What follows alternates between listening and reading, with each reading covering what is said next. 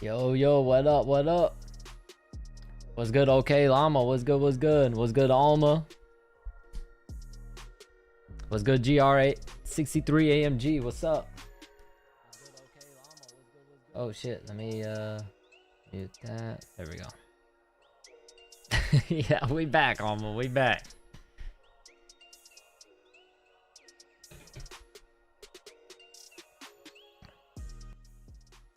Lower that down a little bit. We made it back. We're alive. We're in one piece. All right. Here we go. All right, we are good. Let me pull up the fight card. There you go. Thank you, Peaceful Omega. Thank you. I really appreciate that. Not stream right now, Kavanaugh. I couldn't. My voice was gone. My voice was still gone. Literally, on that Saturday, y'all could hear it in my voice. I was literally just starting to get sick. And then after, on Sunday, the day after Sunday, my voice was gone. I couldn't even make a sound. I sounded like I was whispering. And it just lasted for over a week, like a week and a half. My voice was completely gone. So unless y'all wanted me to freaking be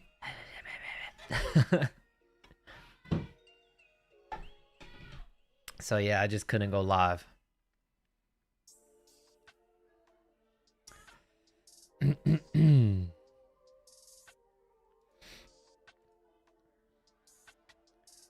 Yeah, it was bad.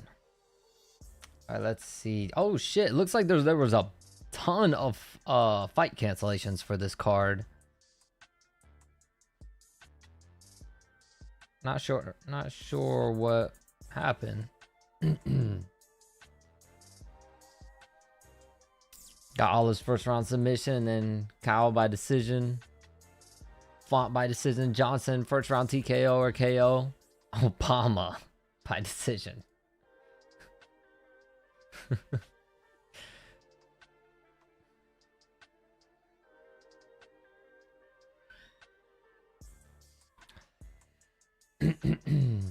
All right, I need to fix that. How do I make that larger? Let me see. I hate how the chat looks now. It looks too small. Did you see Patchy Mix and Ryzen? No, I did not. Patchy Mix is now in Ryzen. Did he have a fight already, or he just signed with them? I mean, it'll make sense. What, he's 0-2 in the UFC?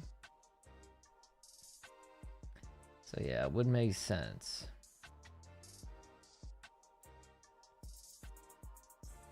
He had a fight last night, Japan time. Did he win?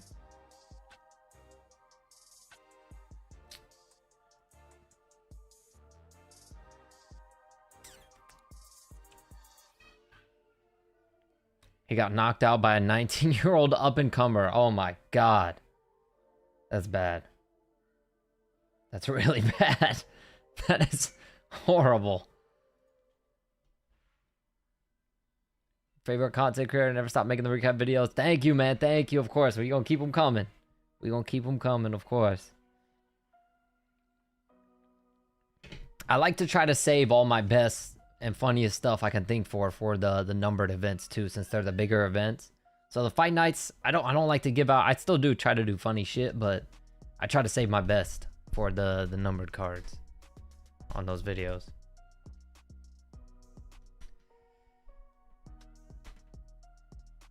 Guess those UFC. Yeah, they nerfed him. If Cody loses tonight, should he retire? Let me actually go see how have his last fights been looking? Because I'm pretty sure he has a win recently, right? No, he doesn't. He hasn't won since 2013. I don't know, man. Tough to say. Tough to say. I would say if he loses tonight, he should definitely consider it. He should definitely consider it. I could see him maybe coming back for one more, but if he loses after If he loses tonight and then loses again, he's done, bro. He needs to stop. But yeah, if he loses tonight, man, it'll especially depend. I would say depend on how. If he gets knocked out or something, or just gets destroyed or embarrassed, he probably should. But if it's like a close contested fight or something, then maybe I could see him coming back for one more. But yeah, he loses, he'll have to think about that for sure. Thoughts on now prevailing UFC censorship? Feels good, man. Feels good.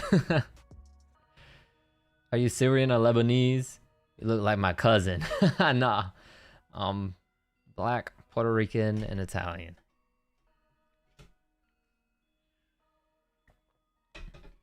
I'm not sure which type of African American, or which type of African, but African American, Puerto Rican, Italian. Do you think the 327 card is looking good for right now? 327, that is, let me go check it out. Yuri Olberg, banger of a fight, and that's for the title too. Banger of a fight. Joshua Van Tatsuro Taira, that's a good fight. I would have probably rather seen Manal Kopp, just because I think that would have been a more entertaining fight, but Tatsuro Taira still fair matchup. Curtis Blades and Hokit, by the way, they are jumping Hokit up, fighting Curtis Blades. He has only, what, 2 wins in the UFC? Yeah, they're quick finishes, but shit. Jumping all the way up to Curtis Blades. Benil Dariush, Manuel Torres. Torres probably is going to knock Dariush out. Which hurts to see, because I love Benil Dariush, and he probably should have got a title shot a million different times and never did. So I feel bad for him, but he's probably going to get knocked out in that fight. Dominic Reyes, Johnny Walker. Somebody's getting knocked out.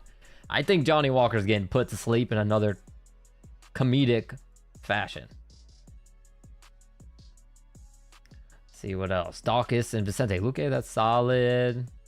Yeah, solid. Mirzakhanov and Paulo Costa, that's knockout written all over it. Pitbull and Pico, it's a good fight. To be honest, that card might be better than the one tonight. To be honest.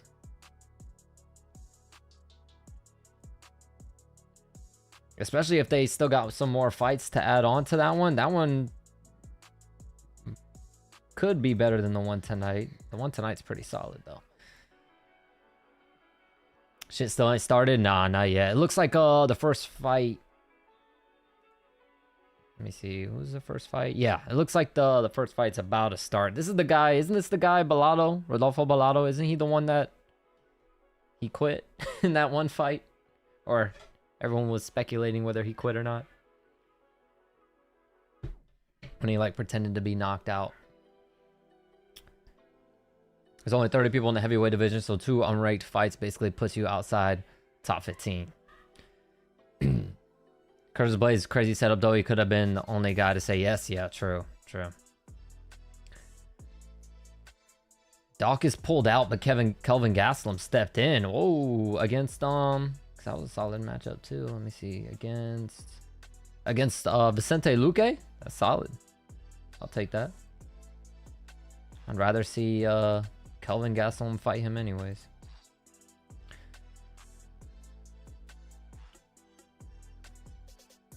UFC 327 going to be way better name value wise. Yeah, because it's already looking pretty fucking solid, even down to the prelims. So especially if they're going to add more fights. Yeah, 327 will probably be better. At least on paper.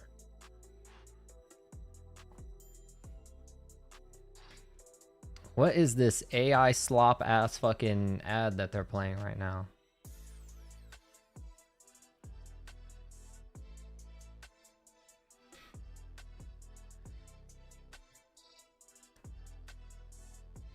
Can we finally cement his he being washed? Doesn't he have a fight coming up? Isn't he fighting somebody soon?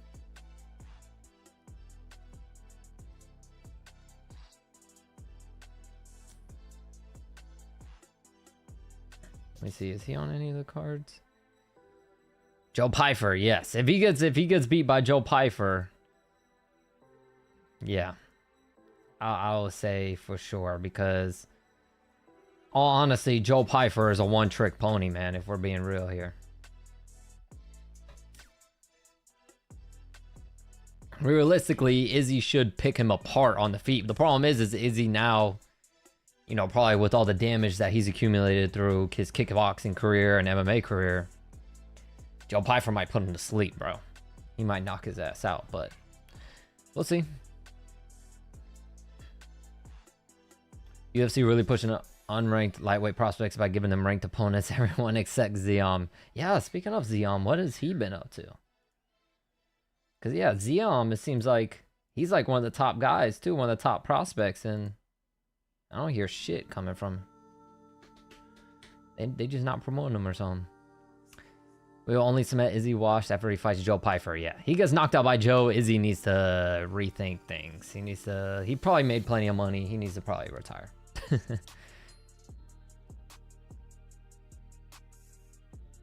You think Joe's gonna submit him? Hey, hey, look, Joe Pyfer's a strong motherfucker. I wouldn't be surprised if he gets Izzy down and either just wrestle fucks him the whole fight or submits him, you know? I could see it.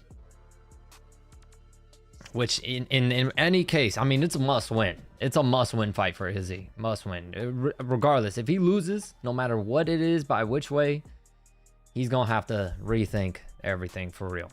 Because Joe Pyfer, let's be real, he's very one-dimensional. His striking isn't very dynamic. He's really the type of fighter that a prime Izzy would have just picked him apart. So. I don't think you'd call someone washed if they only lost the top 5 fighters. Yeah, I agree. All right, first fight is about to be underway. Let me... Oh, I still got my 3-minute timer, so let me fix that.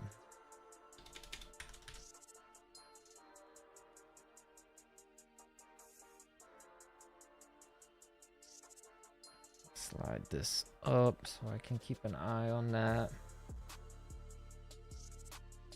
All right, there we go.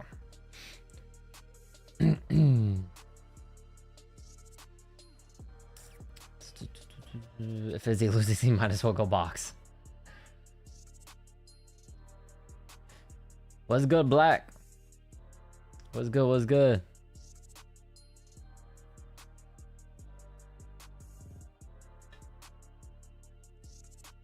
First fight is about to start. Let's see. Fix that.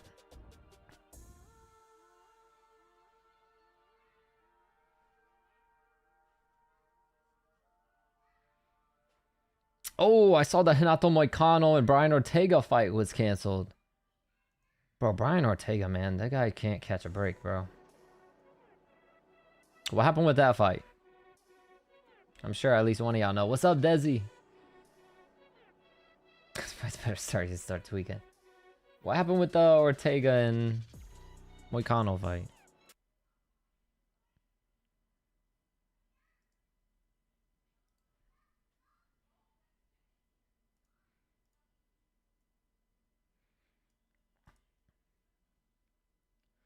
All right, there we go.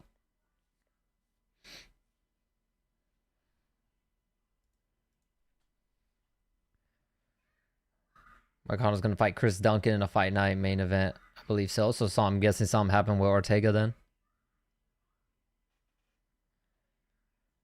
Just can't catch a break. Oh, nice knee to the head for Fernandez. Oh, Luke Fernandez only 6-0, undefeated, but only 6 fights. There's a leg kick for Fernandez, a left hook for Fernandez. Nice jab for Fernandez. So I'm guessing this is his UFC debut, I would guess. There's a right hand also that lands for Fernandez. Nice jab, right hand, right uppercut, Fernandez. Another right uppercut. That stumbles Bellato. Right hook. Bellato tie clinch. There's a right hook, left knee to the body for Fernandez. Left hook, left uppercut, Fernandez. Fernandez wants a knockout. Nice knee to the body, Fernandez. A couple right uppercuts to the body for Bellato. Knee to the body from both guys. Nice elbow for Fernandez. Bellato already looks like he's bleeding from the nose. Honestly, if Bellato loses this fight, he probably gets cut. Nice. Little jab there from Fernandez. Nice slip left hook to the body for Bellato. What's up, Francis? What's up? A jab. Another jab for Fernandez. Little left hook to the body from Bellato, but that was like a love tap. Oh my God. Nice right hand, Fernandez. And a jab, Fernandez. Right hand, left hook, Fernandez. Tie clinch. A knee for Bellato. A couple right uppercuts for Fernandez. Fernandez is picking this dude apart. His nose is leaking big time now.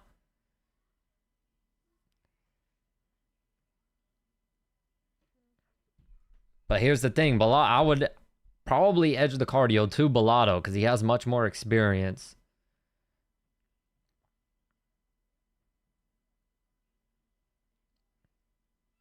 There's a leg kick for Bellato. Teep kick Bellato. A right hand Fernandez.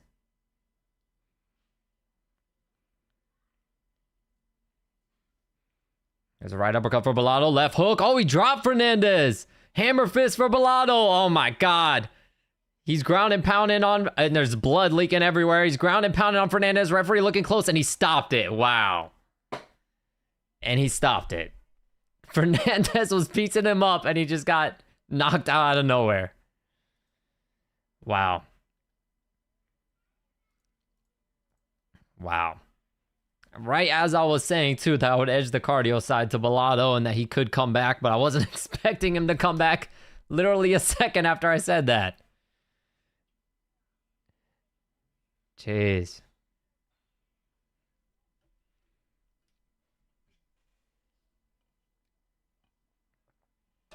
Is that messed up? He was looking good. He got caught. It was a short left hook.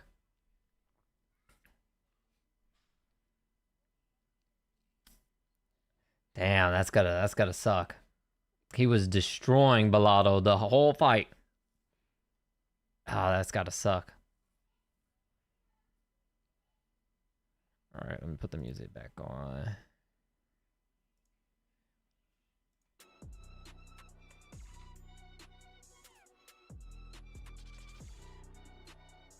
Thank you, Toasty Toast. Thank you.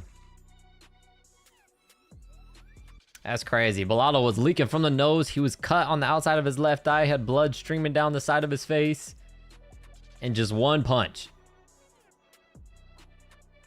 That's crazy. If you look at both these guys right now, Fernandez looks like he didn't even fight, to be honest. And Bellato's bleeding in the nose. He's got the cut ear bleeding. You would never thought that he won.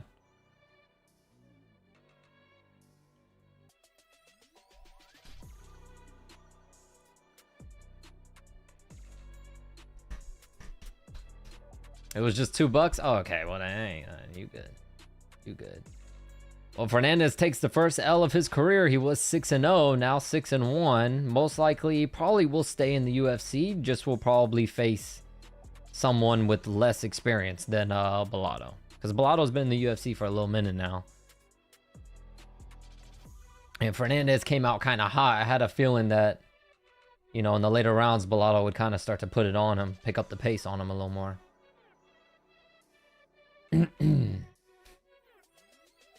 All right, Max Holloway is up in the poll so far, just 53%. Let's see, up next is Rafael Tobias and, oh, what name is that? DR Nurgozai.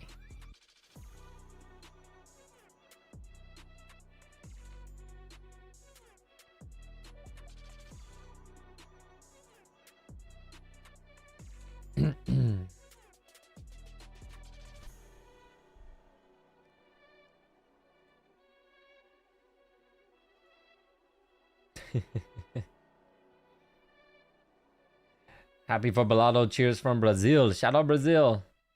And thank you, Cow.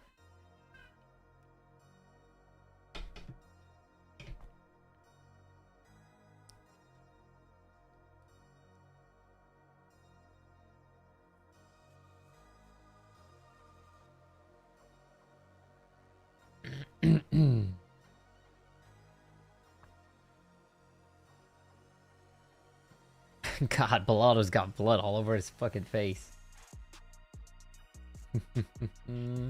Let me see this May. Let me see who else is on the prelims. Oh my God, talk about names. How the hell, when I commentate this fight, the Cody Durden fight, I'm gonna have to give this dude a nickname. There's no way I'm saying that full name. Tummin Dembarel. That is too long. I'm about to call him Tum Tum. Little Tum Tum or something. You got a 5 leg parlay? Alright, who you got on the parlay?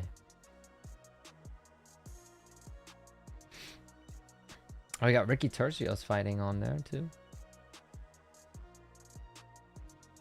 Cody Brundage. Didn't Brundage just get like TKO'd or something? Am I tripping? Or just get, he just got, didn't he just fight and lose? What's up, Valerie? Welcome back. Shout out SoCal. Let me see. On the main card, I'm gonna go Gregory Rodriguez, even though Bruno knocked him out in their first fight. I'm gonna go Gregory Rodriguez. I'm gonna go.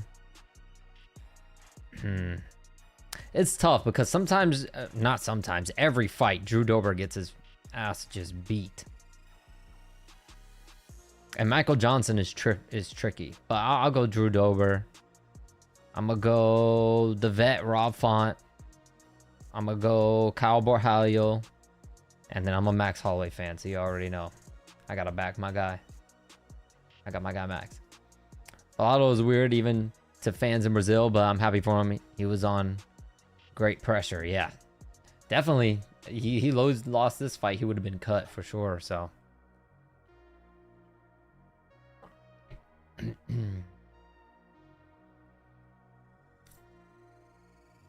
But he's weird to his fans in Brazil. What does he do? Like, what do you mean by that?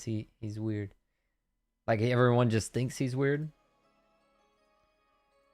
Ooh, Charles Oliveira now up in the poll.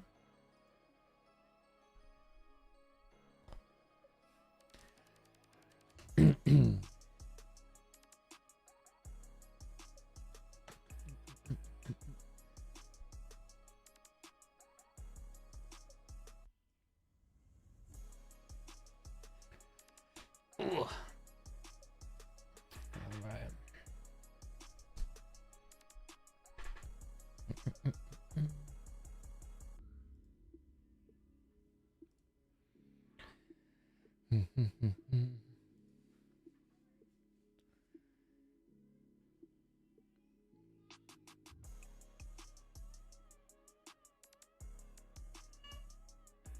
Let's see. Josh Emmett fighting on the next fight night. Raul Rosas Jr. Kyle, Bruno, Alberto, Luke. And you did a separate bet on Max by KO.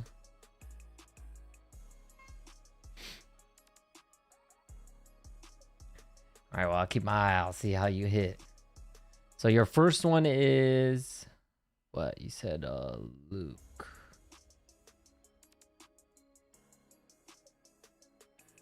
Or did you mean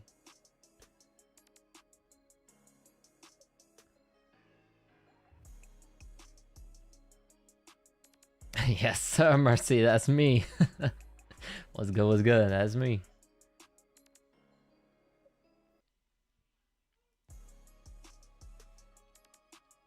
Oh shit, well you already didn't hit your first one.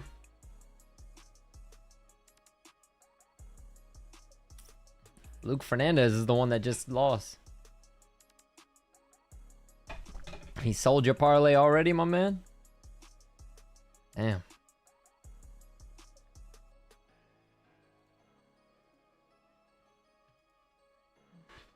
He sold the parlay before you came, before it even started, man. Damn.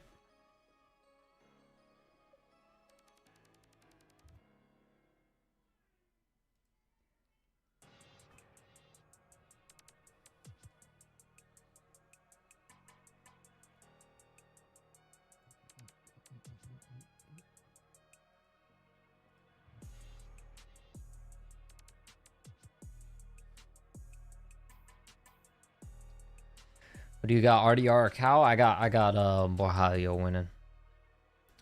I think RDR is just such a he's weird. He's almost like a he's similar to like a Drakus, where they fight just so freaking weird. So weird. And I don't know, I think Cal's jiu-jitsu is too good that I don't think RDR will be able to submit him on the ground. And I think Cal's striking is a lot more dangerous. So I would edge it to Borjallo.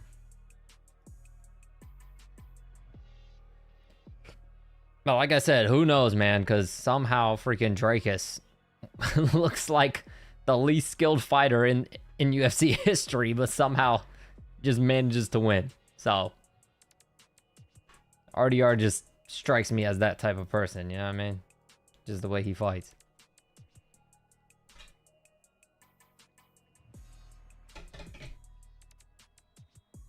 Him and Drakus would be full special ed kid fight. Watching illegally? Alright, brother.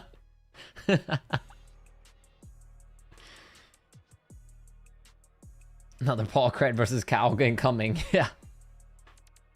Yeah.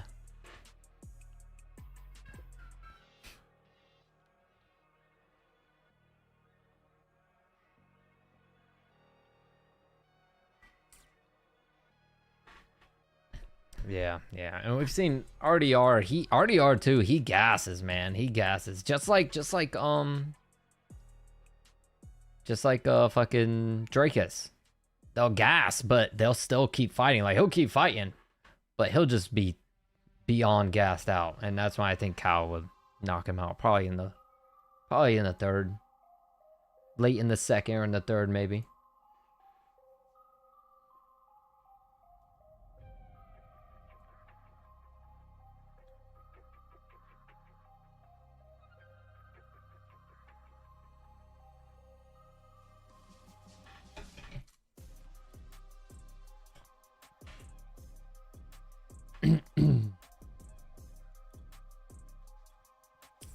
Which, by the way, aren't they, Yes, the Rafael Tobias fight is next. Aren't they announcing the White House card tonight? So I'll keep my eye out for that. And if they start announcing the card or they pull it up or something like that, I'll let y'all know the matchups on that card. Because I'm pretty sure I saw something that they're supposed to make some type of announcement on the White House card tonight.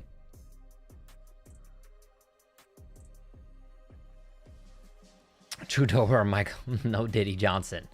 I picked Drew Dober, but that one's so tough because Michael Johnson has been winning fights lately. I mean, yeah, people want to call him old and washed and all this stuff, but Johnson's been winning. He's been winning. And he still looks very fast and quick, and Drew Dober gets the snot beat out of him every fight. So it's tough to say, but I just think Drew Dober is more well-rounded, and I think he's stronger. But that's a tough one. That's a tough one. Because I think Johnson's definitely going to be quicker than him, so Drew Dober is going to have to figure out that range and his speed and time him.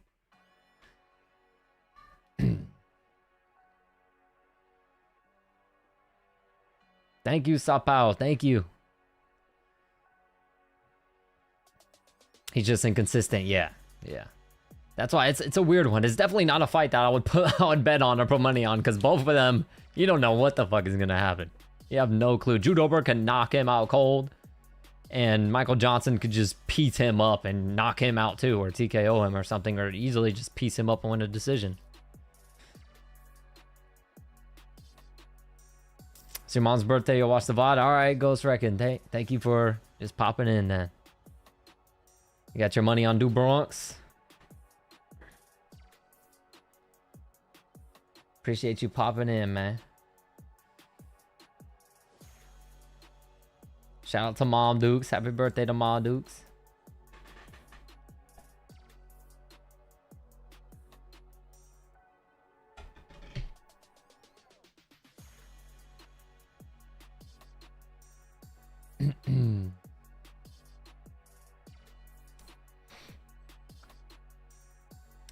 Let me see. When is... Okay, so that starts at 7.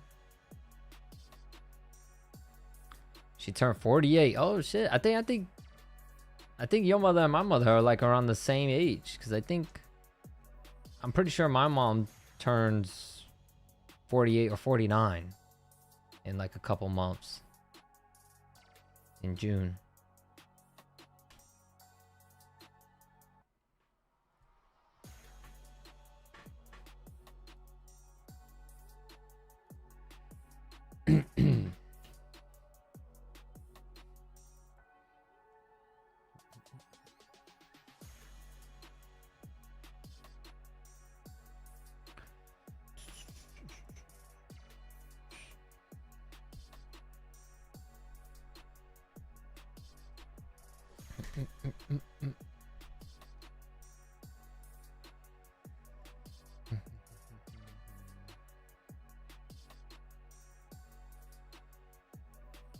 Do you think how Tobias loses? And nice run. Well, thank you, Matthew. Thank you. I don't know. Let me check out.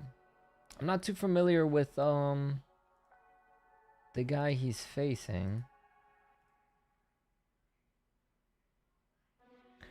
I'm not too familiar with the guy he's facing. The guy he's facing kind of looks like, just judging from his picture, he looks like he's probably like, I don't know, some type of like Kazakh fighter or something. Or was he Russian? What is he? If I were to guess just by looking at him, I would say Kazakh. Oh, well, and judging by his name too.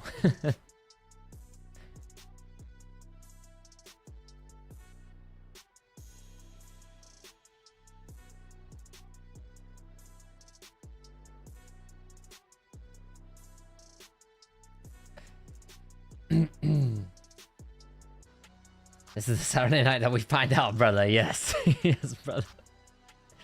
We find out. He's up against the next Khabib. Yeah. That's what I'm saying. The Kazakh guys are tough, man. But yeah, I don't know what he is. I'm just guessing. Let me see. Let me click on him real quick. See if he's Russian or Dagestani or whatever the hell. Oh, he is from Kazakhstan. Hey. Hey, man. I got a good eye. He just looks like it. I got a good eye. He is from Kazakhstan. Nurma Gurka Dirk. What? I ain't never heard no shit like that.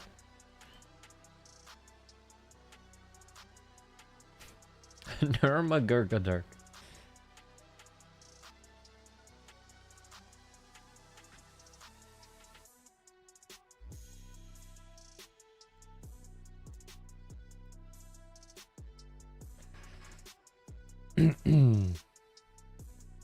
All right, well, your boy Havel Tobias fight's coming up right now.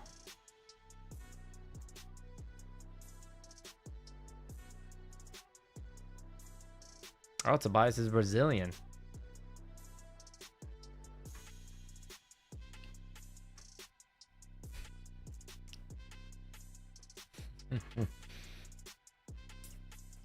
Max Swalloway. Okay. Whoa. Pause on that. Pause on that.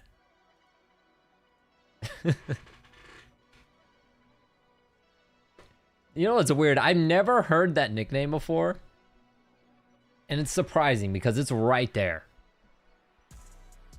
I'm surprised I've never heard that before. Swalloway. That's dirty. Dirty minded, yeah. That's what I'm saying. That's dirty. That's crazy. You know how many Swalloway memes there would be if Max got a fucking throat tattoo? Because of the all the throat jokes people be making.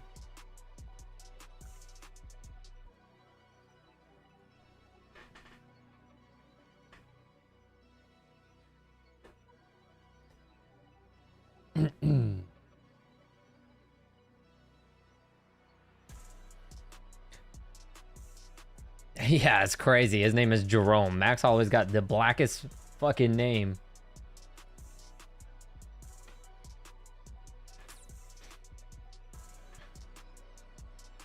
Blessed on the neck.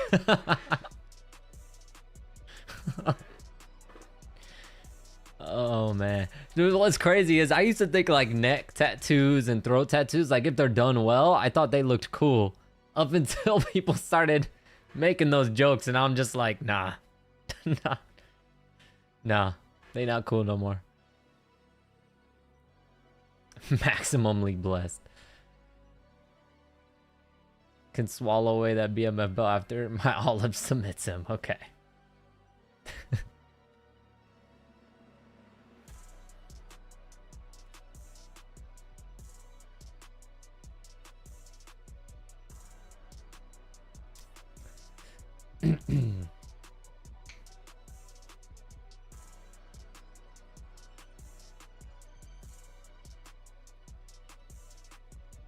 Tom Aspinall's, bro, that one's bad, man.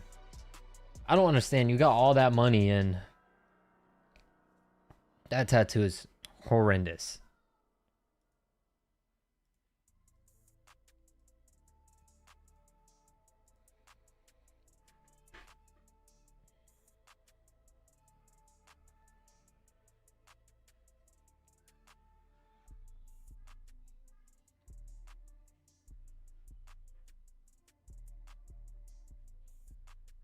What's good, noodles? Racially motivated Dober is something different. It's like a buff.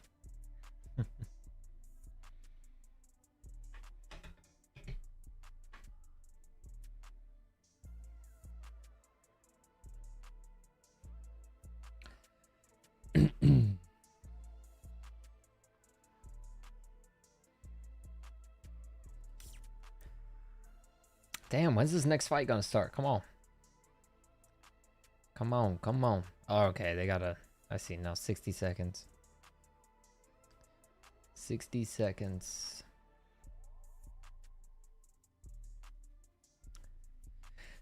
Yeah, brother Noodle, if you could try out that one that he said. If it don't work out, brother, I got you with the commentary. You can slide on back. I'll let y'all know everything that happens. I'll do the best I can. Yeah, they need to, what they need to do is, I don't care if they fill up with the ads and all this shit during the prelims, but what I'll say is, because they got to make their money and run the ads. Run the ads during the prelims, and then when the main card hits, don't run none. Don't run none. I'd rather they just do that. Do all the crazy ads during the prelims. I don't care.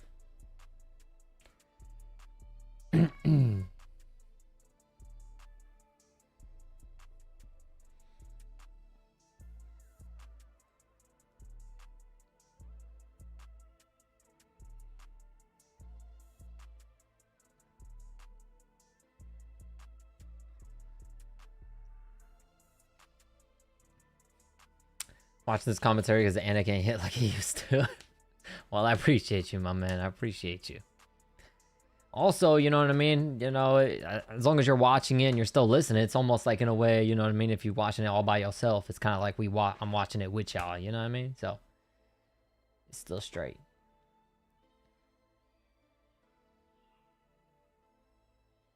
Are the three Baldies commentating or are different commentators? Yes, I'm pretty sure it's the three Baldies. I'm pretty sure it's Anik. Is Anik bald?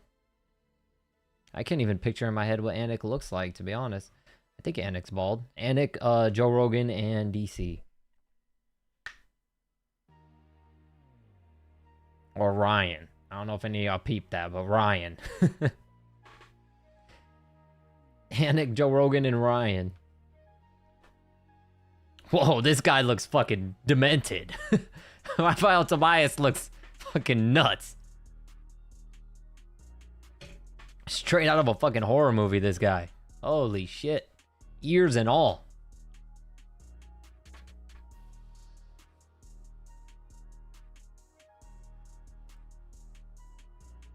Demon time, yeah. Alright, here we go. Time.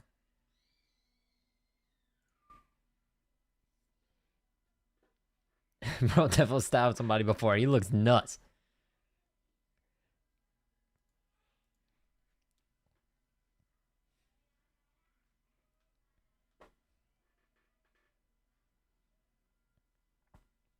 Oh, he's Brazilian, so it's Tobias. Tobias. And not Tobias. Damn, that's a sick dragon tattoo on the side of his head, though.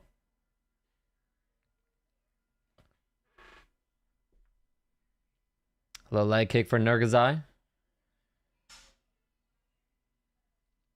At least your commentary's getting better. Well, thank you, Alma. Nice little right hook there from Nurgazai.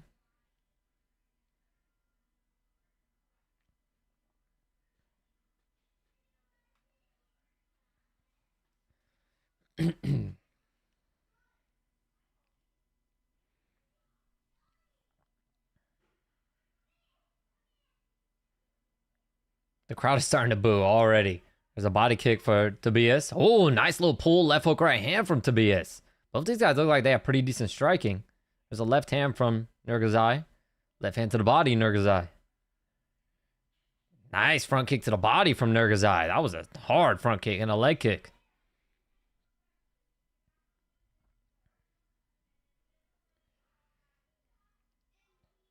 There's a Superman punch from Tobias, but he almost got clipped with a left hand from Nurgazai. These guys are swinging. Oh my god, they trade right hooks. A leg kick from Nurgazai. Tobias checked it.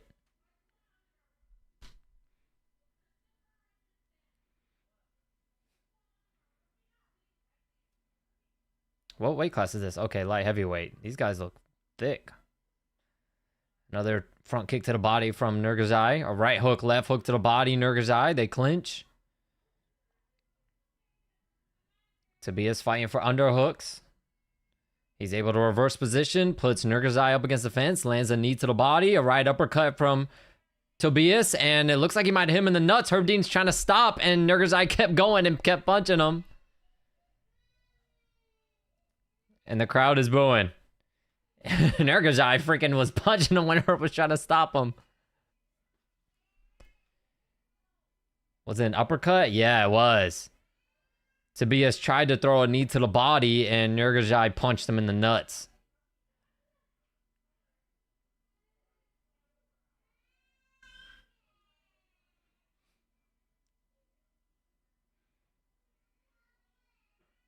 Yeah, he punched him in the nuts.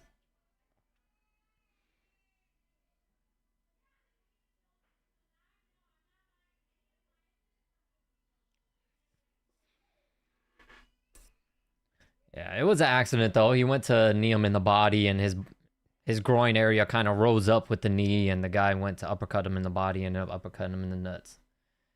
Right in the McNuggets. Gotta protect the crown jewels.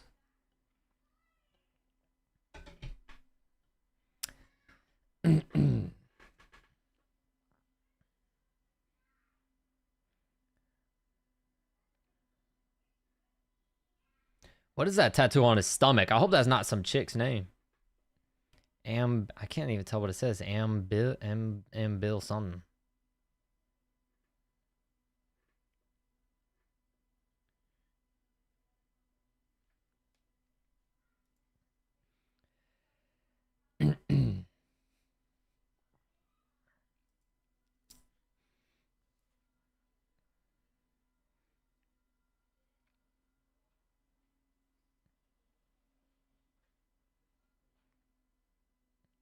We gotta bring a Brazilian translator in there.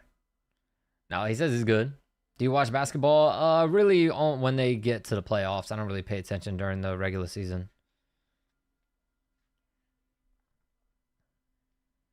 I do hear stuff though. I have a lot of friends that are. Oh, jab left hand from Nurgazai.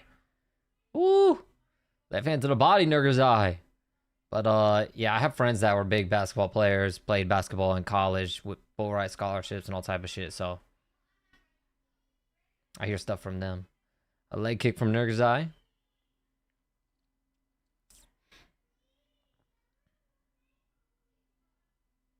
Oh my god, jab left hand again from Nurgazai.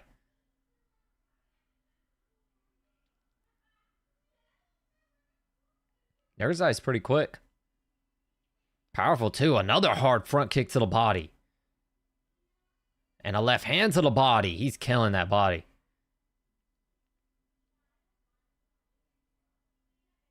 What's good, Diaz? What's up?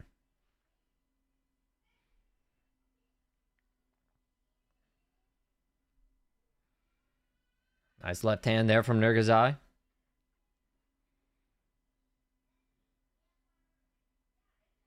Leg kick, left hand to the body, right hook to the head, Nurgazai. Yeah, Nurgazai does this weird thing. Like, you know how Diego Lopez pinches at his neck? Nurgazai, like, wipes his face. He, like, wipes his eye. That's, like, his little tick that he does. There's a left hand to the body for Nurgazai. There's a leg kick for Nurgazai.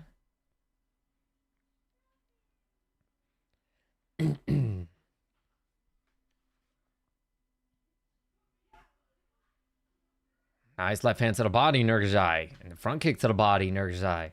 Head kick, Nurgazai. So far, Tobias hasn't done any. I don't even think he's landed a strike since the groin shot. There's a nice check right hook from Nurgazai. Right up, left uppercut, right hook, Nurgazai. Woo!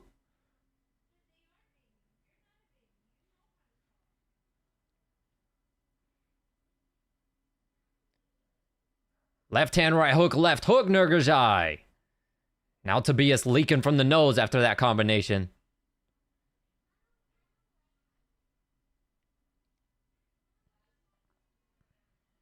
Yep, Tobias leaking pretty good from the nose.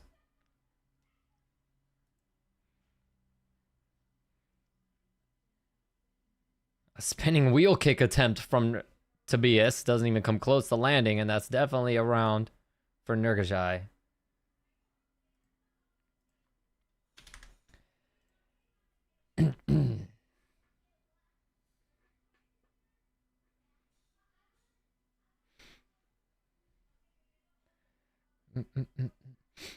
So the Kazakhstan guy is good, but it's just the grappling that he struggles with since he got submitted in his first two UFC fights. Because the striking is good. I mean, Tobias doesn't look bad. He's just hesitant. He's hesitant because he's getting lit up.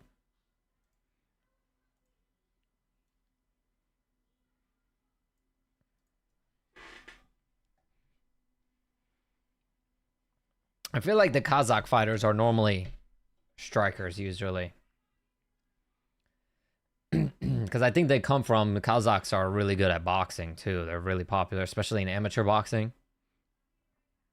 They're really good with boxing. So I feel like the Kazakh fighters, their stand-up is always really good.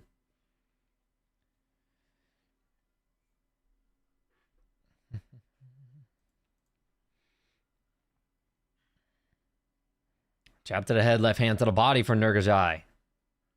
Leg kick, Nurgazai. Left hook, Nurgazai. Body kick. Left hand to the body, Nurgazai.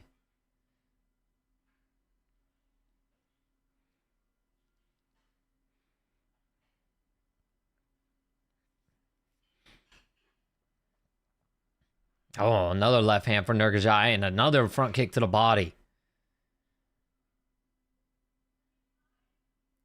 Leg kick, Nurgazai.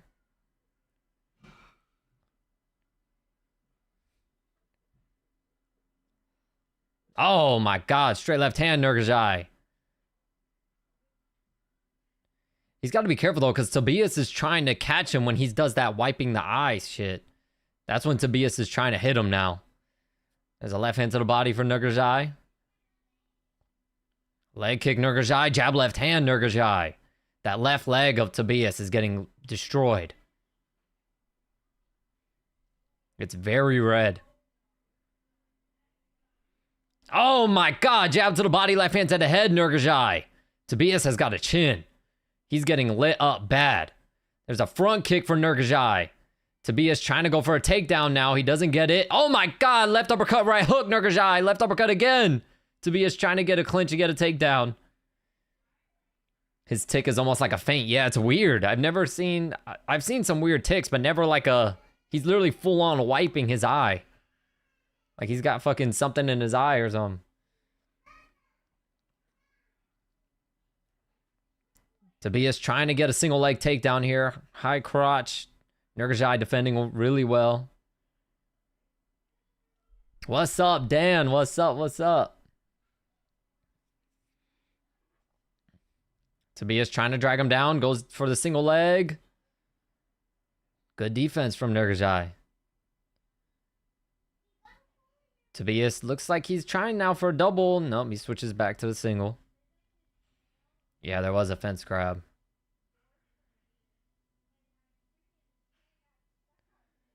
Oh, nice right uppercut, left hook from Nurgazai. They break the clinch. Left hand to the body, Nurgazai. Left hook, Nurgazai. Right hook, Tobias.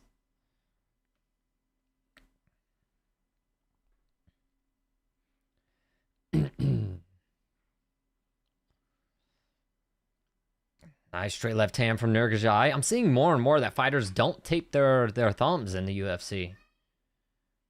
Because it looks like Nurgazai doesn't have his thumbs taped. Oh, right hand Tobias, left hook, right hand. He hurt him. Tobias hurt him. Oh, shit. Right hook, Tobias. Takedown attempt for Tobias. He hurt him. And he gets him down. Oh, my God. This might be crazy comeback. Straight into mount. Big shots for Tobias. Oh, my God. Big elbows. Straight into mount. Nurgazai's in trouble. Dropping down left hands. Now Tobias trying to control the posture of Nurgazai. Nurgazai can posture up and start dropping bombs if he wants to. He's still in full mount. Still in full mount. It looks like he's going to go for an arm triangle. What is Tobias doing, man? Just sit up and rain down on this guy. Oh, my God. And yeah, now he gets swept. Tobias should have capitalized on that. He gets swept, and now Nurgazai is in his guard. Man, that was bad.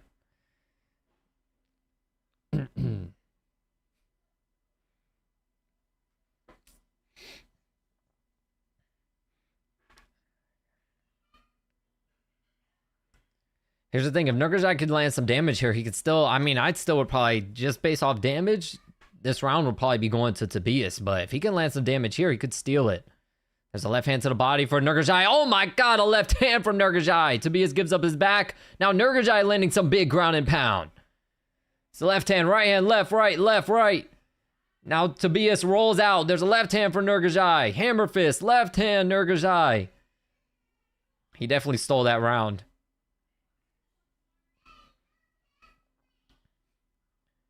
And... oh my God, Nurgazai's gassed. He put his hands on his knees, bro. And he's going to let him stand up, but this is going to be the end of the round. Yep. Nurgazai's gassed. Literally put his hands on his knees. Which is like the #1 thing that you don't do no matter how tired you are. Because you're literally showing your opponent that you're tired. In the corner of Tobias, they're already telling him he's more tired than you are.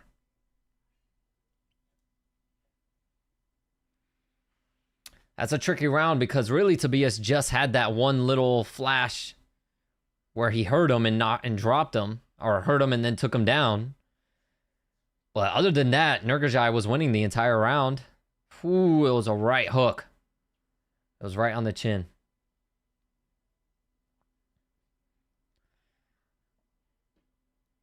I would honestly still give the round to Nurgazai. It was really just three shots that you could say that Tobias landed in that fight that really did damage. All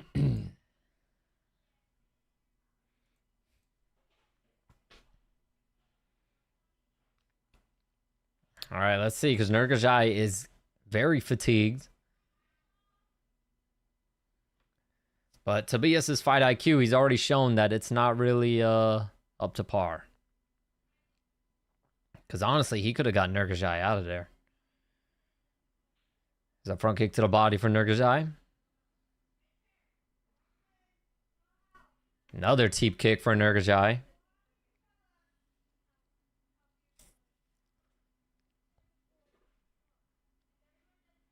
Another one of those teep kicks to the body for Nurgazai.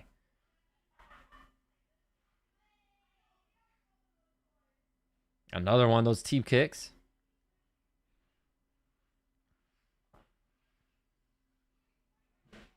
Straight left hand, Nurgazai, teep kick. Tobias up against the fence. There's a jab for Nurgazai. Left hook Tobias. Straight left hand Nurgazai. Left hand to the body Nurgazai.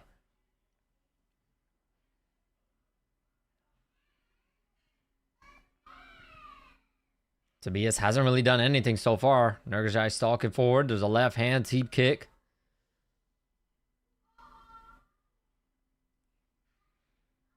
Leg kick Nurgazai. Another leg kick.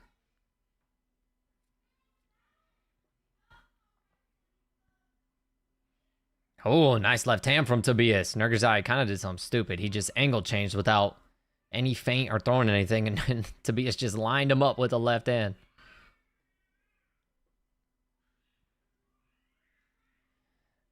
There's a right hook, left hook to the body from Tobias, or from Nurgazai. Straight left hand Nurgazai.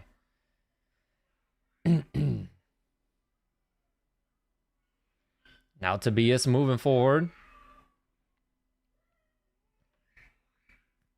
Teep kick Nurgazai.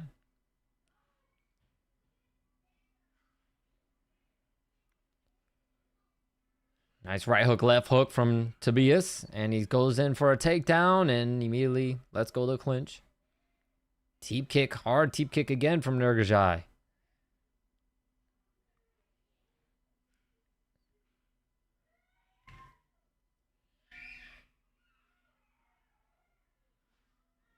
There's a teep kick from Tobias. Hard teep kick again from Nurgazai. Nice leg kick from Nurgazai. A leg kick right back from Tobias. A teep kick again from Nurgazai. There's a left hand right hook from Nurgazai, but he ate a knee to the head and a right hook from Tobias. Leg kick Nurgazai. Tobias needs him, man. He needs to do something. Another leg kick from Nurgazai. He's just not active enough.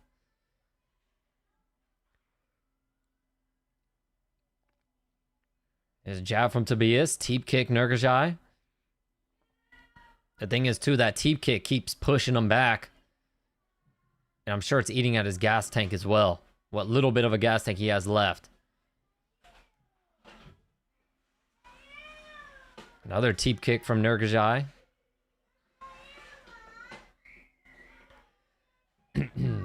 Straight left hand Tobias. Teep kick Nurgazai. Leg kick Nurgazai. Left hook Tobias. Left hand to the body Nurgazai. Right hand to the head Tobias. Teep kick Nurgazai. Leg kick Nurgazai. Jab Tobias. Teep kick Nurgazai. Tobias catches it. Tries to take him down. He doesn't get it. Still in on the clinch. Nurgazai now going for a sweep of his own. He doesn't get it. Knee to the body for Tobias. Another knee to the body Tobias. And Nurgazai reverses position. Tobias trying to reverse position back, and he does, and puts Nurgazai back on the fence. Knee to the body Tobias.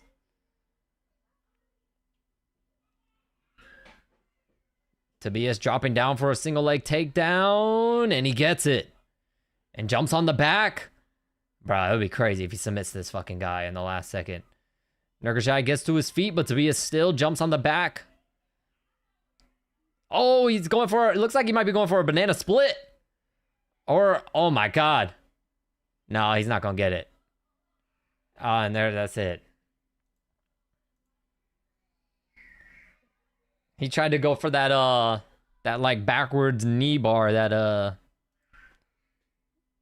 Aljamain Sterling and, what's his name, got it on the same night. All right, well, it's not going to be enough. Nurgazai, probably 30-27 on my card.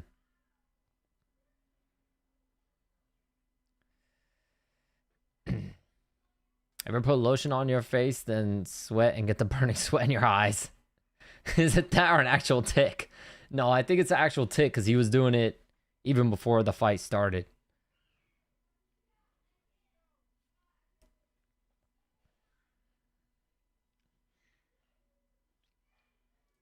All right, see, pretty clear win for Nurgazai, in my opinion.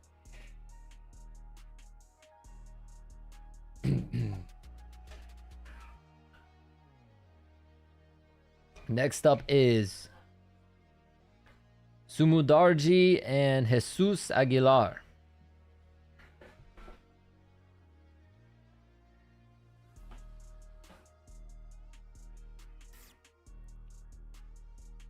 Dustin definitely has that tickled his pants. And who's the Dagestani that has one too? I don't know. Do you think RoboCop wins? Yes. Even though he got knocked out in their first fight, I still think RoboCop wins. I think RoboCop is the much more well-rounded fighter. And I think he'll be a lot less reckless. I think he's a lot more calculated, and he's a lot better of a fighter now than he was when they fought the first time. So, got RoboCop.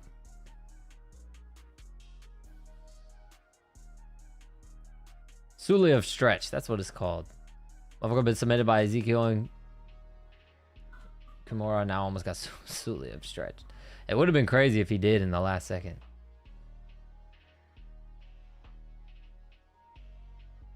That was who? That was yeah, Aljamain Sterling and Zabit. They both did it on the same night, right?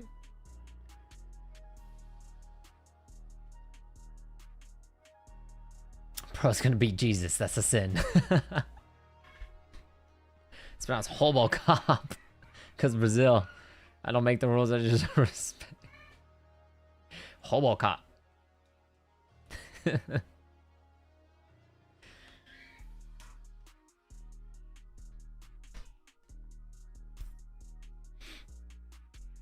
Hobo Cop just sounds like a terrible movie you'd watch on Tubi about a homeless person that's also a police officer.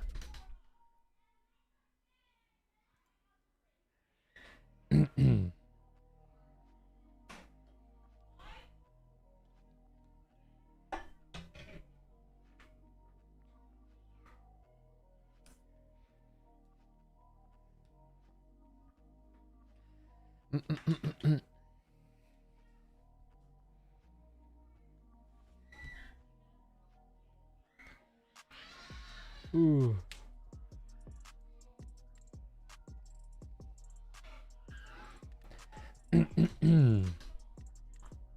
Oh, by the way, any of y'all were paying attention to the Misfits fights? Let me see. See what happened with those.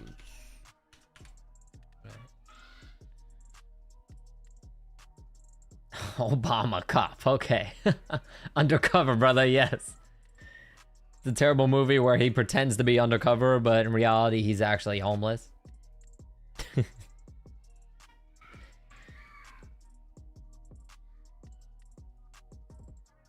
Obama's nuts. Here comes Jesus Aguilar. We're representing Mexico.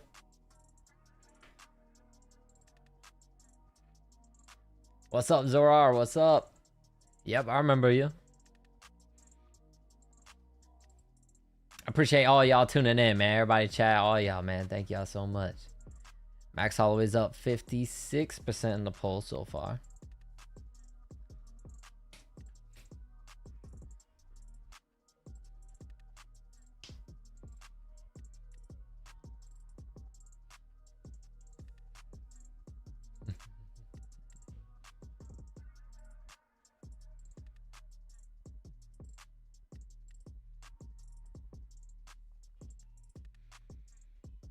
Yep, I should have a new live stream overlay coming soon also. I think hopefully you guys will like it. Hopefully y'all will like it a little more. Cut every division above middleweight. I think it is interesting though. Alex Pereira is definitely fighting heavyweight, and I would guess it's a heavyweight fight on the White House card because it's gotta be. Him fighting anyone at heavyweight is a massive fight. Which is light heavyweight and heavyweight? What do you mean? Like what weight division? Light heavyweight is 205 pounds. And heavyweight is anywhere between from 206 all the way up to 260, I think. 260 or 265, something like that. Well, White House is demoed.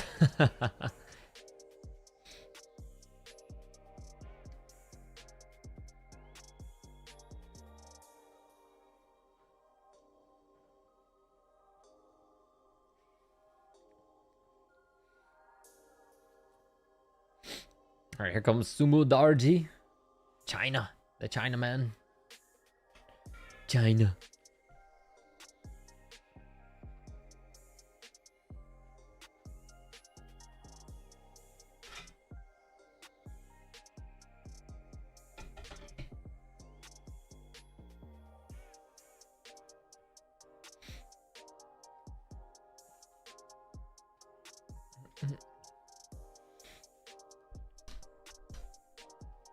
Ugh.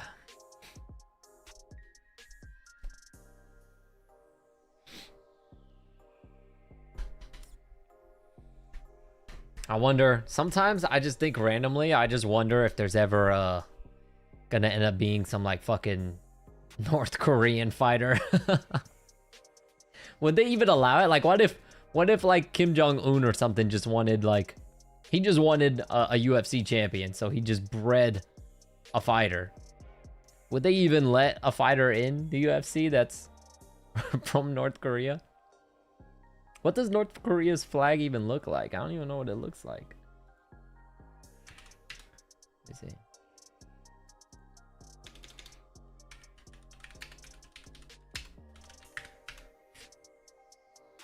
Oh, okay, I see.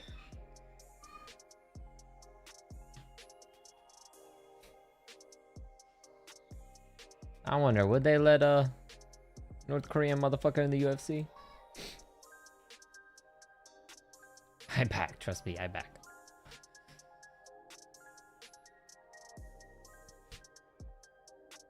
Oh, he turns out Sumo Darji out of Team Alpha Male, right? Uriah Faber. By the way, didn't Uriah Faber and Henry Cejudo wrestle? How did that go? Do y'all know?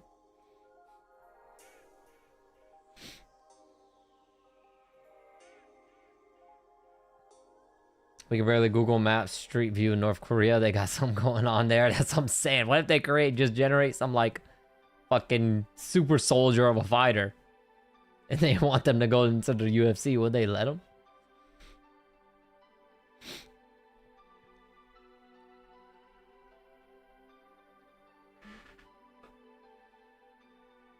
At this point, I don't know. If I were Dana White, I would say fuck it and promote the fuck out of it. And I'm sure people would want to watch.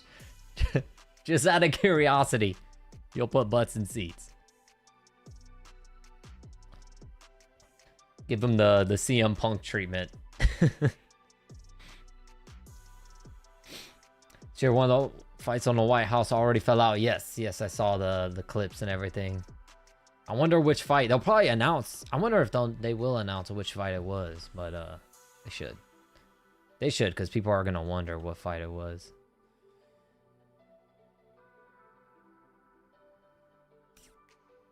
Oh, here we go.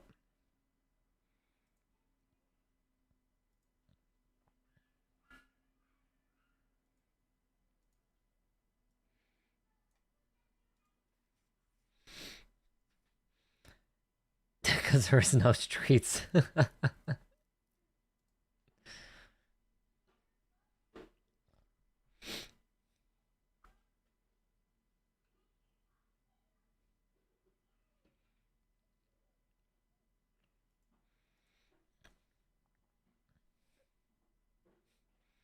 Here we go. Leg kick for Sumo Darji. Oh, spinning wheel kick attempt. Doesn't land. A left hook to the body for Aguilar.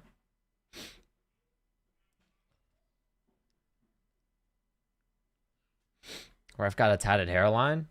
He might. Actually, he kind of does look like it. Nice hard leg kick there from Sumo Darji.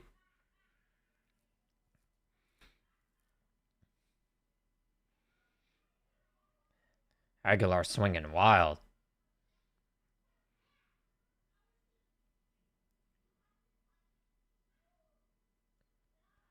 Figured out how to change the name.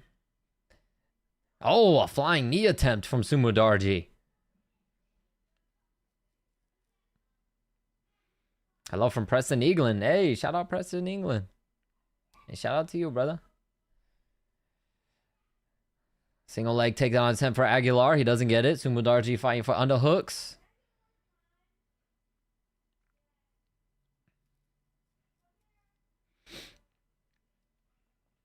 Aguilar still fighting for this takedown. Sumadarji doing a good job fighting the hands right now. 2-on-1. Preventing Aguilar from locking his hands.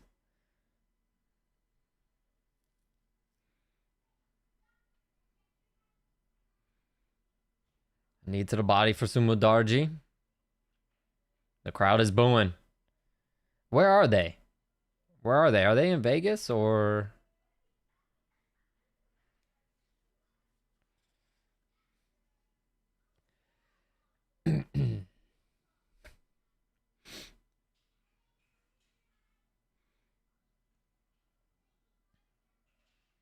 That bro looks super long. Pause. Sumadarji able to break the clinch there. T-Mobile. Okay. Straight left hand Sumadarji.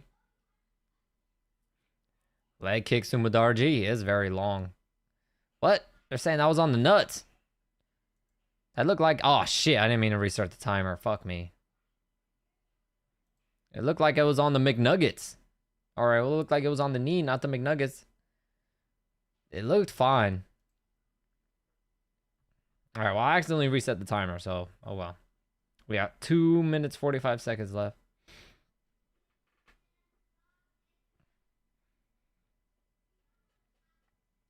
Another leg kick for Sumadarji. And a double jab for Sumadarji. Leg kick Aguilar. Body kick Sumadarji. Jab Sumadarji. Body kick Sumadarji and a right uppercut as Aguilar tried to go down for a takedown. He's got to be careful because Aguilar is not even like throwing punches ahead of these takedowns. He's kind of just lunging in.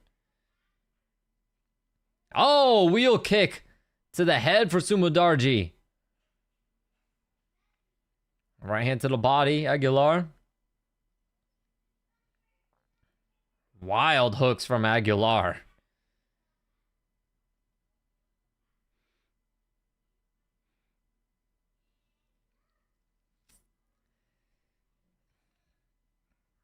Nice stiff jab from Sumadarji and a leg kick. Nice little pull right hook from Sumadarji. Aguilar needs to get this fight to the ground. The striking just ain't where it's at. A leg kick for Aguilar. Oh my god, right hook, right hook, Sumadarji.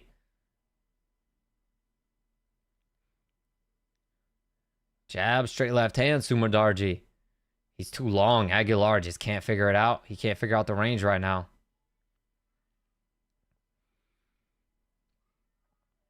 Sumadarji's kind of just able to pick him apart.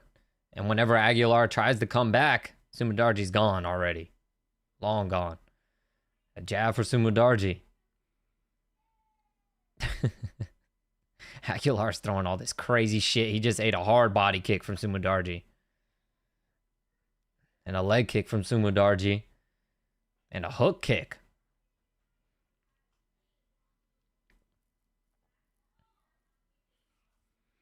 Straight left hand, Sumadarji.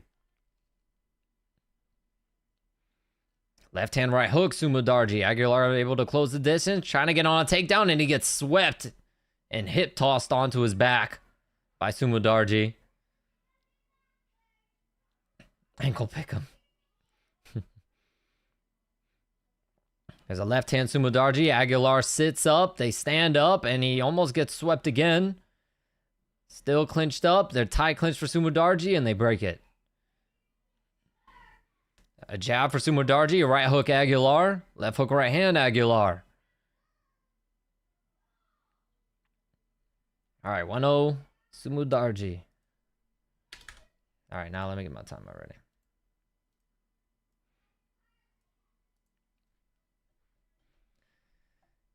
The Chinaman is picking them apart.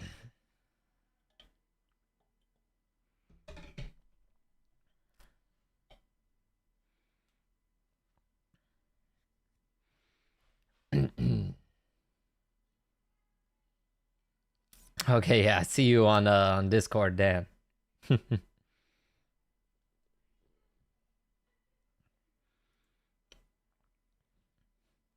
the corner of Jesus Aguilar, they want more wrestling. They said, stop trying to knock him out. We want to wrestle.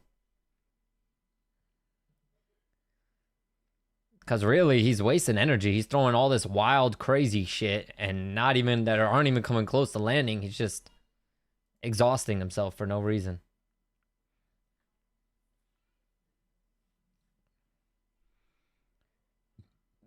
What weight is this? Featherweight? Bantamweight?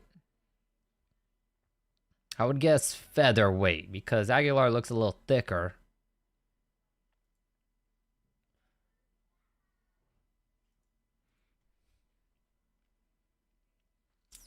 Let's see. Oh shit, it's flyweight. Holy shit, not even close. Aguilar looks thick for flyweight, man. Little pull right hook from Sumudarji.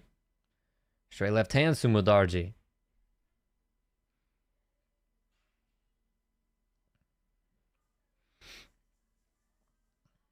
Nice turning side kick to the body, Sumudarji. Leg kick, Aguilar.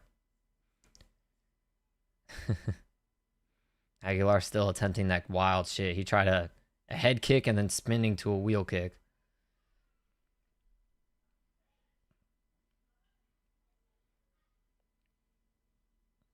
They're laughing about the word pickle.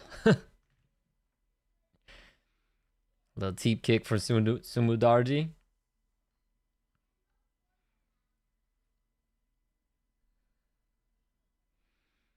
Leg kick Sumudarji.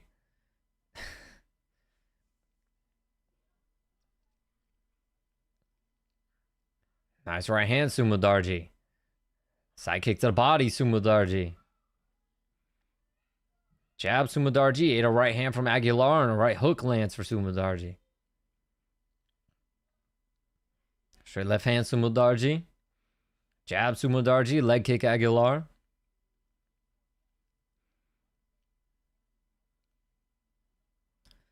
Teep kick Sumudarji. Straight left hand Sumudarji. Aguilar ends up closing the distance, but he gets freaking thrown to the side, and now he's on his back. Here's the crazy thing. Sumudarji's just manhandling this guy whenever he closes the distance.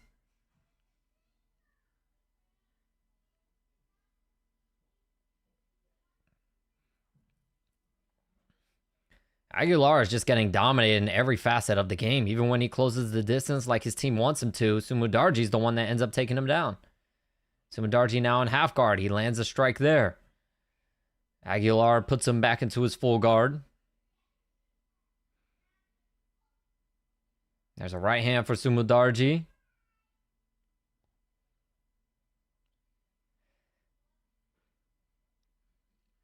A couple elbows from the bottom for Aguilar. Aguilar trying to get to a hip, possibly force a sweep or something.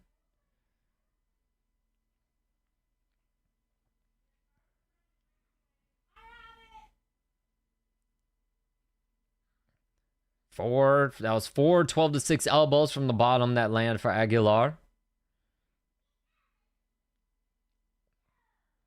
And Sumudarji's fucking choking his ass. He's fucking, you're a dirty girl. Who's a dirty girl? Fucking choking the shit out of him with his hand. All right, Sumudarji gets to his feet. That's some fucking BDSM shit right there, boy. Teep kick for Sumudarji.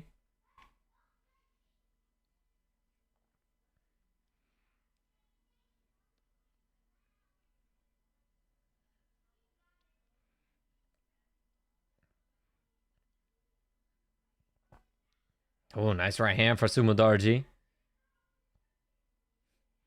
Right hook, Sumudarji. Sumudarji's feeling himself. He's kind of playing with him in there because he's switching stances now. A jab for Sumudarji. It almost looks like Sumudarji's just in there like experimenting with his striking. There's a teep kick for Sumudarji.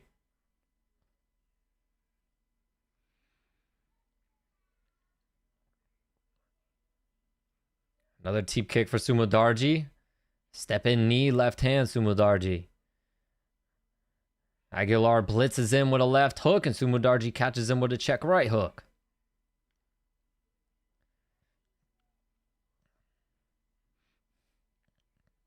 Straight left hand, Sumudarji. Knee to the head, Sumudarji. Head kick, Sumudarji.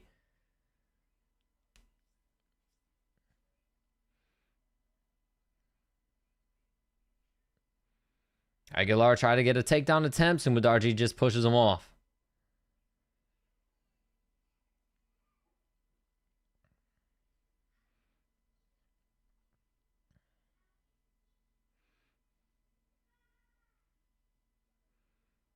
A body kick Aguilar. Woo! That was nice from Sumudaerji. Aguilar tried to throw another kick. Sumudaerji deadass caught it with his hand and did like the Miss Makachev on his ass.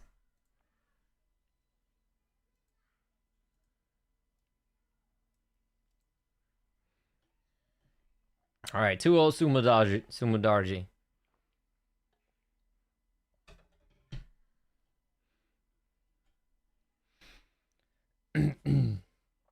Jesus Aguilar needs a finish.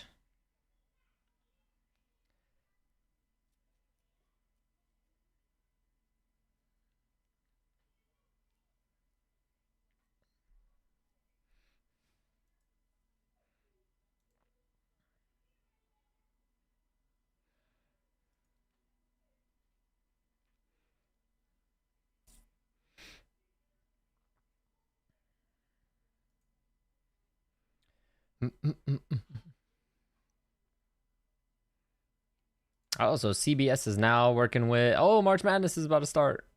I love March Madness. For any basketball peeps out there.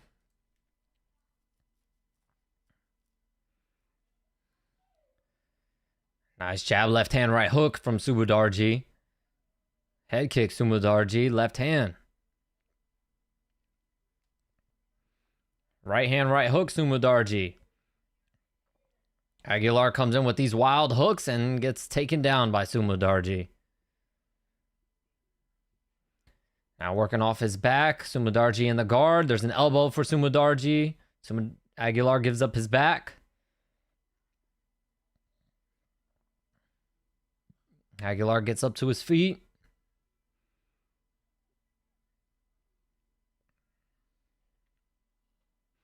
And Sumudaerji takes him right back down.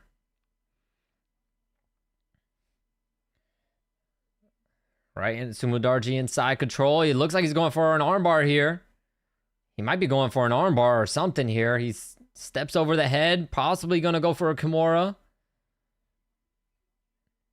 I think the Kimura is probably a safer position. No, Aguilar rolls out and Sumudaerji jumps on the back.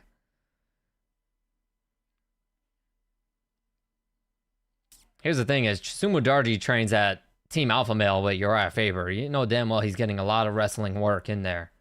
So, I don't know. I just don't see Aguilar really beating this guy in any way. He's going to have to land one of those crazy hooks and knock him out. Oh, and there you go. He lands the right hook there. Sumudaerji lands the left. Step in knee for Sumudaerji. Straight left hand Sumudaerji.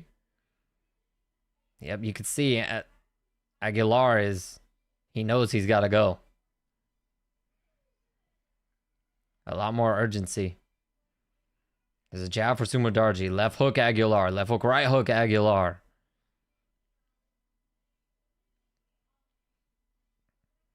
Straight left hand Sumudaerji.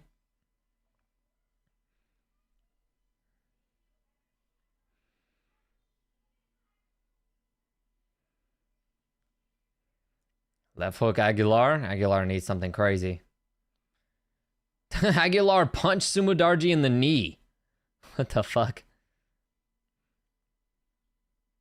Oh, flying knee for Sumudaerji. Aguilar, gets a takedown there finally against single leg. Here's his chance. He's got to get a finish. Sumudaerji attacking the neck.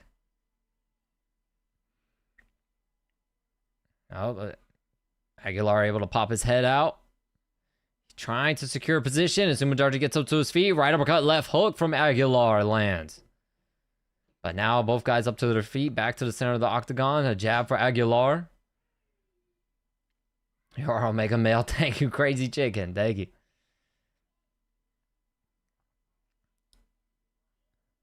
Sumudaerji now coming forward. Teep kick lands for Sumudaerji. I don't know, Aguilar might have fatigued himself. Oh my god, nice pull. Jab right hand, double jab left hand from Sumudaerji. Aguilar's beyond fatigued. I just don't think he's going to be able to get this done.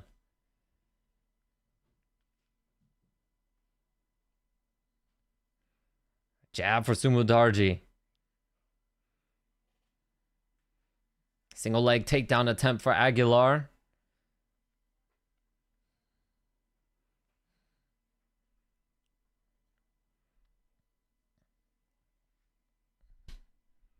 Aguilar still fighting for this takedown. Sumudarji defending well. One more minute left. Oh, that was a nice elbow. Another nice elbow from Sumudarji. I guess that's what happens when you're tall like that. Sumudarji just lifted up and fucking is landing elbows like this on Aguilar's fucking forehead. I don't think I've ever seen that before. Oh my god, 2 more elbows from Sumudarji. Hurts him in a spinning wheel kick. And he cut him open.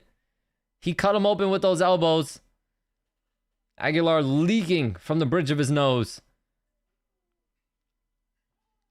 Jab, step and elbow, Sumudarji.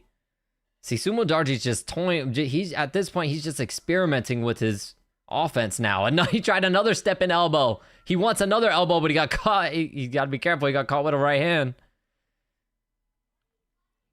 He's getting a little too playful in there. He did another step and elbow, flying knee, left hook, right hook, straight left hand, Sumudarji, right hook, left hook, right hook, straight left hand, right hook, left hand, right hook, left hook, drops him, right hook, left hand, right hook again, Sumudarji. Damn.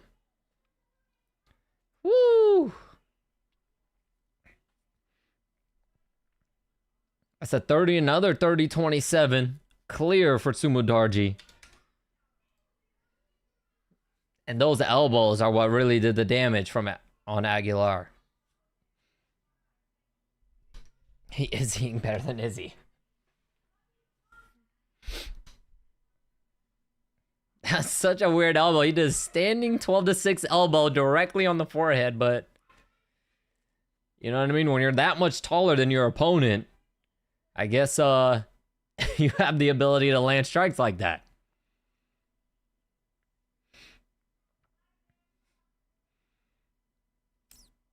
All right, that's a very, very clear win for Sumudarji.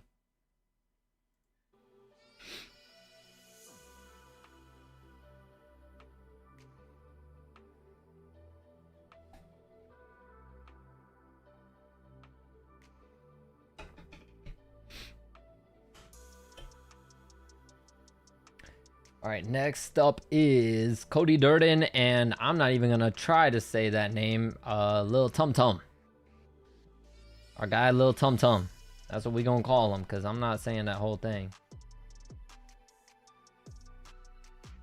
I'll try. Neum Jargle Tumendemburel. Neum Jargle Tumendemburel. There we go. I think I got it. But we just gonna call him Lil Tum Tum.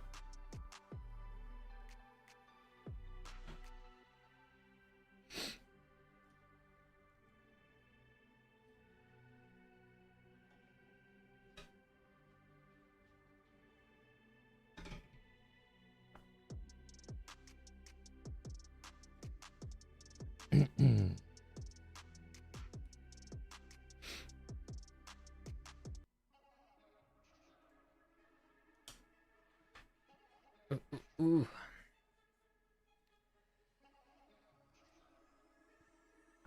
All right, yeah, so the actual prelims should be starting.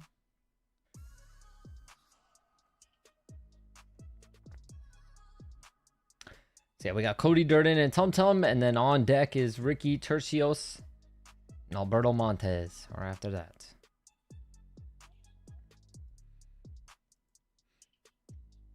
Which Tercios won? No, he lost his last fight.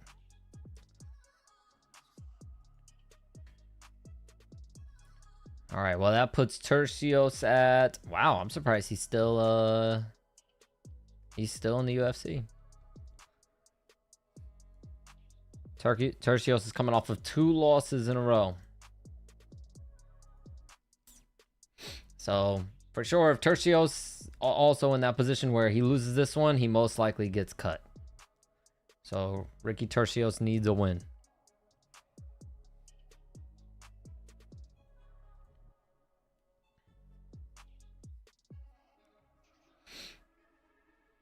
See, Max Holloway up 57% now.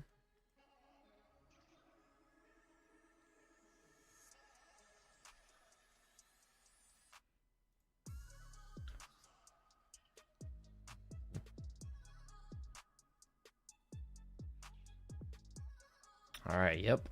It looks like we're going to hop straight into the next bout.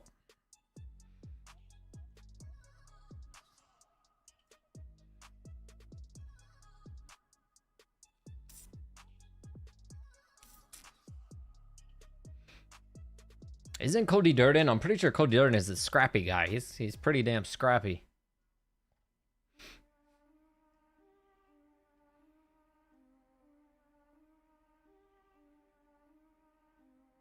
Oh, and this guy, Tum Tum, he's got the fucking Ilya Taportia ass chest tattoo.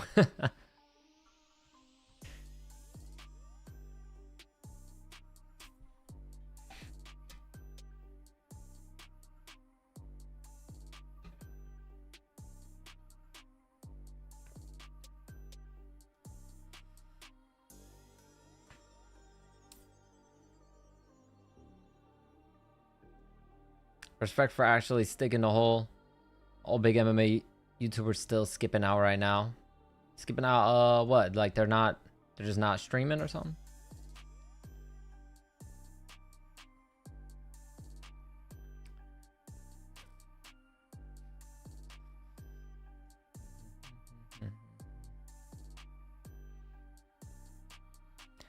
They're just holding out for the main card, I guess.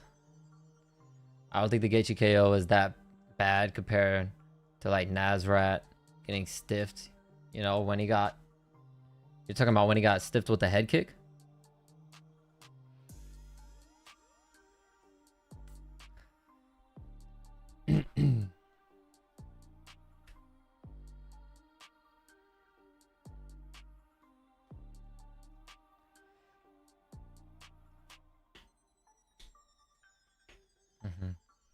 Yeah, I mean, you know, the Gaethje KO really just happened because he closed his eyes and just fucking was just winging shots, and it's always the punches that you don't see coming are the ones that knock you out. And when he's closing his eyes just winging punches, of course he didn't see that hook coming, he got put out cold.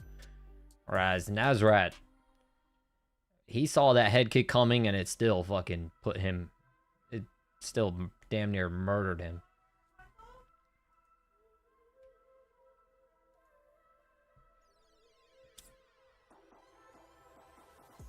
I'm pretty sure he even like somewhat blocked the head kick too, but it ain't gonna matter. When you take a strike that heavy, it don't matter.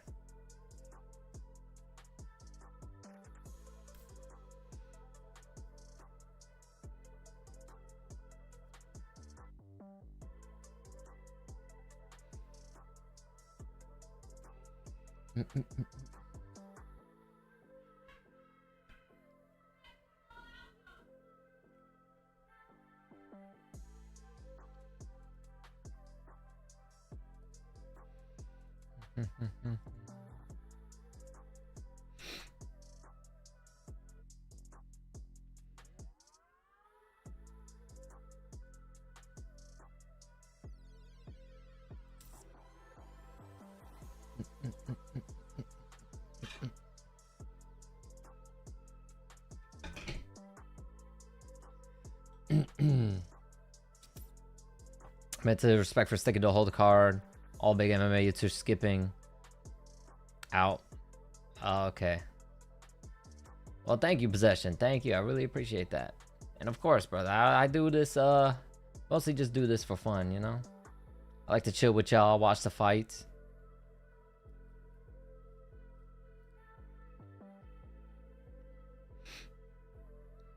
And I like commentating for those that, you know, maybe can't watch it, you know? Help y'all out, let y'all know what's going on.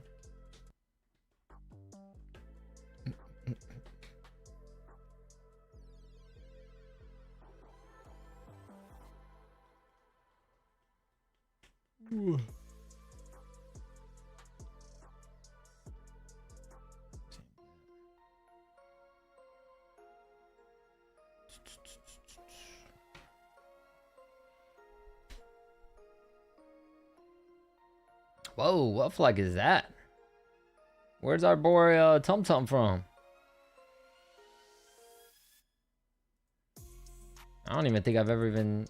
Oh, he's from Mongolia. Okay.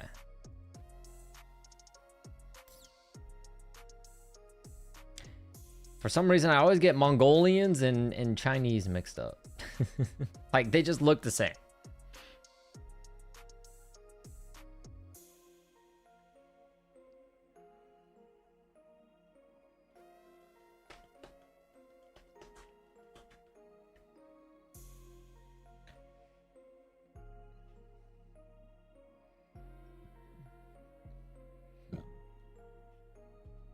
All right.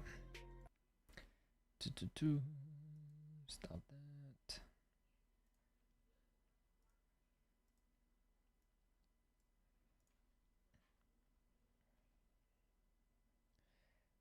All right, here we go. Our boy Cody Durden and Lil Tum Tum.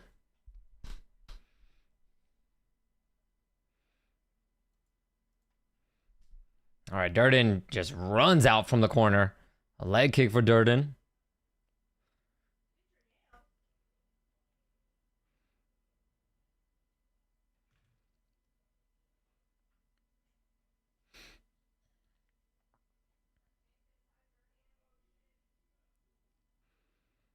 Leg kick Durden.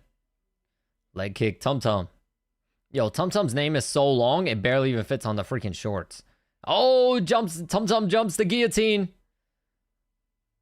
Lil Tum Tum jumps the guillotine, and you know it's tight when Durden's head looks like it's gonna pop out, but it isn't. That's when you know that shit is tight.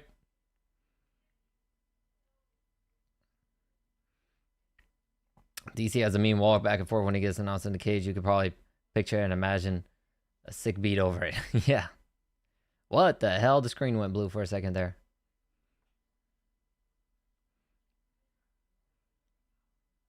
Tum Tum. Tum Tum, you can be serious. Tum Tum's still holding on to this guillotine. Durden looks like he's safe, though. It looks like he's trying to feed his hand through there. Yeah, it doesn't look like he's under the chin. It looks like it's on his chin. Tum Tum is like heel kicking Durden in the ass. So yeah, now he's really just holding on. It doesn't look like he has the submission. Yep, and Durden is out. Oh, nice from Tum Tum to sit up when Durden tried to throw a strike. See if he can force a sweep here. He can't. He gives up his back. Durden tries to jump on the back. Tum Tum steps up to his feet. Durden is going to try to drag him back down and try to hop on this back. He wants that back. Pause. Put walls on that. Oh, Durden's going to use the fence. He's going to kick off that fence and jump on the back. Tum Tum doing a good job fighting the hands.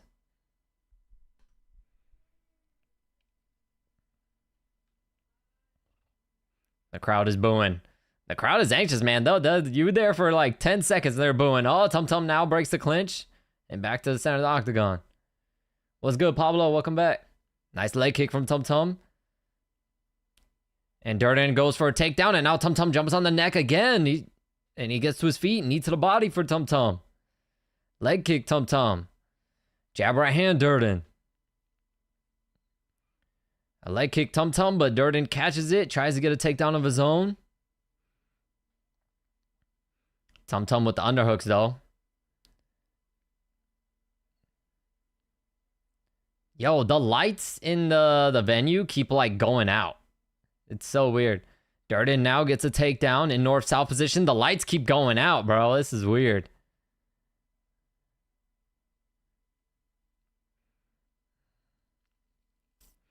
Imagine the lights completely fucking go out and they're still fighting like in complete darkness. Oh, nice knee to the head for Durden as Tum Tum gets to his feet. Oh, double leg takedown from Tum Tum. That was nice.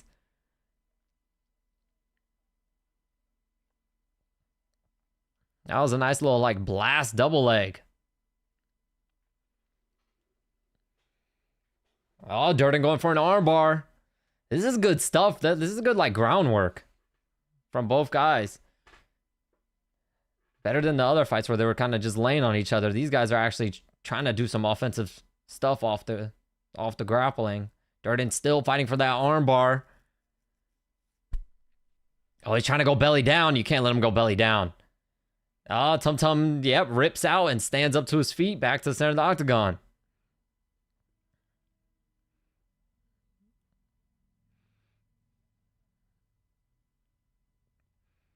Jab right hand, Tum Tum. Durden ducks down, tries to get a takedown. Tum Tum does a good job sprawling. He circles around to the back, puts both hooks in. A right hand for Tum Tum. Durden defends well, rolls out of it. There's an elbow for Tum Tum. Another elbow for Tum Tum. Durden now goes for a single leg takedown. Tum Tum trying to sprawl out as Durden tries to get a takedown. It looks like he might be trying to set up a Darce choke. These guys are like very offensive, man. No, they're not just chilling. A lot of scrambles. Durden goes down for a single leg. He gets it. 3-4 elbows from Tum Tum to the side of the head. All right, that's Tum Tum's round. 1-0 little Tum Tum.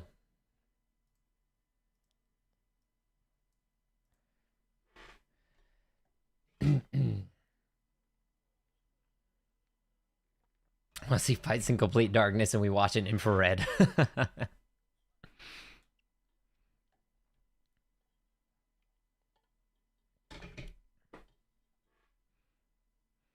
We just watch fights in darkness and they just up the volume by like times 100, so we just hear shit but we can't see nothing. We can hear it but we can't see nothing. Also respect that you stick to your schedule, never miss a nutshell. Videos, those crack me up. Well, thank you, Possession. Thank you. I'm glad you like them. I do the best I can, man. I do the best I can. I try to leave my funnier stuff for the numbered cards. So on the fight nights, I try not to do my best jokes, but still, if there's one that I can't help but do, I gotta do it, man.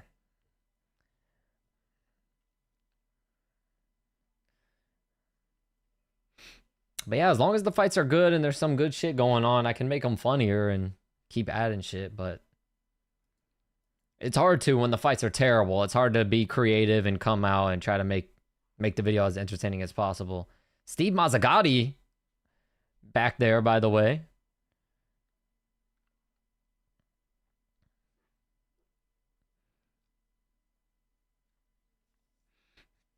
Left hook for Tum Tum, right hook for Durden. Left hook Tum Tum. Durden tries to get a double leg takedown. Tum Tum sweeps him, lands on top. Durden going for a heel hook here. Oh, Durden going for the heel hook. Tum Tum defending. There's a right hand for Tum Tum. It looked like he might be trying to turn this into a knee bar. No, he's going for the heel. He wants that Walter Walker. What's up, Landon? No, Durden lets go of the heel. Tum Tum now on the back. Lands a left hand. He's trying to put his hooks in. He's got one in. And yep, he's got both hooks in. Tum Tum now on the back. Who the fuck is doing that now again? Someone keeps like breathing, like yoga breathing in my fucking ear. Tum Tum tried to get the body lock, but Durden is pulling him off on the side. Yep, Durden's going to pull him off and land on top, and he does.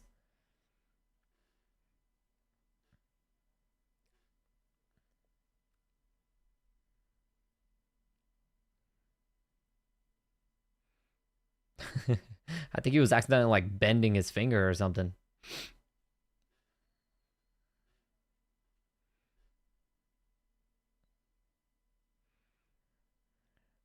Durden trying to transition out of Tum Tum's guard.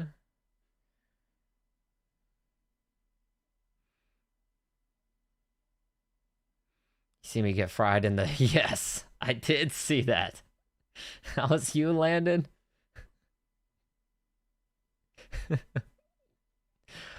Jesus. Yeah, that shit was funny. Tum Tum inside control now.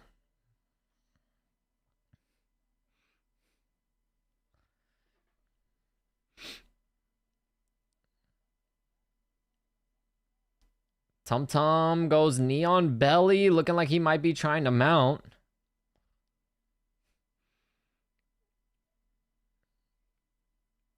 Durden, of course, is going to try to force a scramble. He gets to a hip. There's a right hand for Tum Tum. A couple hammer fists. Another right hand lands. Durden fighting for the heel hook again. He needs to just use this instead of actually trying to submit him with it because he's having a hard time. He needs to try to use it to reverse position. There's a hammer fist. There's a motherfucker. What the fuck? They went to a camera angle and the dude was like talking to the cameraman. What the fuck was that? A flying knee for Tum Tum. And I see the cameraman and the dude were like arguing back there. What the fuck? Was that a security guard? What was that?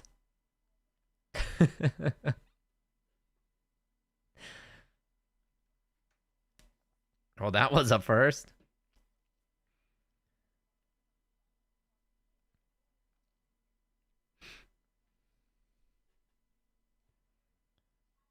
All right, Tum Tum inside control.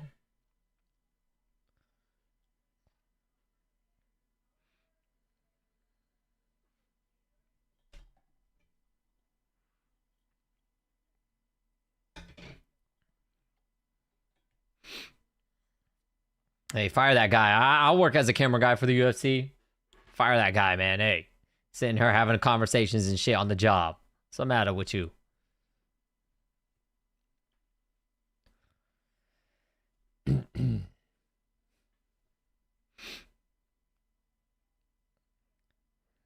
Right now, Tum Tum's just chilling inside control. The screen went blue again. Oh my god.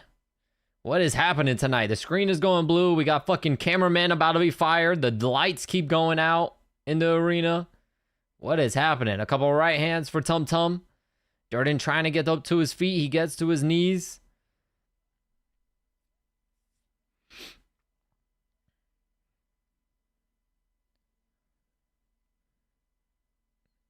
They get to their feet.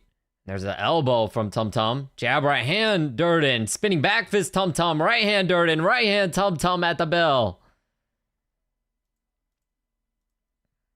2-0 Tum Tum. Durden needs a finish.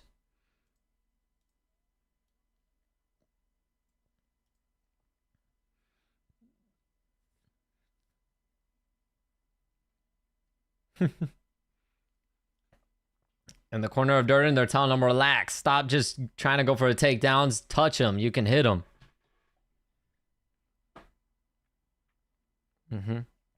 He said, you gotta submit him. We got 5 minutes. You gotta go.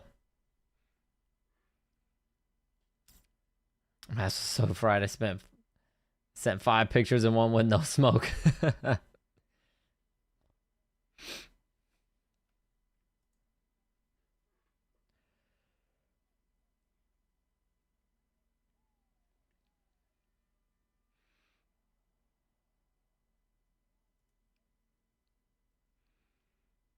Here we go. Durden needs a finish.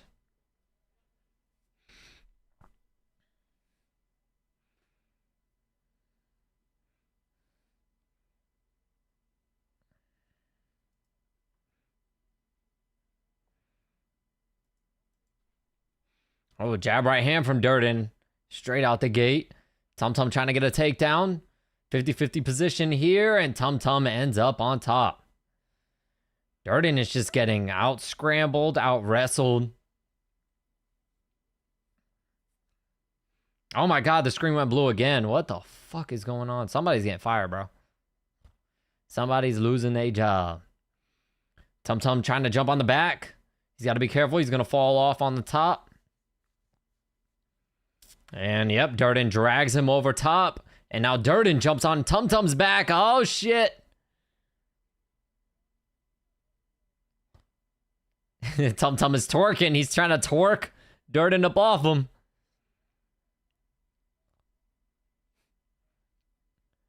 Come on, Tum Tum, twerk. Yep, Tum Tum. Durden falls off the top. And now Tum Tum on top of Durden, right in Durden's corner.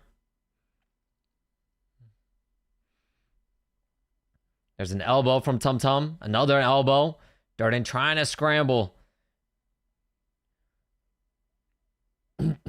His right leg is kind of trapped. He's really trying to push on the hip and get his right leg out. He does, and he immediately starts working to get to his feet. Shake that. That'll be in the nutshell. Oh, a hip toss for Durden. He doesn't get it. And he gives up his back. Both hooks in for Tum Tum. Tum Tum trying to attack the neck here. Durden. He's got to fight the hands. Tum Tum is attacking the neck. Durden doing a good job fighting the hands. Tum Tum, let's go.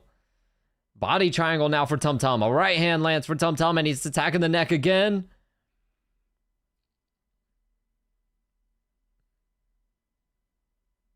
Tum Tum can get it right now if he just fucking changes his grip.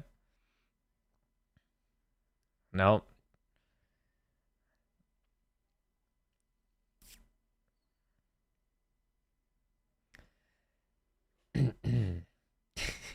Landon trying to get on me. Durden's trying to force a scramble, but Tum Tum's got him in this body triangle and still threatening the neck. Oh, nice from Durden. He rolls out of it, lands on top. Durden is a little fucking, yo, the guy is, he's scrappy and he's scrambly.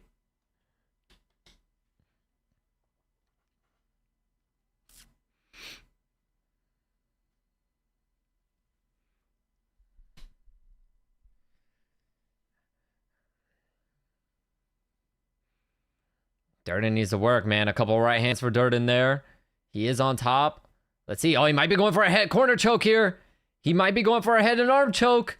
If he can jump in the mount or jump off to the left side, he might be able to finish this shit. He's trying to. Tum Tum is trying to do what he can to answer the phone and get out of there.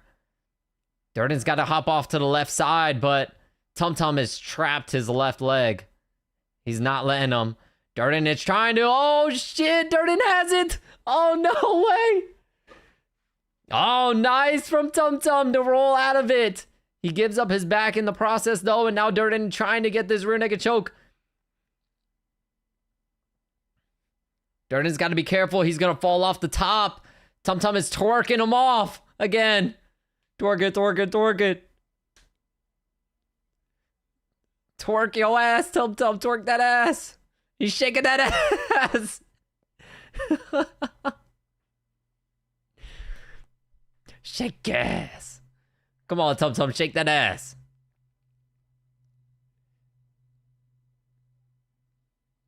Come on, Tum Tum. I want to throw these dollar bills at you, bro. We about to make it rain on Tum Tum. Durden looks like he was trying to go for an armbar there. Something. Durden still twerking, or Tum Tum still twerking, and he twerks him off. Look at Tum Tum go.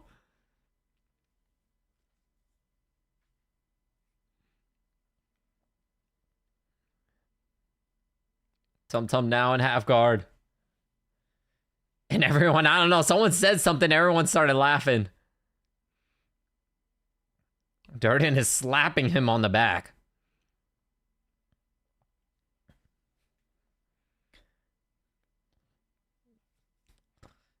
A left hand for Tum Tum, a right hand for Tum Tum.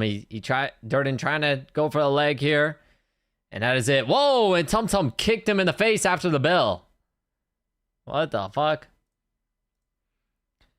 That is it. That's going to be a Tum Tum win. And the crowd is booing after he tried to... I don't know if he kicked him in the face, but he definitely tried to. When Durden was down, and it was after the bell.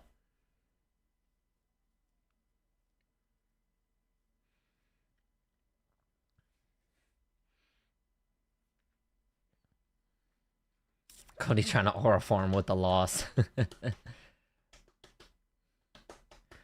was a little scrambly matchup, man.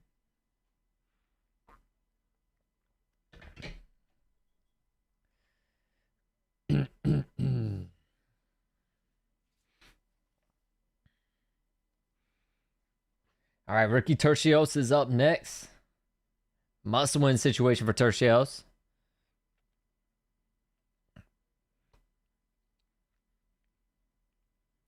Ooh, no. He almost did. Tum Tum tried to kick Durden right in the face, not only when he was down, but fucking after the bell. Jesus. Whoa, landed. Whoa.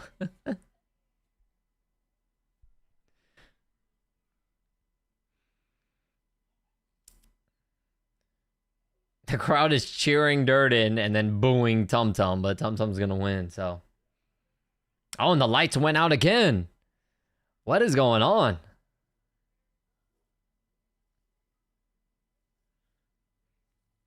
Freaking, there's an epileptic in the building. They're fucking dead by now. They're probably dead. Jesus Christ. Oh my God, the lights fully went out.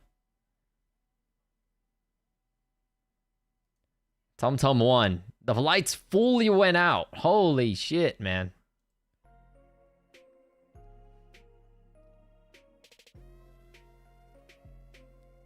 Like I said, they better hope there's no epileptic in there. They are fucking seasoned the fuck out right now. They're shaking like Bryce Mitchell did when he got knocked out by Josh Emmett. They're doing the thug shake. It's crazy.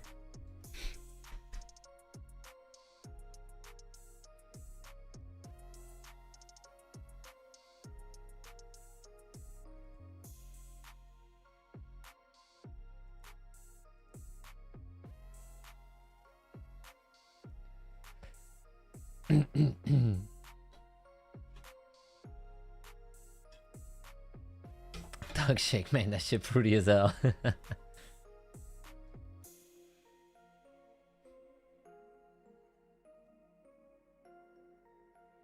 Oh, I see Du Bronx is Charles Oliveira's locker back there. Right now they're just talking to Alex Morono because he's Ricky Tercio's training partners, and I see Charles Oliveira's little locker there with his custom fight shorts.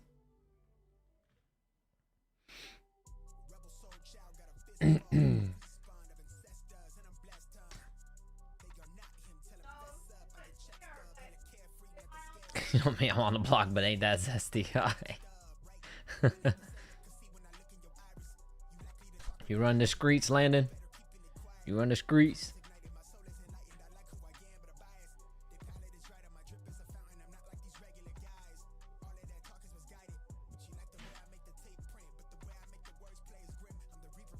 What the hell type of commercial? What in the AI slop ad is this?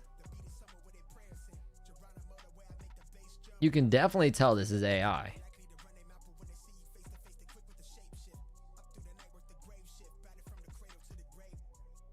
Oh my God, man. Why? Why with the AI shit? Why? That was horrible. That didn't even look like Max Holloway and Charles Oliveira.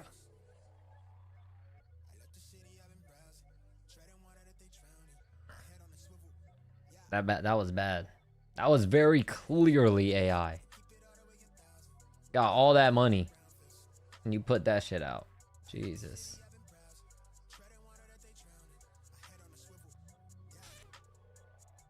We're talking man Fight Island. Yeah, it looked like they did like a Brazilian thing for Charles and then the Hawaiian thing for Max, but that looked bad, bro. That looked bad.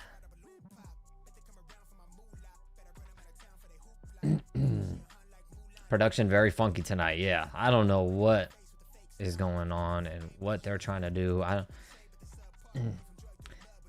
And they're making even more money now. They're gonna save a bunch of money because clearly in that promotional video, they're just gonna do AI promotional videos that take literally, they don't have to pay no production company or nothing to make something. They'll just freaking AI generate everything and run with that, and it'll be a million times cheaper. But it'll be dog shit like that was. That looked horrible. You should start making prediction videos also. Who do you got for the co-main and main? Co-main, I got Kyle Borjalho. I think RDR really leans on his ground game. I think Borjalho's ground game is too good. I think he'll probably nullify that. And when it comes to the feet, I think Borjalho can knock him out. So, going Borjalho in main event, I'm a Max Holloway fan, so you already know I'm riding with Max. All day, every day. No matter who he's fighting. I got Max. And people forget Max Holloway, when he first started out in the UFC, he wasn't known as like this boxer, striker. Max Holloway was a jiu-jitsu guy. People used to confuse him with Tony Ferguson. So when Max started in the UFC, he was really a jiu-jitsu guy, submitting people. Alberto looking like Abturo, Tapturo. He does. Tapturo.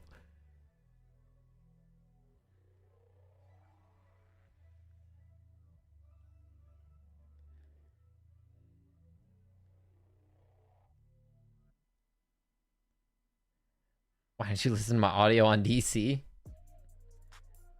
Oh, I didn't listen to it. I'll have to listen to it. What's up, Fluid? Welcome, brother. Welcome back. So we got Kyle TKO in the third and Max TKO in the fourth. Fluid says he's got Max. Max Holloway is up in the poll as well, 59%. So far, the poll has been pretty back and forth.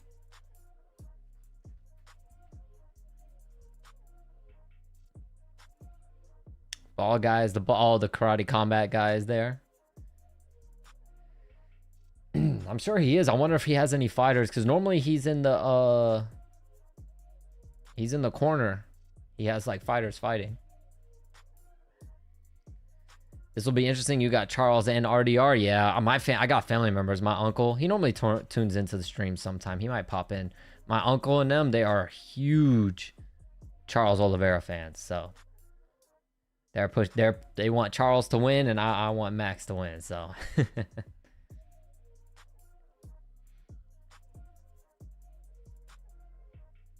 Fluid says he also got RDR.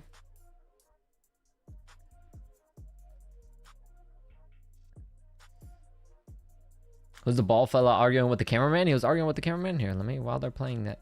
Oh no, I can't skip the fucking ad. Damn it. Oh well.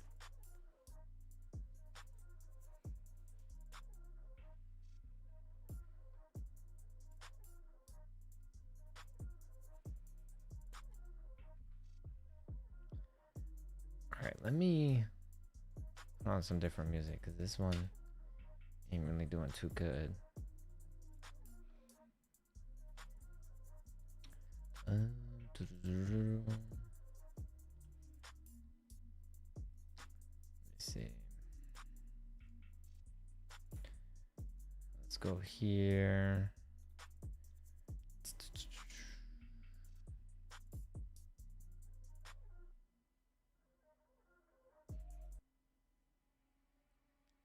All right, let's go there.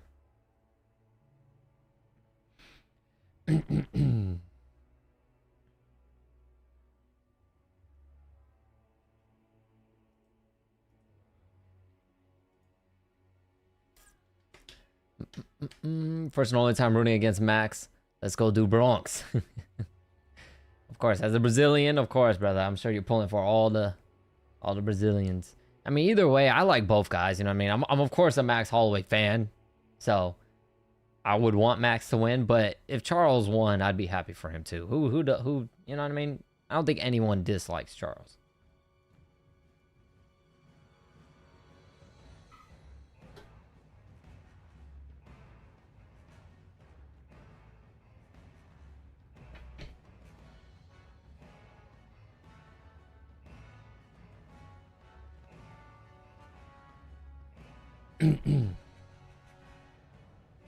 What the hell is this Star Wars ass music? I'm gonna just leave it, cause fuck it. It sounds like something that be playing in the background of fucking Star Wars or something.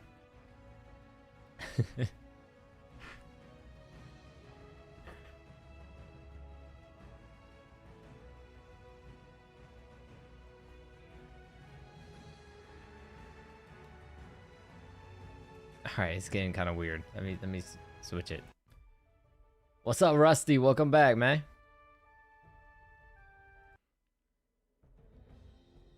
What's up with these Pirates of the Caribbean ass beats, dog? What is going on with the music today?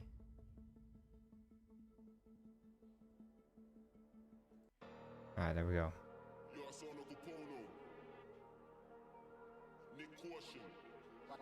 They were hitting us with the fucking medieval beats, son.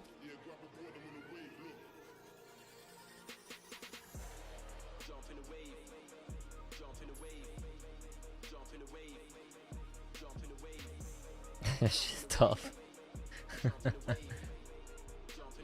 This guy does look like fucking Ilya Tapturo. What the hell?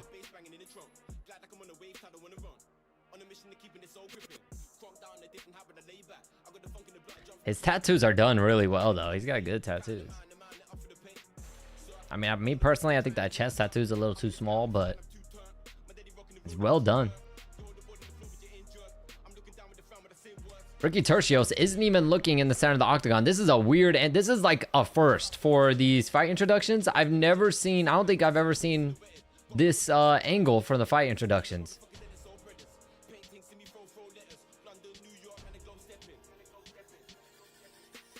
Because this KSI drill. That's true. All right, here we go. Alright, let's get off of that, because music is driving me crazy today, man. I don't know what's going on. Here we go. Muscle win situation here for Ricky Tercios. He's fighting Ilya Taportia from Wish. We got Ilya Taportia from home. This is him right here. What the fuck? Ricky Tercios is fucking screaming at this guy. What the fuck? Yo, what is Ricky doing?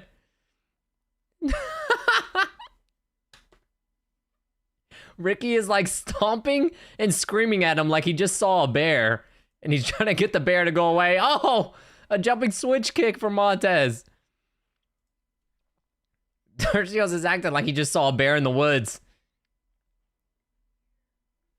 I'm scared as fuck. Has the card been good? It's been decent. There's a right hand, leg kick, right hand for Tercios. Body kick, Tercios. Leg kick, Tercios. Right hand, left uppercut, leg kick, Montez. Jab, Montez. Jab to the body, Montez. Body kick, Montez. Single leg takedown attempt for Tercios. He doesn't get it. Montez does a good job. Good balance from Montez, hopping on one leg. He thinks he's fighting the actual Taportia.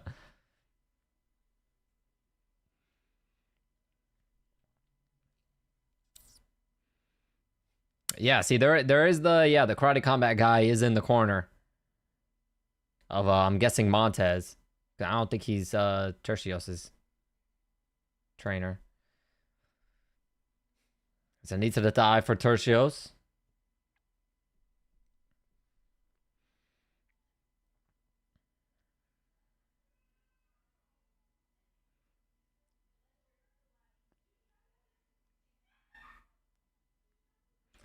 A knee to the thigh, Tercios. Knee to the body, Tercios. Right now, it's Ricky Tercios and Alberto Montez. Dante Johnson and Cody Brundage are up next. They break the clinch. A jab from Montez. A triple jab, right hand, Tercios. Leg kick, Tercios. They trade left hooks. Double jab, right hand, Montez lands clean. Teep kick, Montez. Right hand, left hook, Tercios. Tercios is a wild boy. Little short left uppercuts there from Tercios in the clinch. He pushes Montez up against the fence.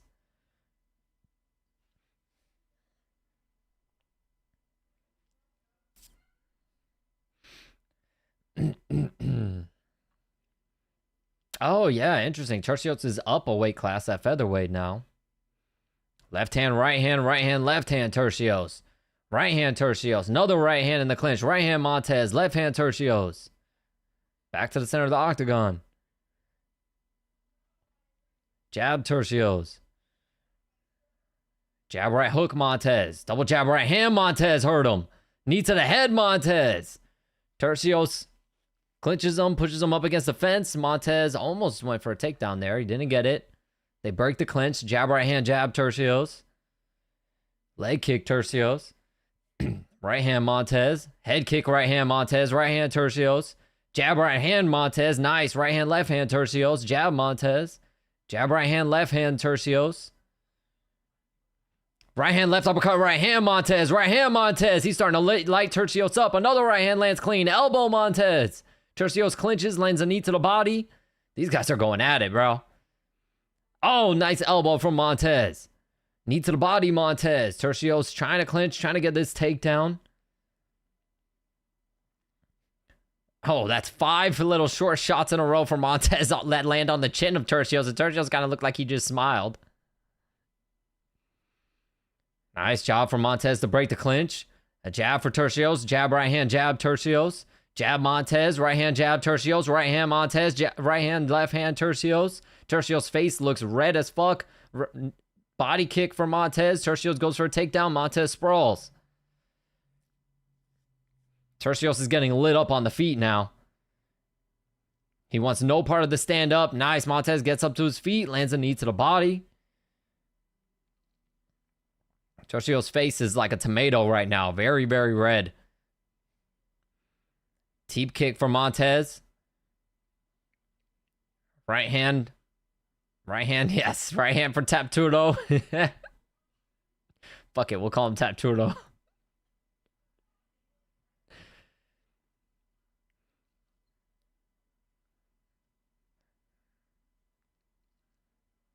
Body kick from Tapturdo. Right hand, Tercios. Left hand, Tapturdo. Right hand, Tapturdo. And that's the round. Ilia Tapturdo 1-0.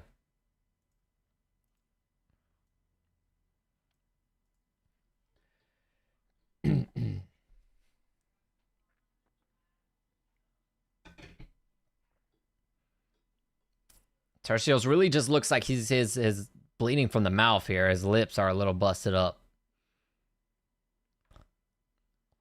Tercios is wincing a lot there in the corner too. Looks like he's in pain. Taking some big shots.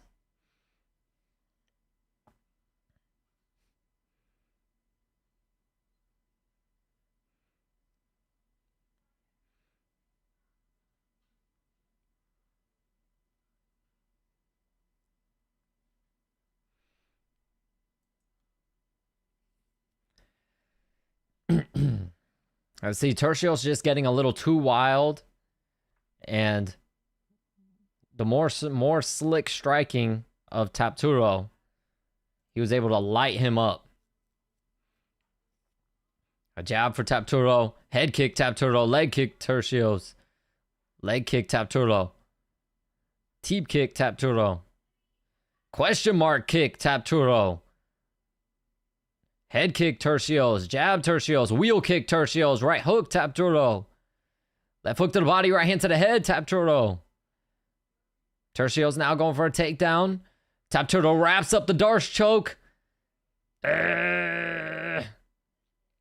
It's tight. Oh, he did a gator roll on his ass. Oh, it's going to be it, man. And Tercios goes to sleep. It's over. Tercios went night-night. And most likely will be waking up out of the UFC. He'll be waking up an entire different promotion after that shit. He went night-night. Get a blanket, get a pillow.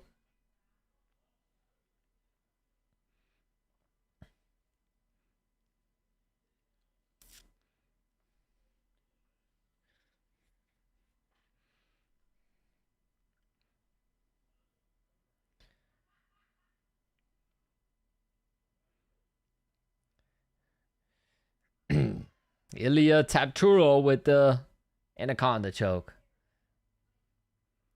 He put him to sleep dumb quick, too, by the way. That was real quick. He put him to sleep. And props to the ref, because Ricky Tercios literally went to sleep with his fucking eyes wide open.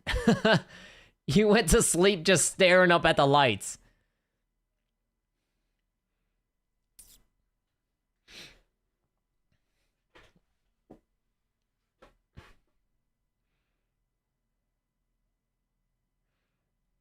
Oh, this guy looks legit, man. Hands look, stand-up looks legit. Clearly, the jiu-jitsu is legit. He fucking tightened that up quick and put him to sleep.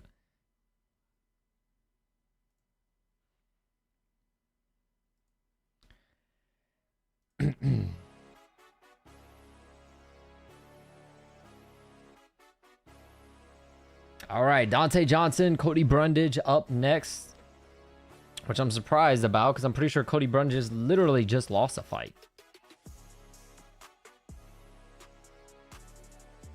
Yes, he was literally just TKO'd by Ralston like barely a month ago, like a month and 1 week ago. I knew I wasn't tripping. Because Cam Ralston is you know, City Kickboxing, that one of those guys. Shit. He literally just got TKO'd and he's fighting already like 5 weeks later. Jeez.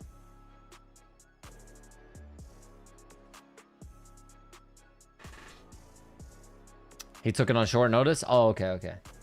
So someone pulled out. Oh, I see here. Dusko Todorovic pulled out.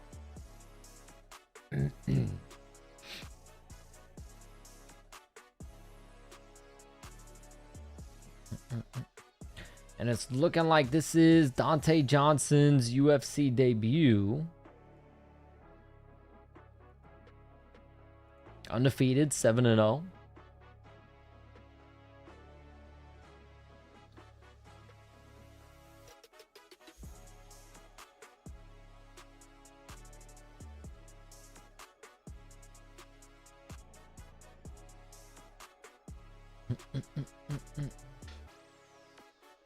He debuted about a month ago too. Oh shit, he did?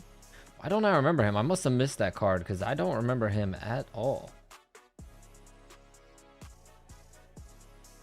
Let me see if I can find his thing.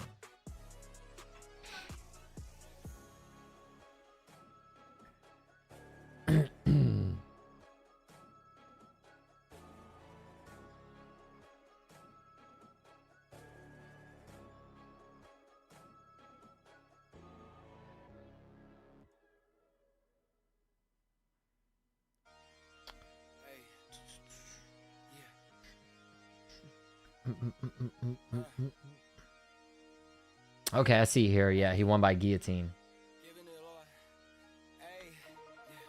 He won it by guillotine.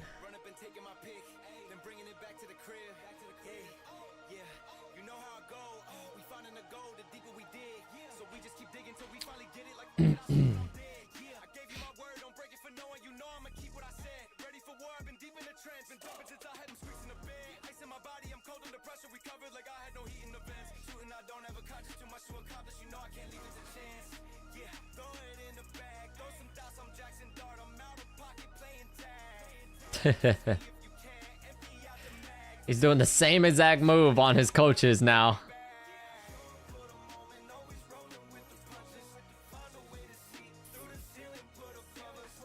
It was his debut. It was 4 months ago. Damn, time fly. Bella said hi. Hey, what's up, Bella?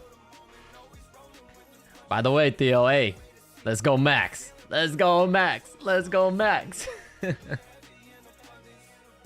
What's up, Alex? What's up, Alex? What's up, Bella?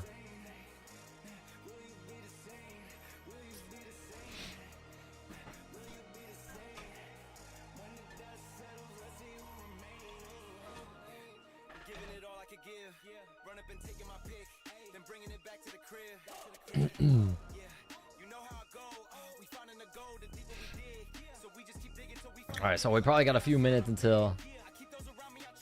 That's who we voted for on the poll. You voted for Max Steel? Come on, man. I know you like Charles. You gotta vote for Charles.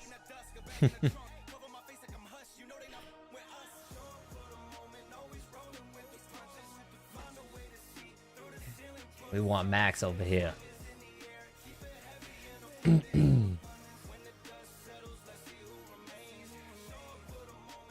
Well, see, it would be pretty crazy because Charles does have good striking too. Bella picked. Okay, well, yeah, that's my girl. Thank you, Bella. That's all I'm talking about, Bella. It would be pretty crazy if Oliveira does knock Max out. That would be pretty wild.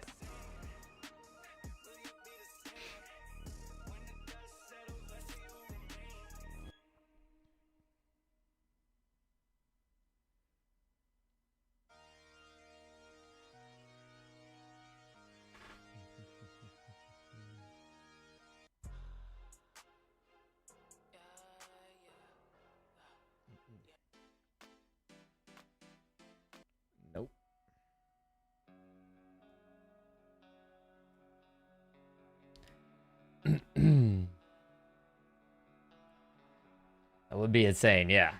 Yeah, it would be crazy if Charles knocked him out. Someone miraculously would put a bet on that and just become a millionaire. Charles is more dangerous, but also more vulnerable than Max. Yeah. The thing is, if Max knocks him down, he needs to just continue to make him get up. Don't even bother playing that game. Don't do it. If you knock him down, make him stand back up.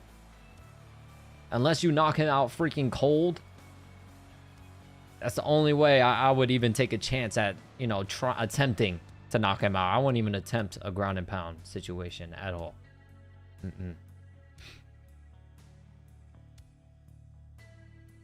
But he did beat Justin Gaethje by dropping Gaethje and then submitting him. So if he drops Max, Max gonna have to be careful.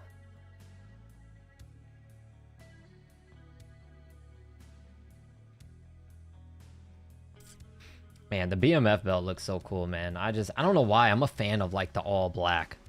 The black and gold is cool, but I don't know. The all black looks so slick.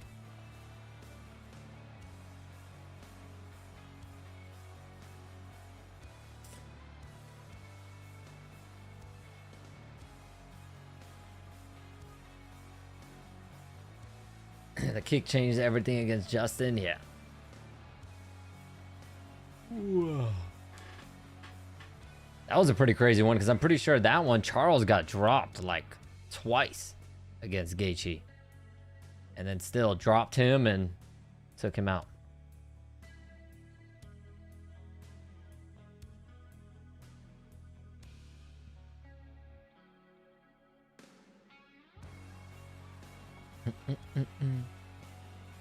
Oh, they're saying, so I guess Megan O'Leary on there is talking about how Charles Oliveira is going to be fighting in front of his parents for the very first time for this fight. Interesting. And this Gabagoo guy, they're showing the face-off between Max and Charles. This clearly Italian dude, he's there at every... Emiliano Vargas is back there too. He's there at like all the big events, especially when they go to Miami. He's always at the Miami events and stuff like that. I have no clue who he is. He's got to be some like filthy rich dude or something. Gotta be. Because for the big fights, he's always on the stage during like the face-offs and stuff. Especially when they go to Miami. He's definitely Italian too. My opinion, interim belts should be silver and black, and the BMF belt more colorful overall, but not gold and silver. Interim belt being silver would be cool, I think. Change it up a little bit. But at the same time, I feel like, I don't know, people might want it because it's a different belt. Charles isn't in a fight until he gets dropped. Yeah. He has to get dropped first, and then it's a fight. Did you see Misfits today? No, I did not, Landon. You have to... If you saw it, you gotta let me know what happened. If anything good happened. What happened with because wasn't the main event a professional fight? I have no idea who the next Misfit star is, man. I have no idea. Honestly, haven't really even been paying attention to the whole influencer boxing thing.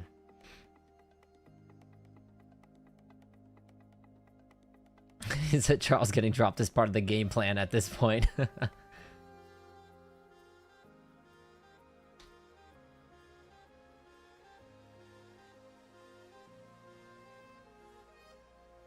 Oh, Ty Mitchell beat Gabe. Yes, Gabe Rosado. Damn. Gabe Rosado, I remember when he still had that crazy knockout against that most recent crazy one against that one dude where he's getting beat up against Beck the Bully. He's getting beat up and then he just knocked him out cold out of nowhere. That one was nuts.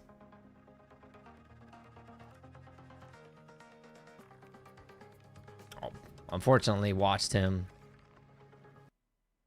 like a gazillion times get absolutely demolished by Triple G. I've seen that fight like 100 times. All right, let me change up the music because this is kind of...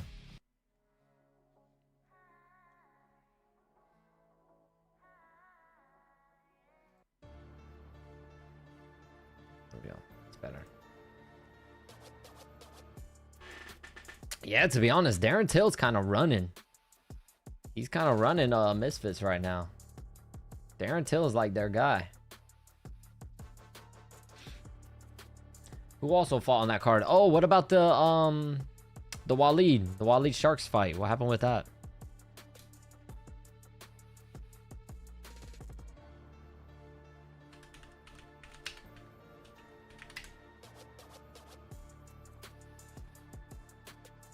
Let's see.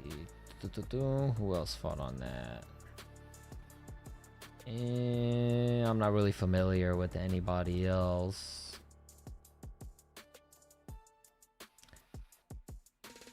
I hate Waleed, he won.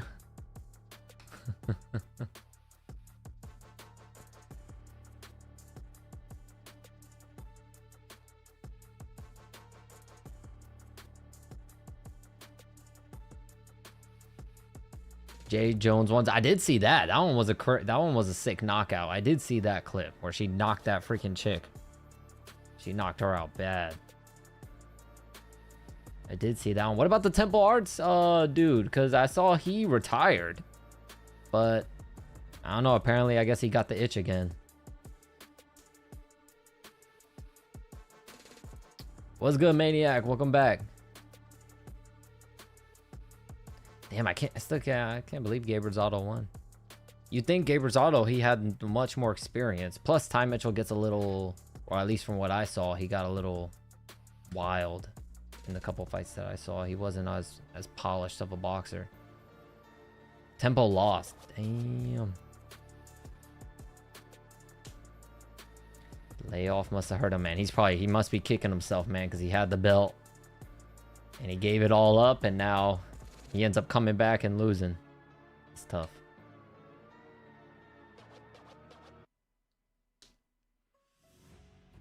All right, let me see if I can change up the genre of music, because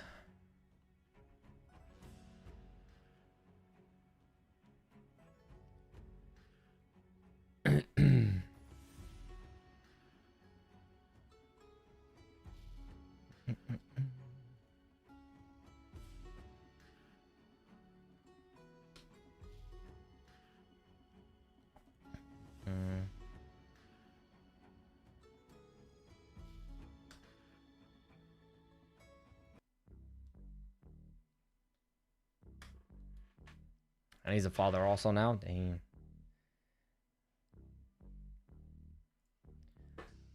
I wonder how much those fighters are making. They got to be getting paid at least pretty decent. Especially if what's his name? What's his name? If what's his name trying to come over to the Misfits? KSI's guy. KSI's old trainer guy. I can't think of his name. But yeah.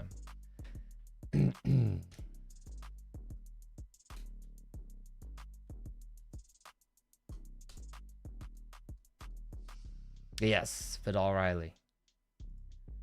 They must be getting paid pretty good.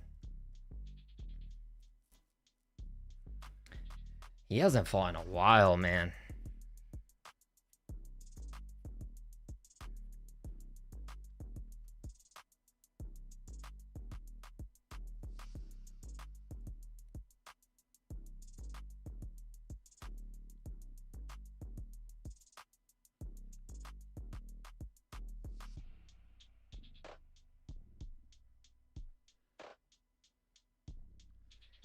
Yeah, it's just I think all the ranked guys, it's too much high risk, low reward type of fight by you know what I mean? Fighting him. It's just too high risk. They don't want to take it. So he's having a hard time finding fights. And then guys that are up and coming alongside him don't want to take the fight either because they don't want to lose. You know what I mean? They lose a fight there, they'll have to start all over. So they don't want to lose the fight. And then, like I said, guys above him don't want to fight him because it's high risk. They'd rather work their way up themselves and fight someone above them or take on someone that's not as dangerous as Vidal. So he's just having a hard time finding fights. And Vidal, he's trying to, you know what I mean, probably take his time and work his way up to a title. He doesn't want to take too big of a jump and find himself outclassed against someone with more experience. So he's trying to fight like rightfully where he should be fighting, but just those guys don't want to fight him. So sucks.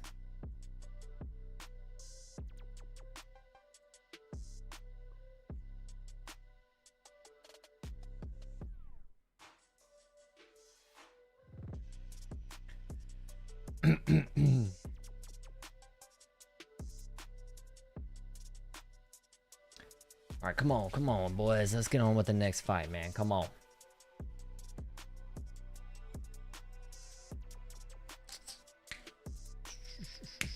Look at John Anik. John Anik looking a little slick there. He got a silver tie on. I don't think I've ever seen anyone rock a silver tie. Silver Surfer looking at.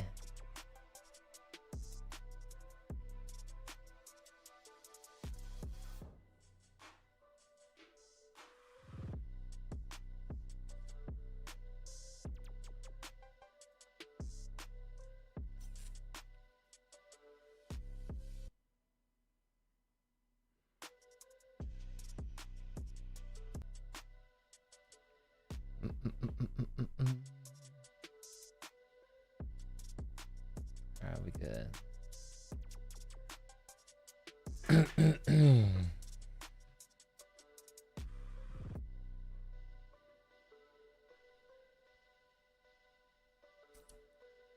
Alright, the last fight ended way too damn quick.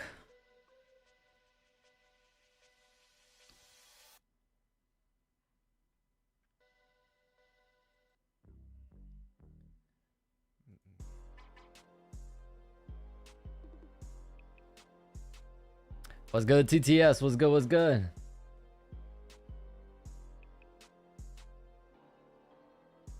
So what's up, Goon Squad?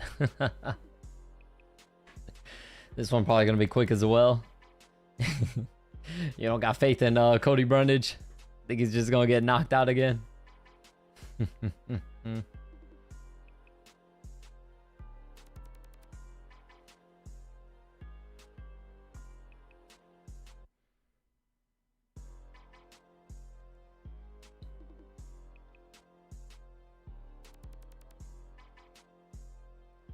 Come on, man.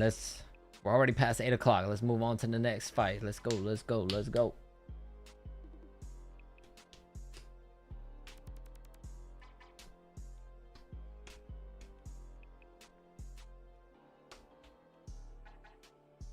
Let me see the Yep. All right. Second fight is they're about to start heading into the octagon now. Let me see the multi. I like kind of just checking out on the multicam in between rather than looking at the ads.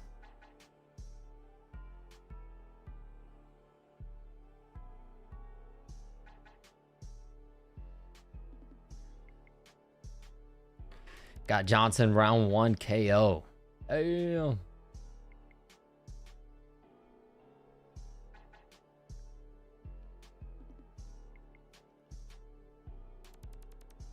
Oh wow, so they're still on the multicam. They're done. I wonder if they've been doing that. I feel like they didn't do this the last time. They actually like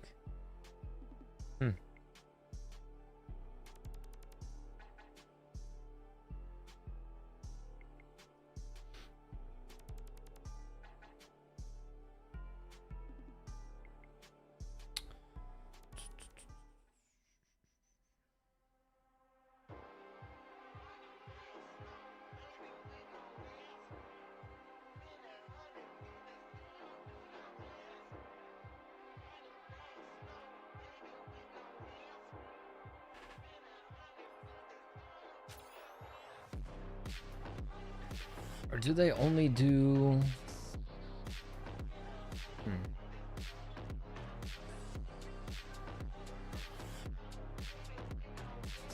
Okay, there we go.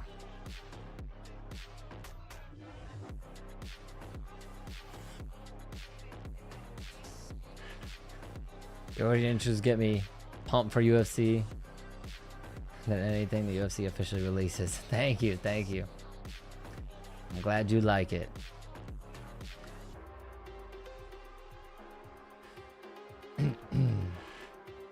Glad you like them. I enjoy making them, you know what I mean? I don't get paid or nothing for those videos because, you know, the song gets instantly copyrighted. So I kind of just do it just because I like them and, you know what I mean? I like them. I like making them. I just do it for the love of the game.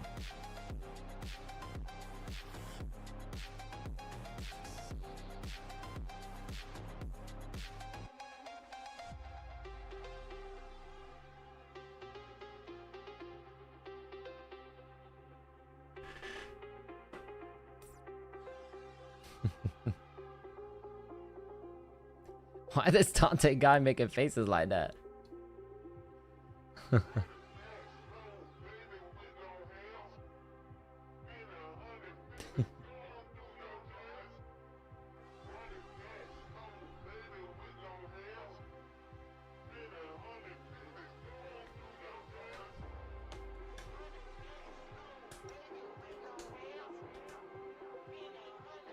So after this is Cody Garbrandt. We'll see. After this fight is where things start to get interesting because we got Cody Garbrandt and then we got our main card after that. Which, by the way, possible, very likely finishes on every fight on the main card. Very big possibility of finishes.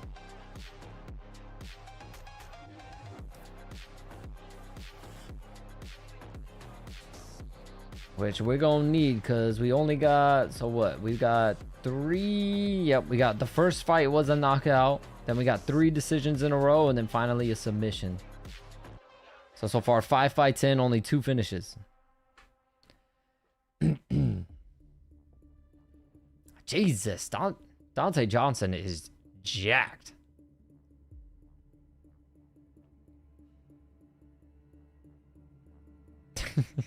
This guy's a character, man. What the hell? He is beefed up. Pause.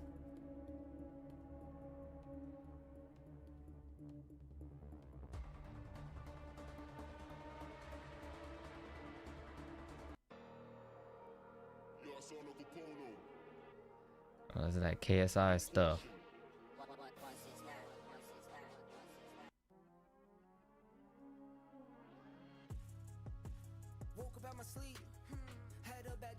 Oh.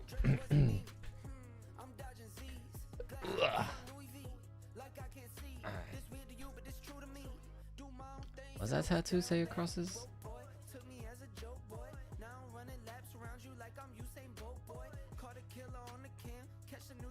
Say peace?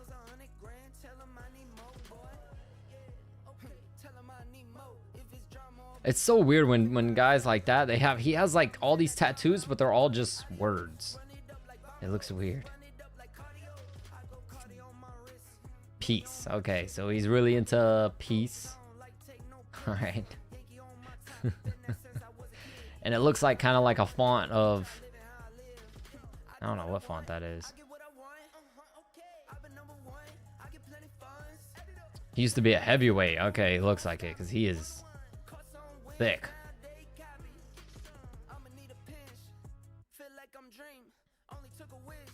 So he's doing the Jared Cannonier thing.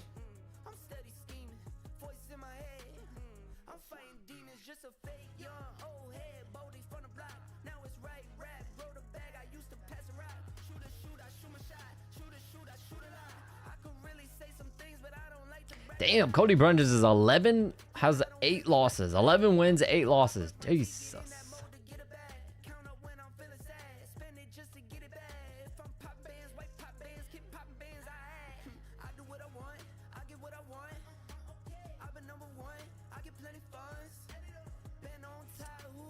Don't really see records like that in the UFC.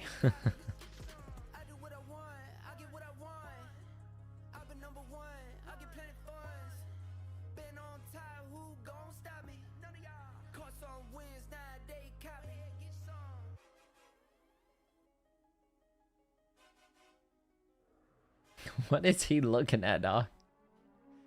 Barely noticed Cody's tattoos, to be honest. He's got some cool ones. Yeah, that one, I don't know if that's what that is. The freaking Zeus or whatever that is with the The clock, that thing looks sick. His tattoos are very well done. All right, here we go. Damn, that little like knight one on his arm too. That one's fire. He's going to someone. He's probably paying real good for them those tattoos because they're done really well. There's a left hook from Johnson straight out of the gate. Cody Brundage immediately gets a takedown off of it though. That was probably a mistake from Johnson. That was probably a mistake from Johnson. He just immediately jumped to a left hook. Brundage ducked under it and took him down. Brundage inside control.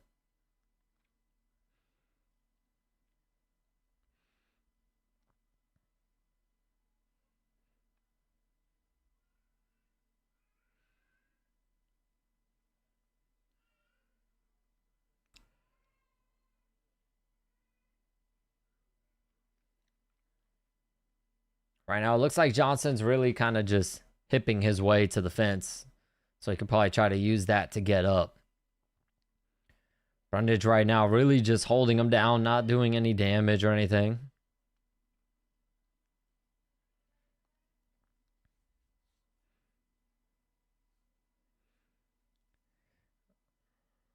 And the crowd is booing already.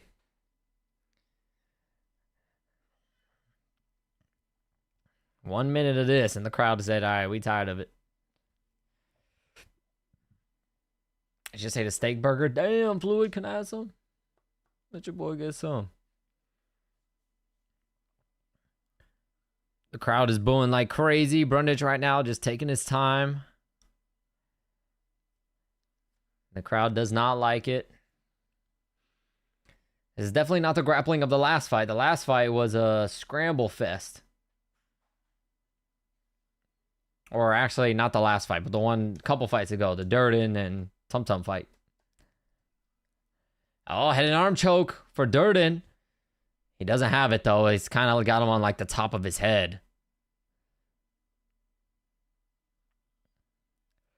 Yep, and Al Johnson is out. Crowd still booing like crazy, but hey. Look, this is a must-win type situation for Brundage. I mean, if he loses this fight because he took it on short notice and stuff, he probably could get another fight in the UFC, but if he wins this fight, he guarantees himself at least a couple more fights in the UFC, so kind of needs a win.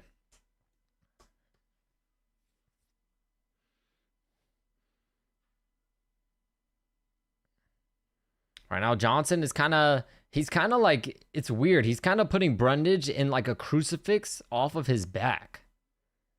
It's kind of weird. He's trapping Brundage's arm with his legs and pinning the other one with his head and then landing little short right hands. But Brundage finally got his arm out of there.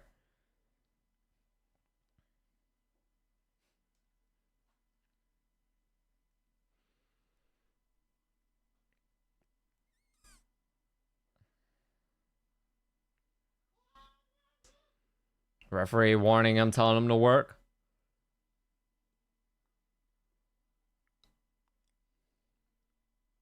Oh, Brundage Johnson gets to his knees, and Brundage looks like he might be attacking the neck. Here's the problem, though. Brundage didn't do any damage or do anything with it, so now Johnson can completely steal the round if he wanted to. There's a teep kick for Johnson. Leg kick Johnson.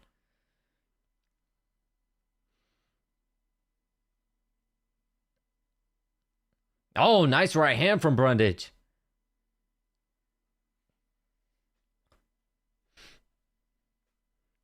A jab for Johnson, a right hand over the top for Brundage. A lot of feints from Johnson. Brundage is eating on these feints too. He's reacting heavily. Johnson really just marching forward. No respect. There's a right hook for Johnson. A left hook from Brundage lands clean. Jab, right hand, left hook, Johnson. Jab, right hand, Johnson. Jab, Brundage.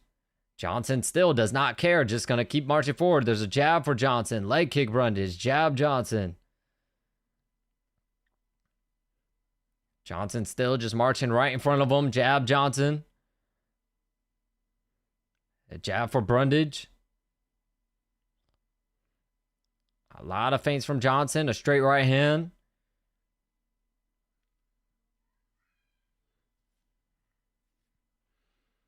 Right hand, left hook, Johnson. Right hand, Brundage. Jab, right hand, Johnson. Brundage up against the fence. Jab, right hand again, Johnson. Left hook, right hand, Johnson. Takedown attempt for Brundage, and he doesn't get it.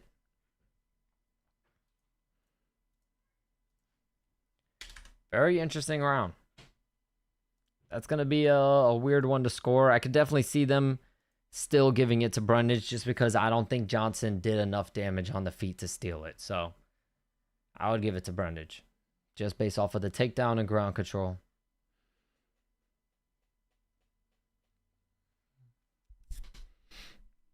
If Johnson would have landed something very significant on the feet, he could have easily stole the round, but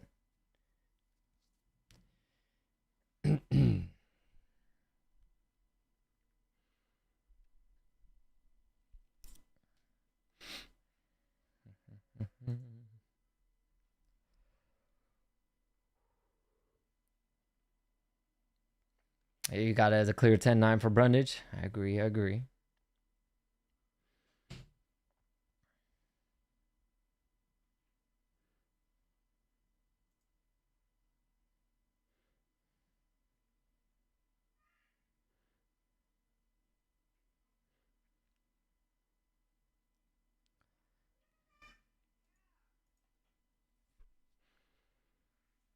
All right, there we go. Yep, Johnson this time, he doesn't come out hot. He takes his time. A lot of feints, still marching forward though. Jab, right hand, head kick for Johnson. Leg kick, Johnson. A lot of feints. There's another jab that lands for Johnson. Leg kick, Durden. Leg kick again. Body kick, Johnson. Jab, right hand, Johnson. Jab to the body, Durden. Body kick, left hook, Johnson. Right hook, Durden. Or, I'm saying Durden. Brundage. Right hand, left hook, Johnson. Takedown attempt for Brundage. Johnson does a good job sprawling out. Looks like he might be attempting to attack the neck here. He does have his forearm under the chin. Let's see if he tries to go for a choke or no. He might be just trying to circle to the back. Brundage is kind of just chilling here right now.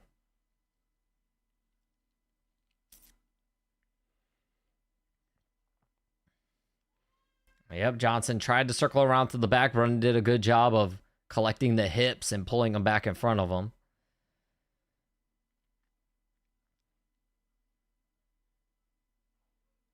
Turning up like a vintage Lionheart.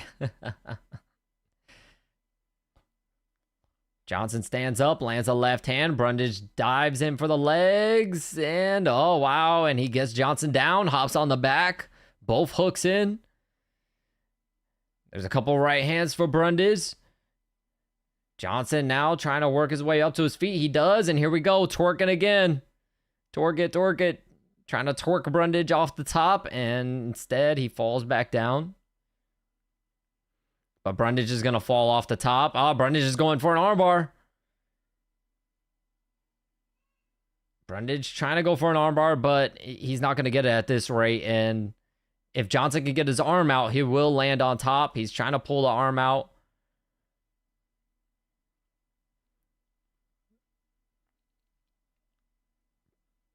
Yep, and there we go. Johnson lands on top, lands a right hand, a couple of left hands, another left hand, another one, a right hand. Two more left hands for Johnson. Brundage gets to a knee up against the fence. Another left hand for Johnson lands. Now Johnson snaps back down on his neck.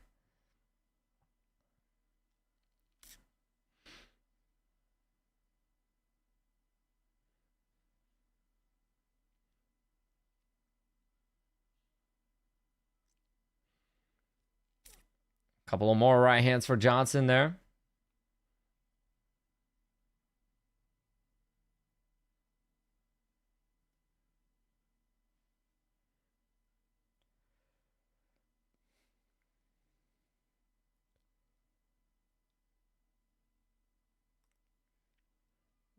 Johnson really just threatening the neck here. He looks like he's going to go for a mount, like some type of guillotine. No, he doesn't. He lets go of it. Couple of right hands for Johnson. It looked like he was going to go for something like Marab type of guillotine.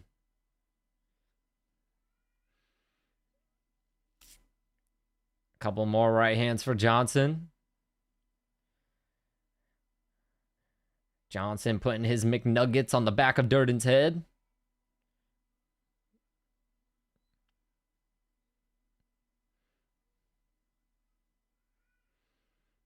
Johnson looks like he's trying to go for the choke here. He wants to, but Durden, or I keep calling him Durden. Brundage doing a good job defending the hands.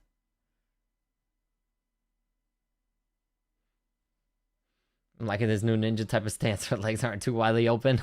That was a hard right hand there from Johnson. And yep, they got a reaction from Brundage. Don't knee him. Ooh, it looked like he thought about fucking kneeing him or kicking him in the face when he was down. Jab right hand Johnson. Left hook Johnson. Durden, or Brundage, pokes out his eye, and it looks like he got poked. Oh, fuck. I reset the timer again by accident. Oh, well. Only 15 seconds left. They're going to give Brundage a break because of an eye poke, and yes, it was. Yes, it was.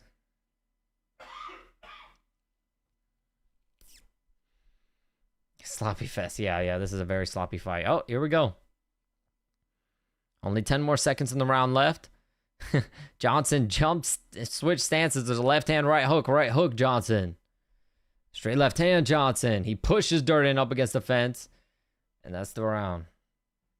So one apiece.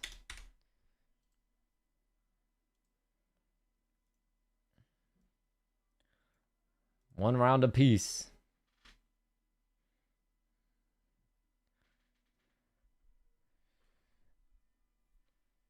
What's the I'm pretty sure they were asking what isn't there like a brand risk fight today?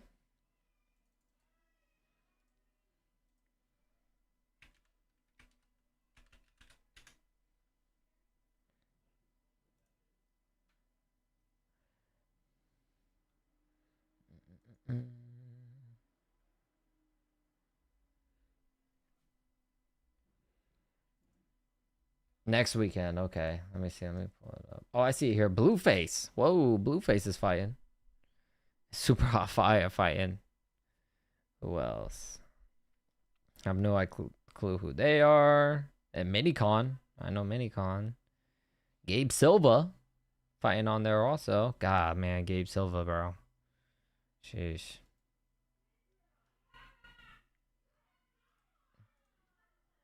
Don't think I'm familiar with, yeah, I'm not really familiar with anybody else. So, head kick Johnson, jab right hand Brundage.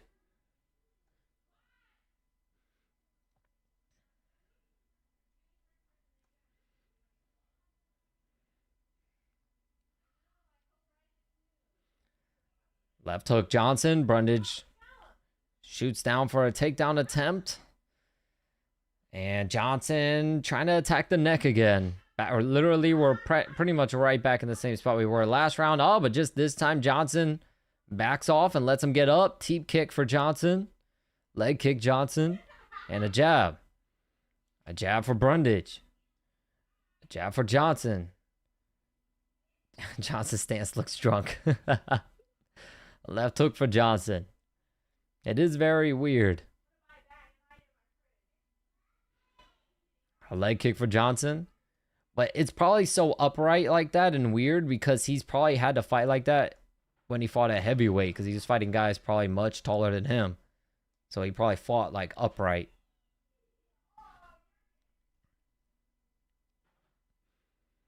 There's a right hand for Brundage.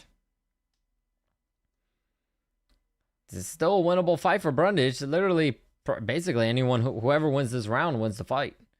A leg kick for Brundage. Left uppercut. Right uppercut. Left hook Johnson. Nice jab for Brundage. Another nice jab. Getting some good reactions off of those jabs. Johnson is a little wild too. Nice jab from Brundage. The crowd chanting for Cody. Another jab for Brundage.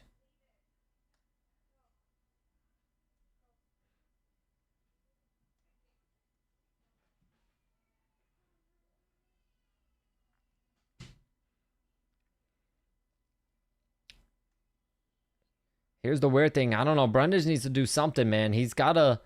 It's almost looking like Brundage isn't even trying to win the fight, but he's winning it. It's almost like he's just trying to get through the fight now at this point. He's trying to get to the final bell because he's not really trying to win. Oh, Brundage just took a deep breath.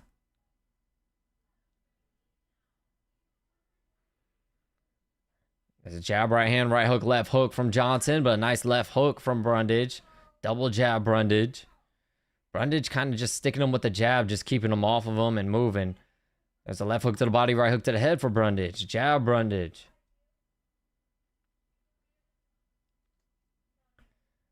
A jab for Johnson. Jab, Brundage. Leg kick, Brundage. Still anyone's round. There's a double jab for Brundage. Leg kick, Johnson. Jab, Brundage. Johnson looks like he might have a little bit of a cut under the right eye now. Leg kick, Brundage. And to be honest, that might give Brundage the round based off damage because he cut him. Another jab for Brundage. Brundage might win this round just off the jab. Sean Strickland style. There's a jab, right hand, Brundage, but he ate a left hook, right hand from Johnson, right back. Brundage clinches. Here's the thing. If Brundage can get this takedown, he can win this fight. Still anyone's round. Has the main card started? Not yet. We got Cody Garbrandt up next, and then the main card will be starting after that. All right, they break the clinch. Yep, blood trickling down the right side of the face of Johnson. A couple more jabs for Brundage. Jab left hand, Johnson. Jab, Brundage. Brundage looks up at the clock. A jab for Brundage. Left hook, Johnson.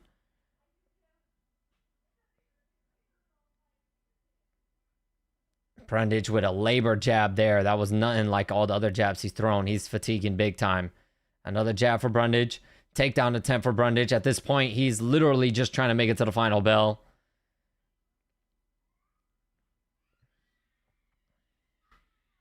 Yeah, really close round. I don't know who's gonna... I don't know who... to be honest, I would say if you're scoring based off damage, Brundage is gonna win this fight if Johnson doesn't do something. What's up, Vignac? Welcome back. All right, Brundage makes his way up to his feet and lands a jab.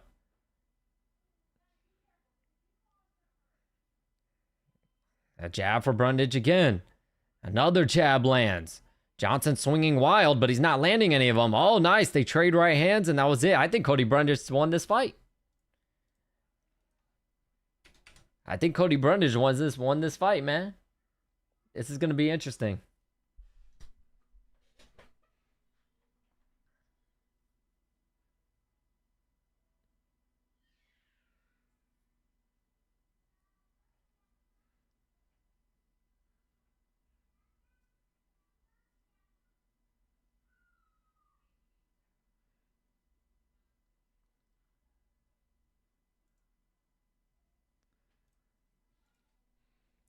Y'all also think Brundage is Cody actually going to win a fight for once?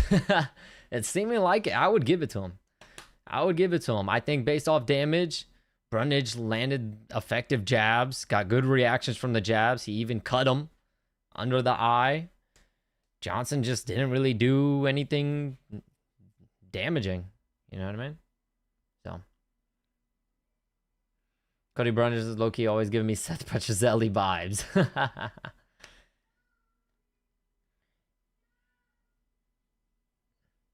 You think we are getting the White House card right before the main card starts? Maybe. Either the White House card right before, or maybe somewhere in the middle of the main card. I did not expect a Brundage W. I think he rightfully should have won this fight. I don't think the other guy did enough. We'll see. The overconfidence. Yeah, hey, that would make 2 undefeated fight. That would be crazy. 2 undefeated fighters on the card that would both be suffering their first losses. The only 2 undefeated fighters on the card tonight just might have suffered their first defeats.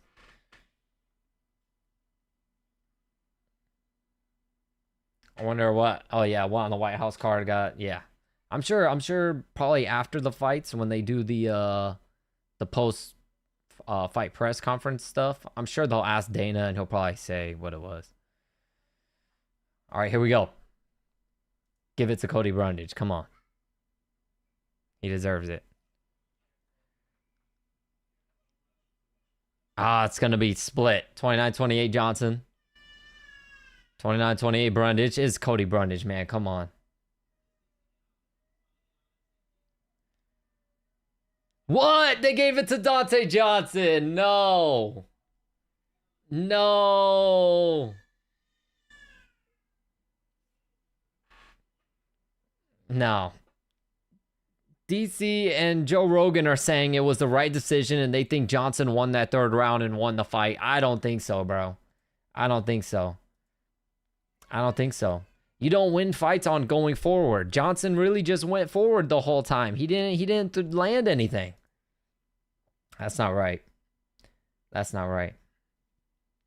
I mean, rightfully, Durden didn't do much either. He really just fucking threw jabs, but it was way more effective than anything Johnson did that round. That's bullshit. I'm not buying that. I ain't buying that decision. That's wrong. That is wrong.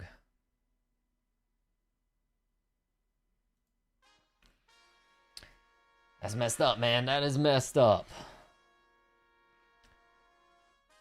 Who won? They gave it to Dante Johnson, but yeah, Cody lost. But he should have won, man. That was bullshit. He should have won. That sucks.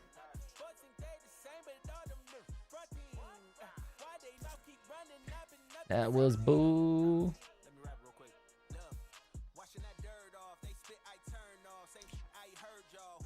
Rogan and DC are actually combined 10 IQ when they're together. They wanted Dante to keep his undefeated record. Yeah, I guess so, because that was bull, man. Fights are scored off damage. Brundage literally had no damage, and Brundage literally cut Dante and had him leaking in that last round. I don't know how you don't give that last round to Cody. I don't know how. I mean, yeah, Johnson was coming forward, but you don't win off of forward pressure. You can win fights off of moving on your back foot, and like I said, Brundage didn't do much. Like I said, he wasn't trying to win the fight. Brundage was trying to survive and make it to the final bell. But Johnson didn't do anything significant anyways. So, I don't know. I don't agree with that decision. I don't agree.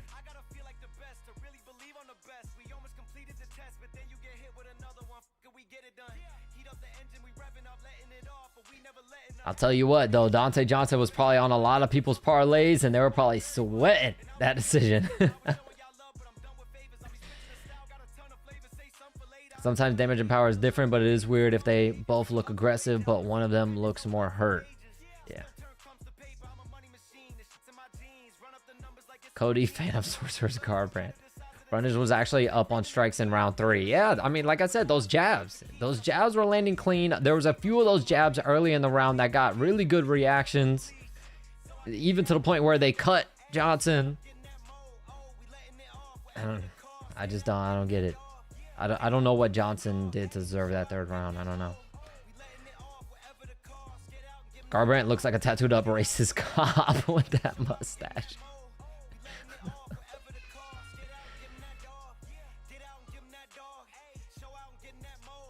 Last Cody of the card, yes. Is there going to be the Cody curse? Is there going to be a Cody curse? Let's see. Yep. Cody Durden lost. Cody Brundage lost. Let's see if Cody Garbrandt can redeem the Codys.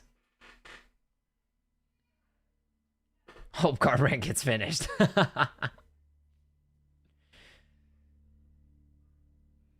Dante's not making it far if you're going to split with short notice Brundage. Yeah. If he fights someone that, you know, actually goes at him that 3rd round, he like if Brundage, even though I think he should have won, he probably could have put a stamp on it if he actually like threw out more strikes than he did. The thing is, Johnson will fight someone that will. And he'll most likely get outpointed. Oh, you said you hope he don't get finished. Okay, you like Garbrandt.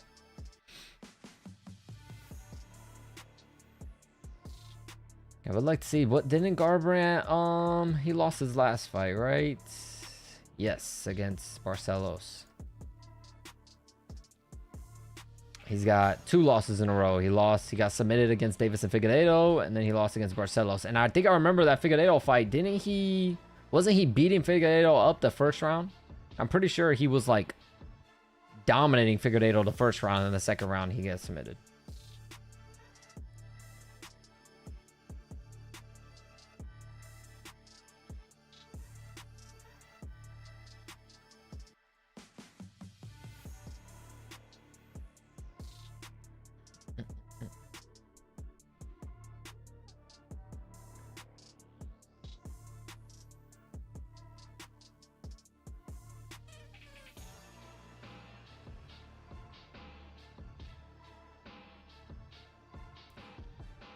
The staff glasses have cameras? What are you talking about? Are you talking about like the ad that they played?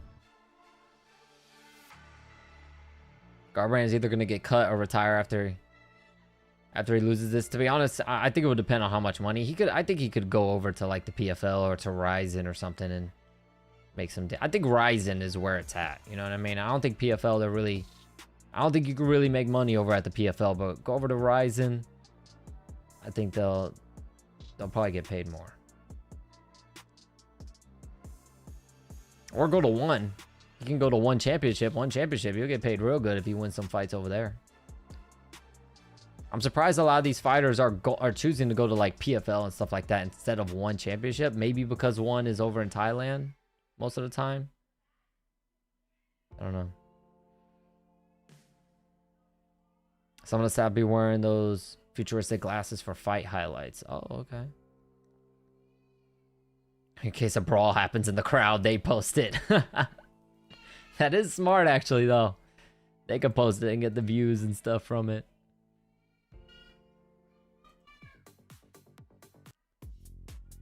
What the...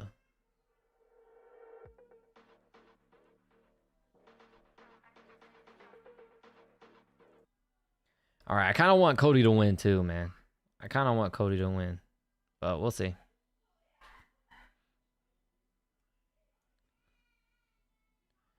Oh, they're showing Cody's, I think that's his wife or girlfriend and his kid.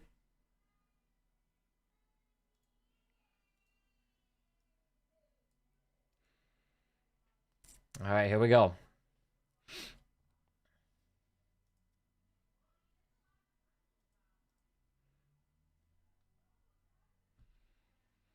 Here we go. Crowd chanting for Cody. Leg kick for Shao. Right hand, left hook, Cody.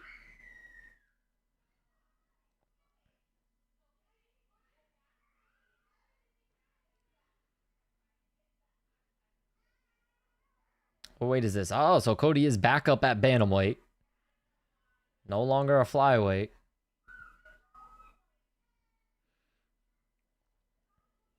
A leg kick for Cody.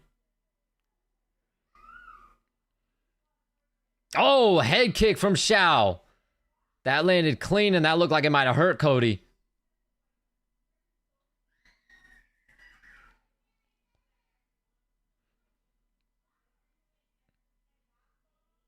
Leg kick for Shao.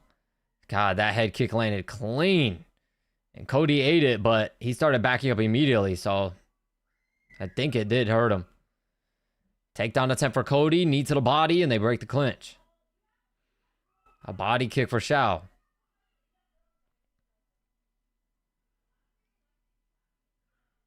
By the way, they started this next fight dumb quick. That's what I'm talking about. Jab right hand for Cody, but man, he's got to be careful. He ate a right hand right back from Shao. A leg kick, Shao.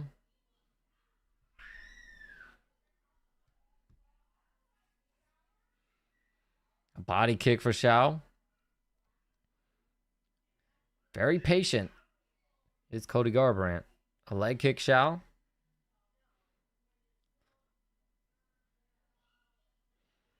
Nice side kick to the body for Xiao.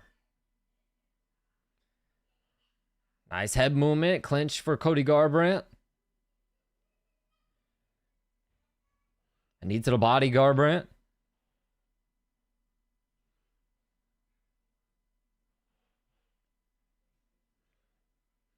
Oh, the elbow from Cody. Xiao like dropped to a knee, but popped right back up. That was a nasty elbow.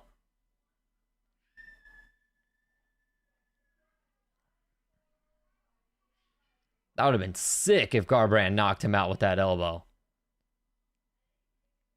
That would have been like Rafael Sun style type shit. Nice body kick for Cody. Still anyone's round at this point. Both guys landed massive shots on each other that visibly did damage. Still anyone's round. Oh, a spinning elbow attempt from Cody Garbrandt. He didn't land. It didn't look like it landed though. A leg kick for Xiao. Another leg kick for Xiao. Man, I'm not tripping, right? Cody got like 100 more tattoos. I do not remember him being this tatted up, especially his legs. A leg kick for Xiao. A leg kick Garbrandt.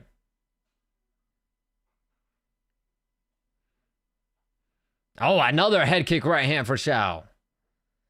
Cody keeps dipping off to his right and he's eating the head kick because of it. A leg kick for Xiao.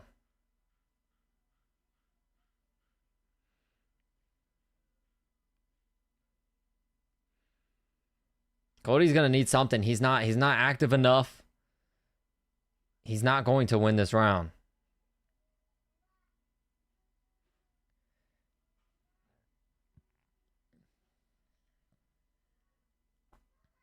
A leg kick, Xiao.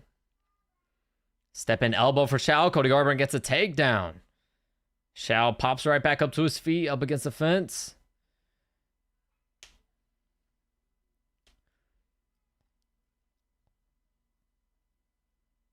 Cody needs to do some damage. Oh, that was a nice knee from Cody right there. Cody's landing pretty good whenever they clinch and break the clinch. That was like a step in upward elbow from Xiao Long. And a leg kick for Xiao.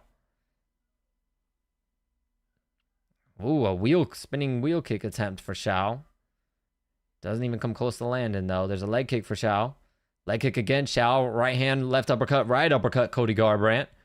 10 seconds. Let's see if Cody explodes. Nope. He's going to take it to the bell. Very close round. I don't even know, man. I don't even know. I would probably say Xiao Long probably takes it just because of... just purely based off of pressure and volume. I don't know. It's a close round. Could go either way. Could go either way.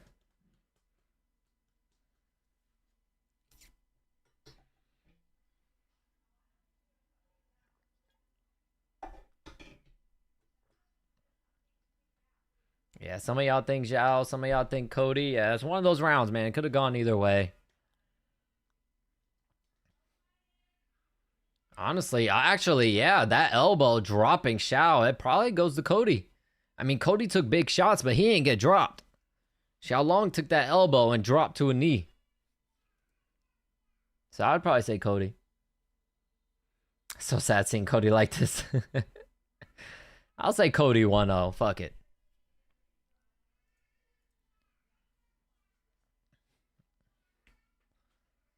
But still, close enough to where if they give it to Xiao, I wouldn't be mad. Not like the Cody Brundage thing. Leg kick for Xiao, right hand Cody. Cody looks like he's coming out a little bit more anxious now. Jab right hand, Cody. Xiao ducks under, tries to get a takedown, doesn't get it. Knee to the body for Xiao. Cody reverses position, lands a knee to the body of his own. Xiao drops to a knee. Cody lands a knee to the head.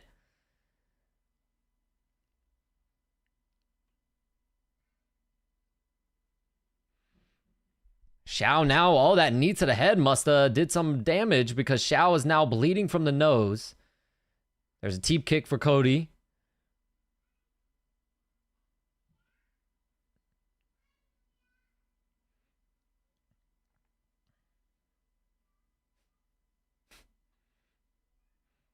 Cody just with constant movement, a lot of movement. Just constantly moving side to side. The crowd getting a little anxious. There are some boos coming in. Leg kick for Xiao.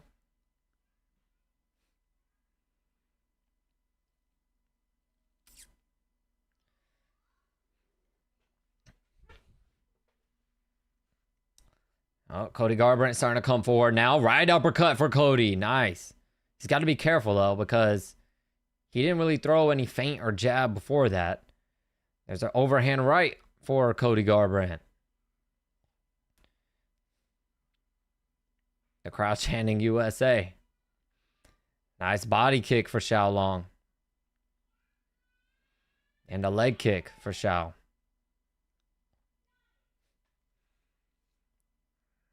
A jab for Xiao. Jab, body kick Xiao.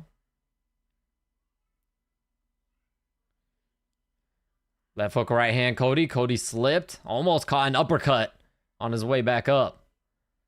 A leg kick, Xiao.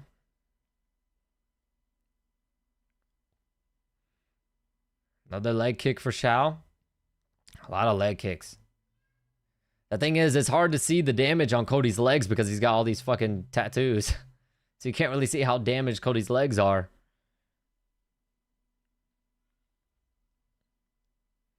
Oh, takedown attempt for Cody Garbrandt now. He pushes Xiao Long up against the fence.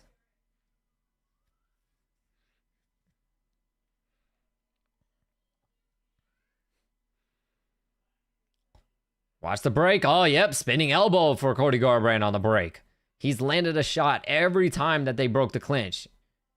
He dropped him with an elbow, landed a knee to the head on another one, and then now a spinning elbow. Another takedown attempt for Cody Garbrandt. He lands a knee to the head again off the break. Cody just needs to do that. Just keep trying to take him down and just let go of the takedown and land a strike, because that's when he's landing his best shots. Oh, Cody almost ducked into a head kick again. Do I cash if I have Cody? It's still close, man. I don't know. It's very close. Body kick for Xiao. What I'll say is Cody just needs to be more active. He's not active enough. In my personal opinion, I would say Cody's winning this round because I think he's landed the more effective shots, but ultimately, if they don't give it to him, it will be due to inactivity. There's a side kick to the body for Xiao. A flying knee for Xiao, and Cody Garbrandt smiles and nods at him. Leg kick Xiao. Right hook Cody. Right hook Xiao. Leg kick again for Xiao. Boy, it smells good, man. My mom's cooking up something good. I smell that shit from here. A leg kick for Xiao Long. Damn, that shit smells good as hell. Jab right hand, knee to the head for Cody Garbrandt. Right hand, Xiao Long.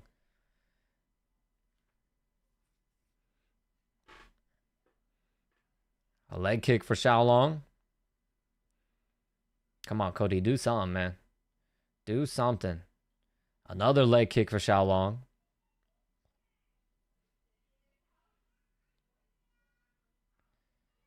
Oh, that was a head clash that dropped Xiao Long.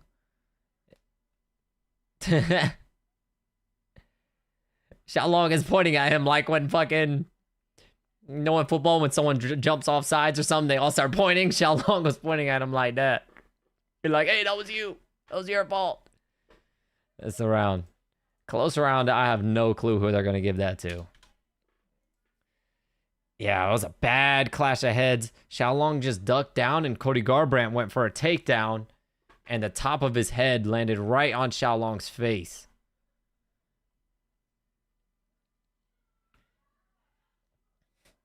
Think it's 1-1? Yeah, possibly. In the corner of Cody Garbrandt, they're telling him we need this round. Smart. Good coaching. Because at this point, the fight's too close, man. He could be up 2-0. He could be, honestly, he could be down 2-0. Who knows? They've been too close.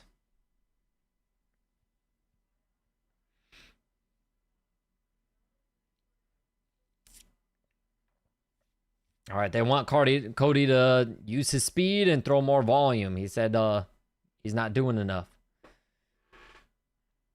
All right, we'll see. Let's see, we got 5 more minutes. Let's see if Cody, so far we haven't really seen that explosiveness and that we've seen from him in the past. Let's see if we see it this final round here. Especially if he feels like he must win. There's a leg kick for Cody. Head kick, Shao. Body kick, Shao. Cody Garbrandt coming forward. Right hand, Shao. Leg kick, Shao. Body kick, Shao. Who won the second round? I'll say Shao Long. I'll just say 1-1. I'll give Cody the first, Shao Long the second. Oh, there's a time again for what? I think what happened? Cody got hit in the nuts? Yeah.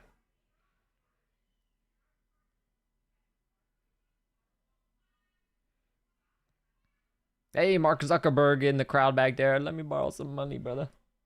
Let me hold some bread, brother, please. Give your boy a loan, and by a loan, I mean a grant.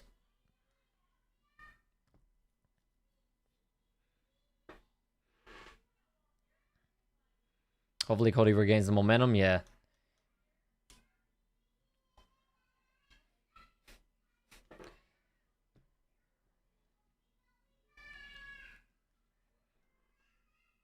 All right, here we go.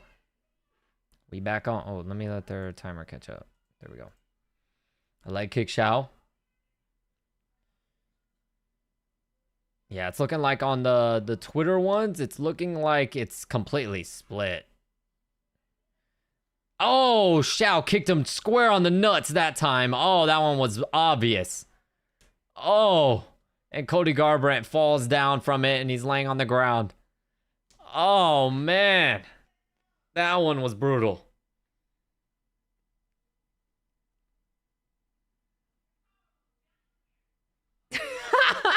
Joe Rogan's so stupid.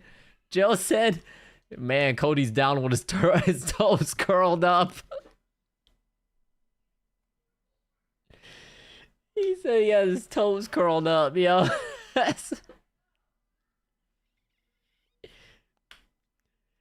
Joe is talking about some look at his toes. I say no, he's alright, look at the toes. Oh, man. Oh my god, it was like on the side of the cup too, so you know the toes got in there.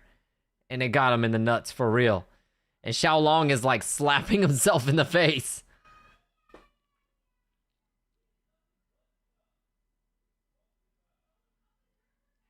Whoa, they said Cody is throwing up. This fight's gonna be over. This fight's gonna be over. They said Cody was throwing up.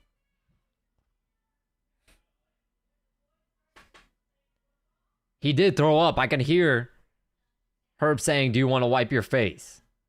So they're getting a towel so Cody can wipe his face because he was fucking throwing up. How do you not call off this fight? I don't know. I think you should call it. I think you should call it. It should be a DQ, honestly. I don't know. I think it should be a DQ. It was the second groin. If it was the first one, sure, but it was the second one. This guy, they literally have a bucket in there and he's fucking throwing up. And that wasn't no BS little nut shot. He kicked him square.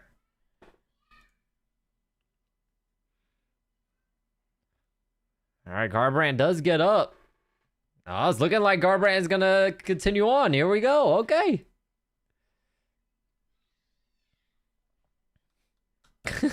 DC's talking about some... This isn't like in real life. When you get mad at somebody, you don't really get to punch them, but here you get to. Cody Garbrandt looks a little amped up, too. Cody looks like he's ready. Oh, they're both pointing down. They're both pointing down and yelling at each other. Oh, shit. Okay, Cody might get knocked out, bro. Oh, Herb Dean's taking a point. Herb Dean took a point from Xiaolong. Here we go. Cody, don't do it, bro. Don't be stupid. Oh my God, and Cody runs down, does a flying knee at him. Oh shit. Oh my God. He did a Jorge Masvidal flying knee out the gate. A knee to the body for Cody. Holy shit.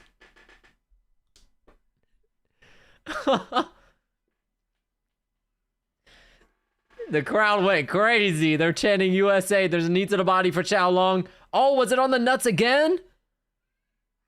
He hit him on the nuts again. Oh my God. He kneed him in the nuts again. And now Herb Dean is going to bring in a translator because at this point you've already taken a point.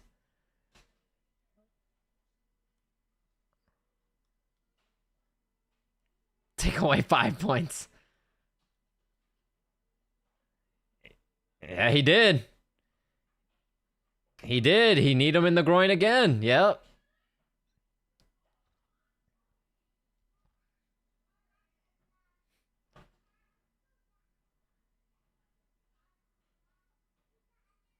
All right, so Herb Dean is basically telling him if you hit him in the groin again, he's disqualified. Oh, wow. This is... wow, Herb is taking another point. Xiaolong needs a finish. It's over. Xiaolong needs a finish. Herb is taking another point. That's 2 points. Wow. And 2 points in a 3-round fight. No matter what the fuck happened, Cody Garbrandt's going to win if they get to the scorecards. Here we go. And if he kicks him in the dick again. Oh, Xiaolong jump runs out with a flying knee now. Xiaolong needs a finish, bro. There's no way he wins this fight. There's no way. Even if he won the first 2 rounds, there's no way. Xiaolong's taunting, pointing at the ground, saying, let's go, let's throw. Xiaolong's pointing at the ground. He wants to stand and bang with him. Cody Garbrandt's not falling for it, though. Cody Garbrandt's moving, circling. A right hand for Xiaolong. This fight has just turned into pure chaos, dog. Right uppercut, left hand, right hand for Cody Garbrandt. Oh, they both point down. Cody seems like he's ready. Xiaolong is the one backing up now. Cody seems like he's ready. No, Cody said, no, okay, never mind. Now Cody is back to circling. Cody did start pointing down now. Like, he would look like he was ready to throw. This is like fucking nuts, man. I don't think I've ever seen a fight like this before. Xiaolong attempted a flying knee, and now he attempts a jumping switch kick. Xiaolong is just going crazy in there at this point. A leg kick for Xiaolong. Head kick Xiaolong. I'm not gonna lie. If I'm Xiaolong, I don't even know if I want to kick the legs or anything anymore. Side kick to the body for Xiaolong. He don't care. A right hand for Xiaolong. Another right hand. Cody is gonna blitz him, though. I think Cody's just waiting for Xiaolong to slow down, and the second he does, he's going to blitz him. Yep, now Cody's coming forward.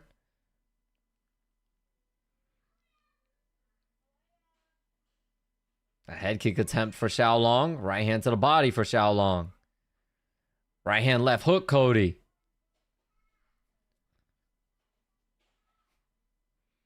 Right hand to the body, Xiaolong.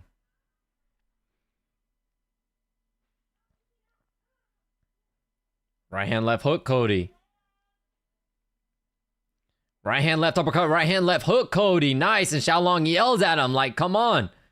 Oh, and Xiaolong tried to throw a right hand. Cody Garbrandt clinches. See, this is new Cody right here, man. He would have let his emotions get the best of him. And he probably would have thrown down and got knocked out. Like he did in the, what was it? The Munoz fight.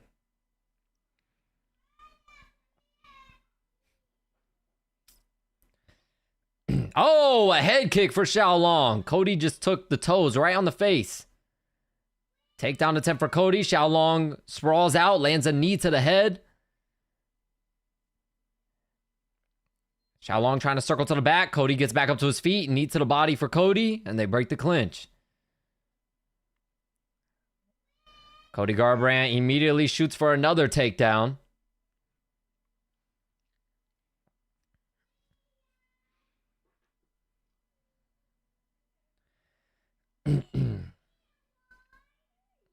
Here's the weird thing, because not at one point in this fight did Cody seem like he was trying to finish Xiaolong at all. Crowd chanting for Cody. Xiaolong now clinching Cody Garbrandt up against the fence. Oh, my timer's a little ahead. There's 5 seconds left. Xiaolong gets the takedown straight in the mount, and there's an elbow. And he punches Cody a couple more times after the bell, so Cody gets pissed off, pushes him off, and pushes his face.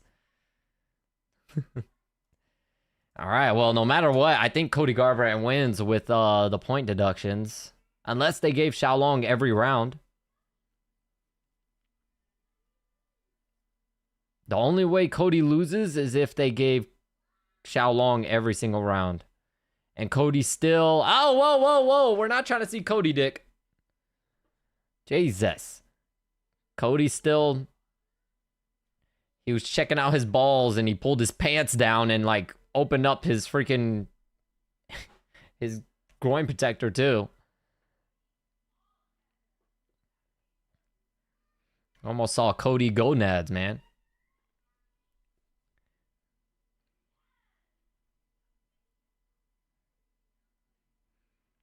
A lot of after the bell shots tonight. Yeah, true.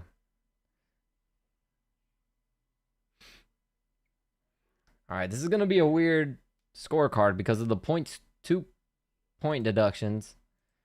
I think it doesn't matter. I think Cody should win.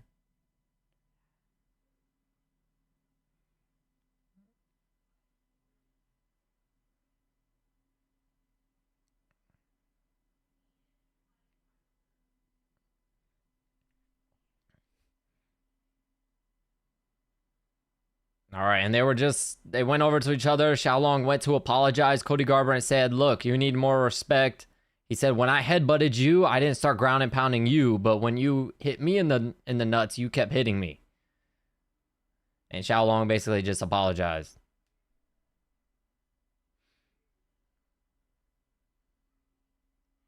And it's all been the Asian fight. Yeah, because the last one was the Mongolian, right? Yeah. Last time it was the Mongolian. Here we go. Let's see. See about this Cody curse. All three have it 28-27. Cody Garbrandt. 28-27, Cody Garbrandt. So that means if it weren't for the point deduction, Xiaolong wins 29-28. Wow. Wow. If not for the point deductions, Xiaolong would have won 29-28.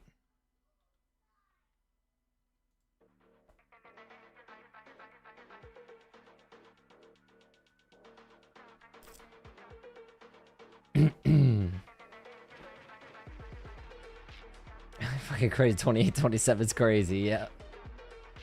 Yeah, they only gave Cody 1 round. I wonder which round. If it was probably... What? Which one did we give him? The first? They probably gave Cody the first round. What I would guess.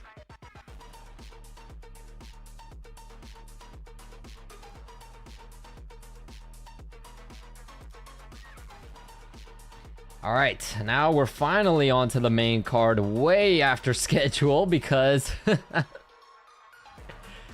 way after schedule because of all the nut shots and all the craziness.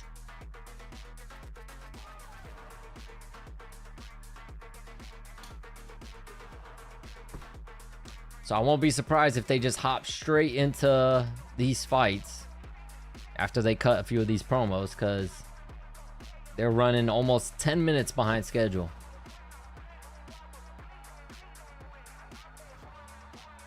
Got so lucky, had Cody in the last 4 on the leg. Yeah, you got real lucky, man. Because, like I said, without the point deductions, he loses. And you needed 2, because 1 point deduction, it would have been a draw. So the 2 points really gave him the win.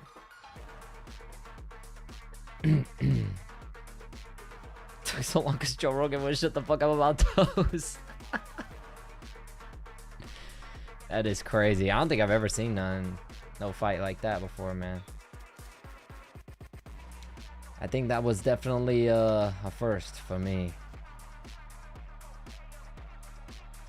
It's crazy. Sometimes when you think you've seen it all, you know what I mean? I've been watching fights my entire life. You think you've seen it all, and then something like this happens, and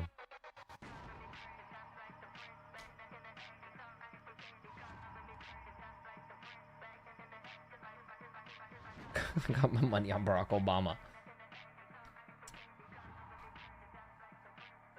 All right, yep. Next fight should be guaranteed. Somebody's getting finished. Gregory Rodriguez, Bruno Ferreira. What a weird fight. Yeah, very weird. Very, very weird. Crazy how Cody was saved via fouls. Usually ends in draw, but not a win. Yeah.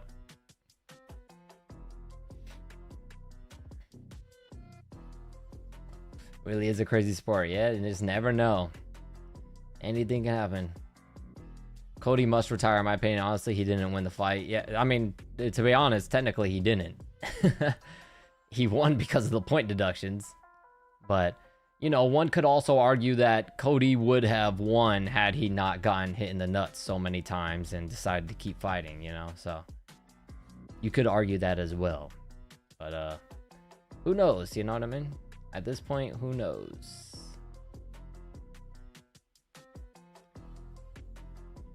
I think Cody should at least get one more win, maybe a knockout, and then call it a career. Cody looked good. Chin looked great. Yeah, Cody took some big shots, mostly head kicks. He took some pretty big head kicks. Hulk versus RoboCop, weird comic sci-fi matchup. Yeah. And it's even a rematch. Yep, the Hulk fucking demolished RoboCop the first time. Let's see if RoboCop can get that revenge. I don't remember anything from the RoboCop movies. I watched them when I was like forever ago, when I was little. I don't remember nothing. Even the Terminator movies, I watched those when I was little too. I used to think that RoboCop and Terminator were the same people.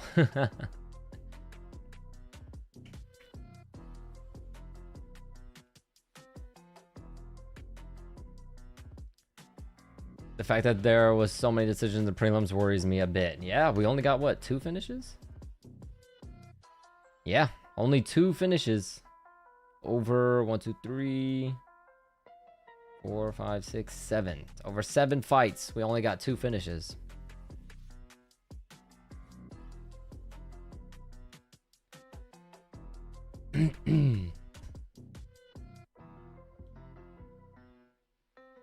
Might run out of runtime.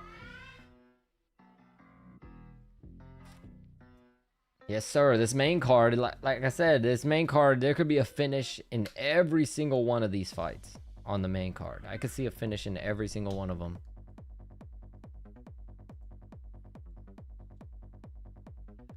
Terminator 1 and 2 are actually fire and still hold up some of my all-time favorite movies. I know, I gotta watch them. I gotta watch them again because I haven't seen them since I was little, so I don't remember anything at all.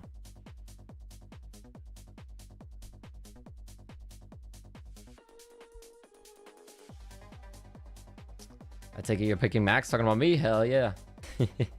Hell yeah, I got Max. I back my guy all day, every day.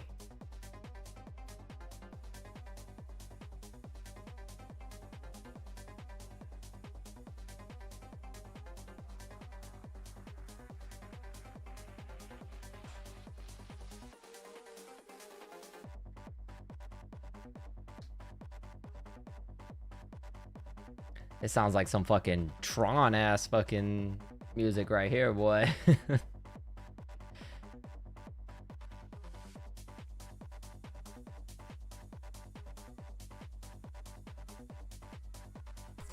You need RoboCop to win. I picked RoboCop to win. I think he's gonna get it in the rematch. Don't celebrate too much if he wins.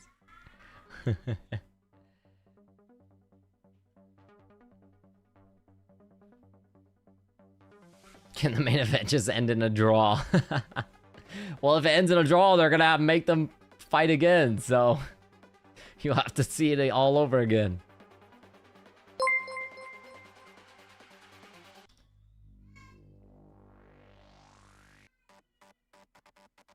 I am the Walrus Paul. Amazing name. I am the Walrus Paul. Thank you so much for subscribing. Thank you.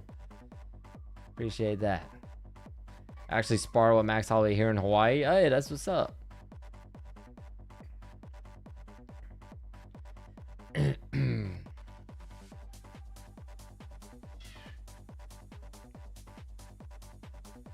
we'll need a second draw.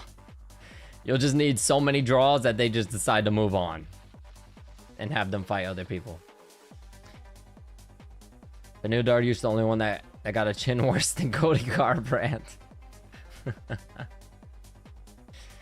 Yeah, Benil Dariush, he can't really take a punch no more. They make 2 belts, they both get it. Cody was taking some licks. Yeah, he took some good ones. Took a couple really good head kicks.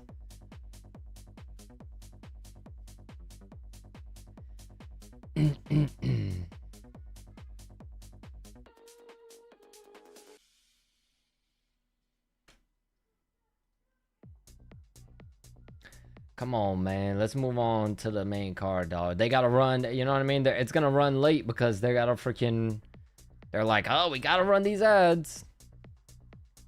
Now we're gonna be sitting here waiting. They tag team Ilya.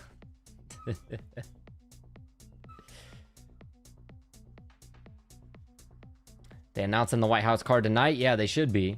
They should be. I wonder if they're gonna announce it now, because we are on the main card now, so... I wonder if they are going to announce it. The second I see them starting to announce it, I'm gonna mute and listen to what the hell they talking about, so I can let y'all know the matchups. My guess would be Alex Pereira. Heavyweight Alex Pereira is what I'm thinking.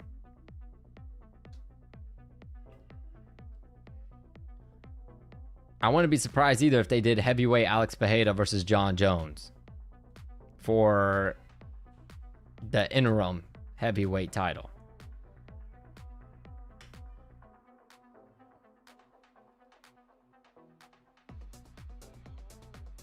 Who knows? Maybe Dana White is really mad at Tom Aspinall for signing with Eddie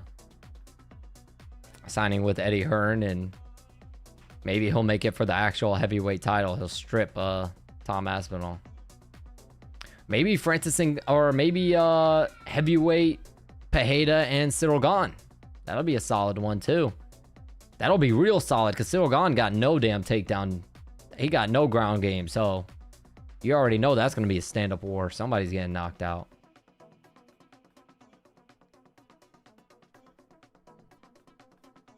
Cody no balls Garbrandt, yeah.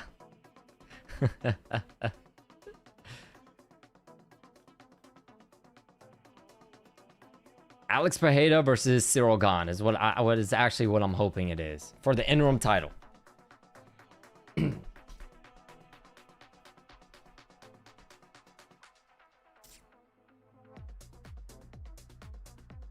White House card, not yet. They're showing the preview for the Gregory Rodriguez and Bruno Ferreira fight. I got my hand on the mouse though, just in case they start saying something about the White House card. They haven't said anything about it yet. You good, Landon? You good?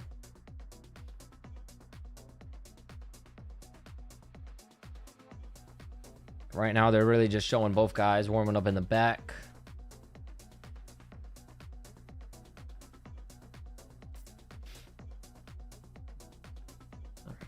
Raul Rosas Jr. back there. You already know what I got for Rosas Jr. Yep. You already know what the In a Nutshell videos be every time Rosas Jr. pops up. You already know.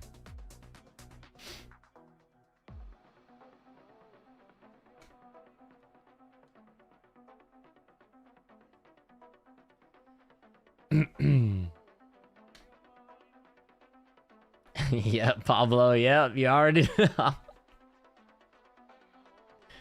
It's coming. It just doesn't get old, man. It cracks me up every time. It never gets old. I don't think it ever will get old.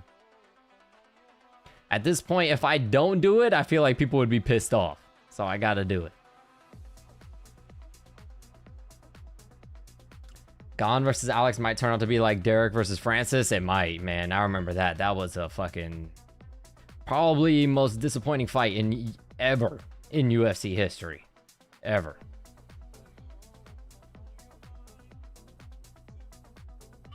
Now watching multi-views, I can fully see this White House promo. So far nothing yet. So I wonder if they're gonna run it before the main event, maybe, or maybe just somewhere randomly during the main card. I don't know.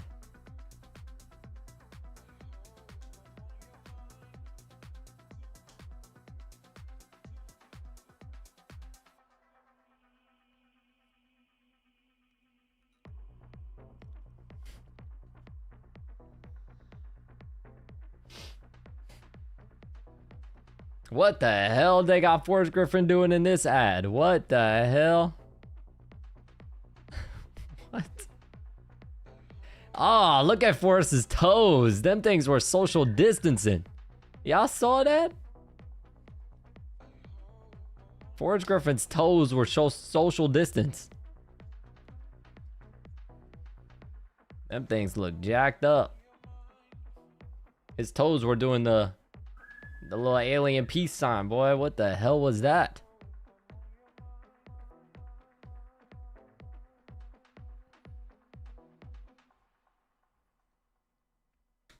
All right, well, Bruno Fajeda, no White House announcement. We're getting Bruno Fajeda making his way to the octagon right now.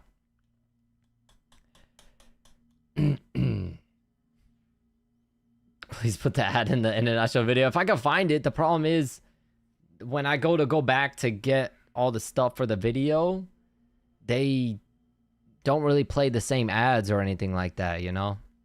If they play that ad, I'll put it in, but... or maybe I'll just search for it, try to find it, because them toes were... what the hell was that?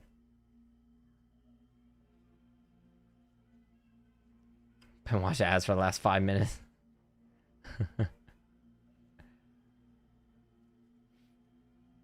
He had them fucking Teenage Mutant Ninja Turtle toes. What the hell was that?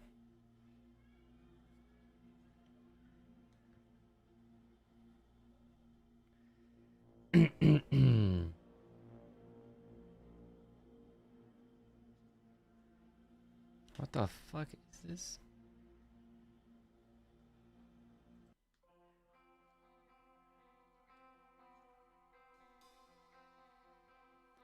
All right, we need a knockout, man. Come on. We need a knockout. We've been a little lackluster on this card. Too many decisions. Not enough crazy action.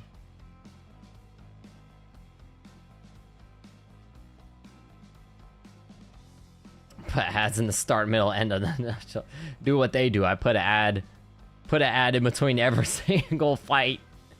Everything. Who'd you pick here? I picked Gregory Rodriguez. But who knows? Who knows? Yep, I picked RoboCop. I just think RoboCop is more well-rounded. I think if he gets into some trouble, he could probably take this guy down. Just to be honest, I won't be surprised if RoboCop does go to take him down and it be a boring fight. Because he knocked him out cold in the last fight, so... I won't be surprised if RoboCop decides not to stand with him and take him down. We need a Jack Hermanson type knockout. He murdered Jack Hermanson.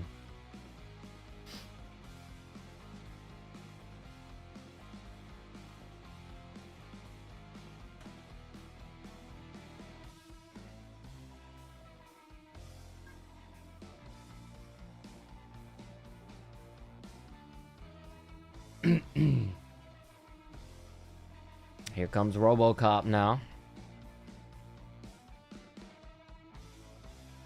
RoboCop looks amped up, ready to go.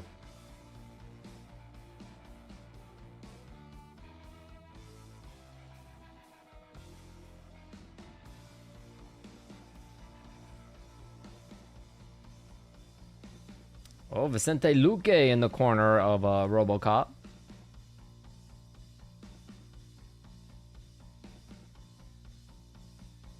Who the hell is this guy? Slim Shady over here. Ringside, octagon side.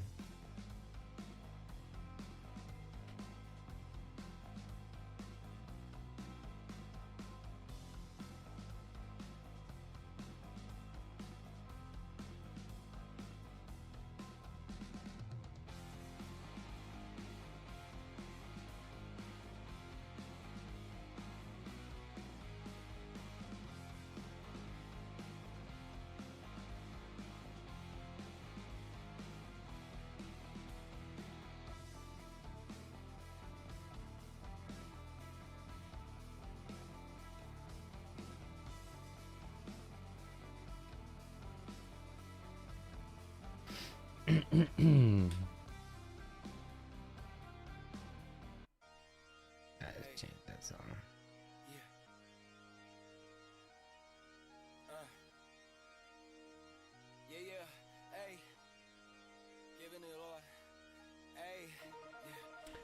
Oh my god, they did not just run an ad. Bro, they deadass ran an ad when RoboCop was up right about to get in the octagon. That is...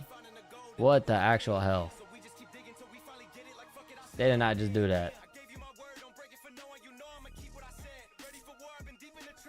When will be the White House announcement? I don't know yet. We're gonna have to wait and find out. Because I have no clue.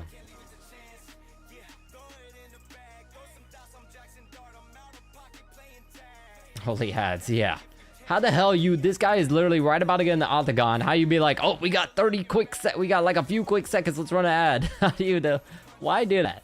Why?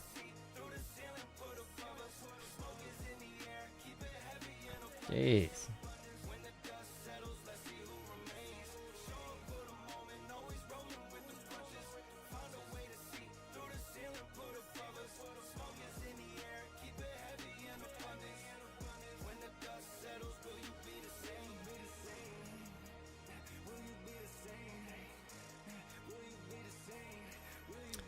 Here we go, baby. Hulk versus RoboCop. Let's see if we can finally get some crazy knockout.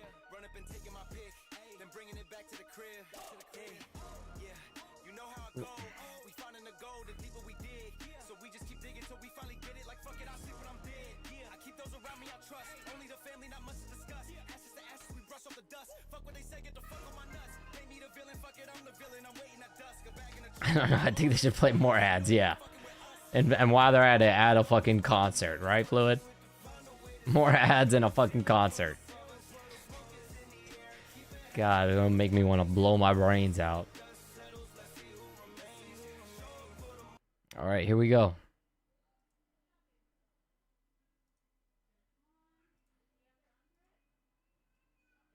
God, Fluid, remember those were brutal, man. Exactly, we think alike. Bro, those were brutal.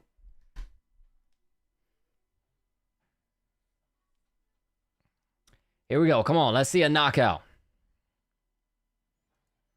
We've been deprived of this event.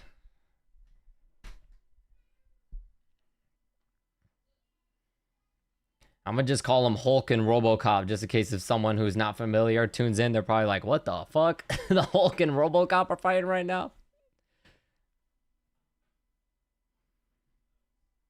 Athletic middleweights, yeah, these guys, yeah. They're big but nimble. Both guys too, very light on their feet, especially Hulk. Very, very light on his feet. Rodriguez or RoboCop with a lot of movement.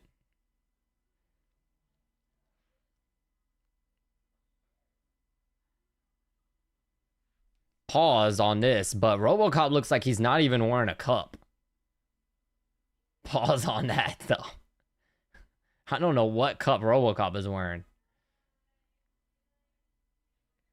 There's a body kick for RoboCop.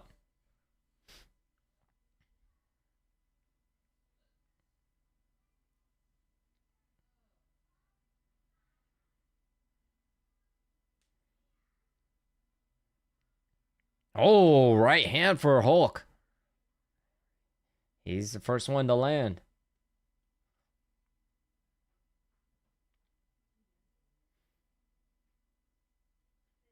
Are you inspired by Geopold? I don't know who Geopold is. Plot twist, he doesn't have one. It doesn't look like he has one.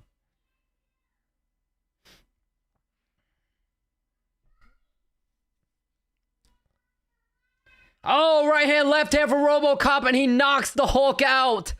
Out of nowhere. He knocks him out. Oh my God. And he can't even stand up. He's trying to stand up and he can't stand. That was out of nowhere. This guy is dangerous.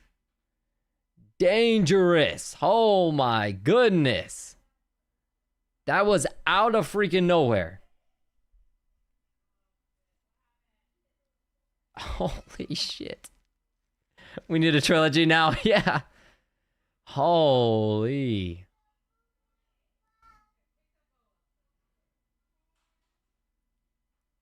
Oh my God. It was the right hand. Literally the first and only, I think it was the first strike RoboCop threw. Landed it directly on the chin and put the Hulk to sleep.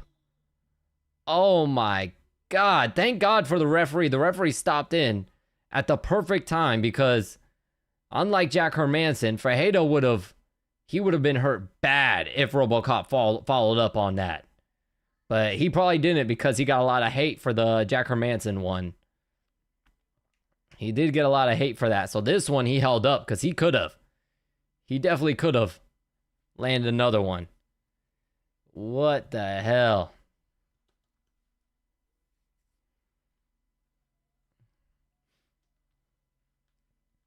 Get him awake again and start the round. Obama continues his title run. Follow up? You want him to follow up? Man, that was crazy. Well, RoboCop does it again, man. I'll say I did pick RoboCop to win, but I did not expect it to be like that. Wow. Imagine that. That's gonna look crazy on CompuBox. If you look at the CompuBox, it's probably fucking one strike landed. One strike, one of one significant strike and a knockout. That probably looks nuts. Celebrating his win with an ad, yeah. But yeah, that probably looks crazy. He's one of one significant strike and a knockout. That is nuts.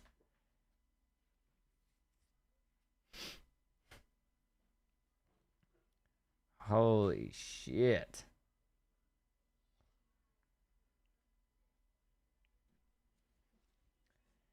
Let's see if he calls someone out or something. Because now you got to give him someone in the top 10. You just got to.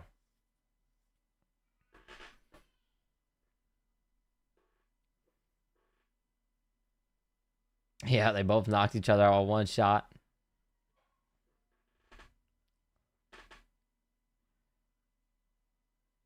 Jared's win on RoboCop aging nicely. Yeah, that one was sick too. He put the beating on RoboCop too. 7-1. That's about to be his guy. Really cooked my parlay. Yeah, that sucks.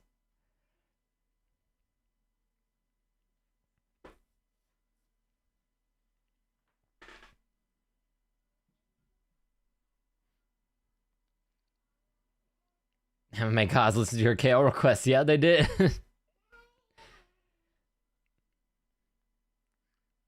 RoboCop he's happy. He's praising Jesus, praising the Lord.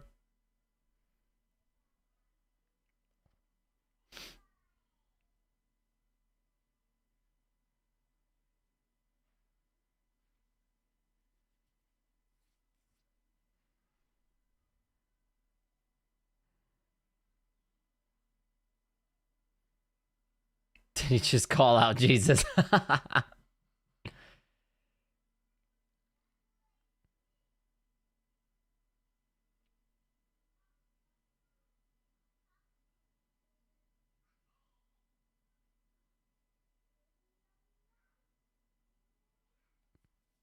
I still remember the fight with him and Chitty Chitty Bang Bang. That was a nuts one too.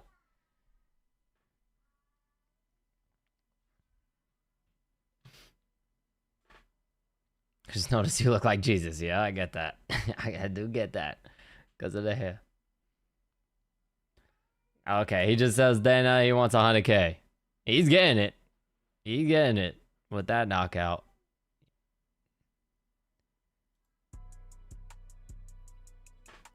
With that knockout, give it to him. Sheesh. All right, well, my main card, 1-for-1 on finishes. Drew Dober, Michael Johnson up next.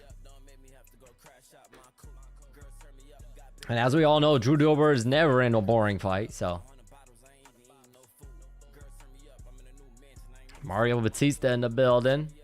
The Korean Zombie in the building. He's wearing a blessed Max Holloway headband. Uriah Faber in the building. Chuck Liddell.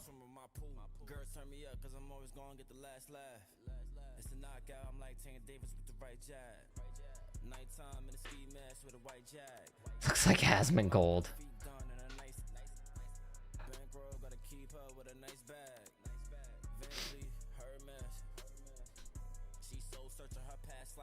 I don't know, I need to trim the beard, man. Once it gets a little longer, I always get the Jesus comments. When it gets a little bit longer, I gotta trim it.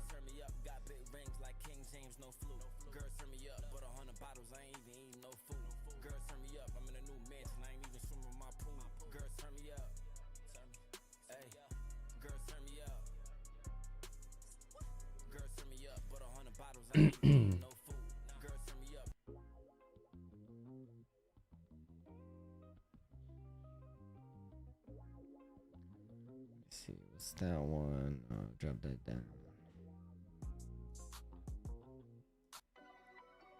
There we go.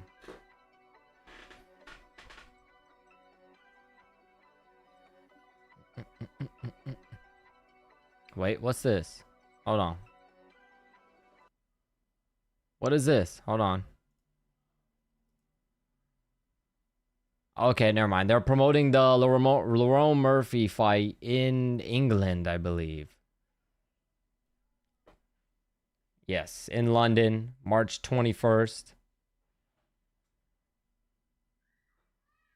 Okay, so they just promoted, they just showed Lerone Murphy. But they only showed Lerone Murphy, so I'm not sure who he's fighting, but he's fighting on March 21st.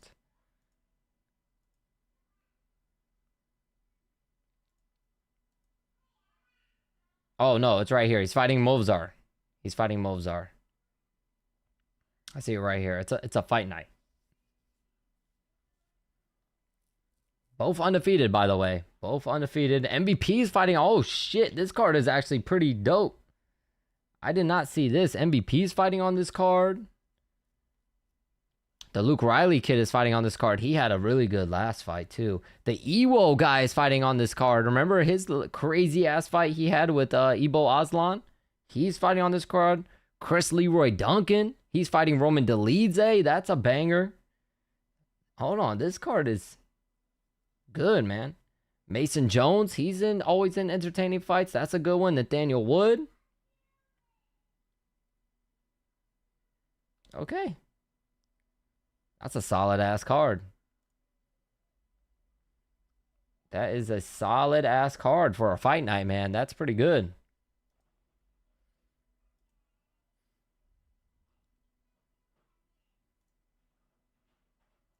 All right, I'm going to put the music back on. That's a good little fight night there.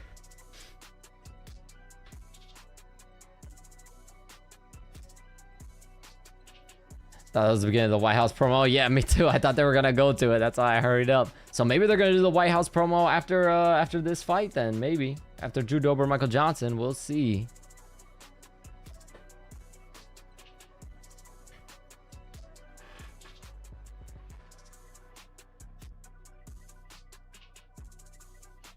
Yes, the fight did. I did see that fight did fall through. I'm a big Nathaniel Wood enjoyer. Kid's a dog. One of my favorite British fighters. Yeah, he's in entertaining fights. He's in Always in entertaining fights. That's a good one, man. Especially for a fight night, that is a good one. Because a lot of those fights on there, a few of them at least, could definitely be pay-per-view worthy. Like MVP. MVP's a pay-per-view star. He deserves to be on pay-per-view every fight. The Evloev Laurel Murphy fight, that could be a pay-per-view fight. We got some and by the way, the Ewo guy is fighting Austin Lane, who is another knockout artist who also gets knocked out himself. So that fight has knockout written all over it, and I would say I think Ewo probably knocks Austin Lane the fuck out. Would be my guess.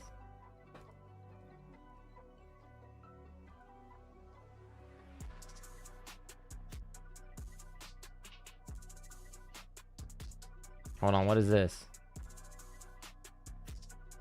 Are they just putting the, it looks like they might just be putting the first fight between Joanna Jędrzejczyk and Weili Zhang into the MMA Hall of Fame, maybe? Deservedly. Literally turned Joanna Jędrzejczyk into a fucking alien.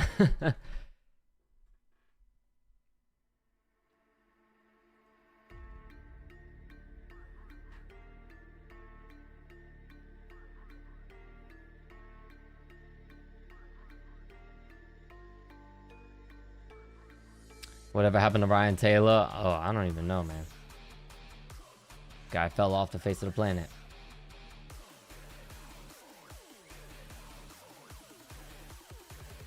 Here we go again.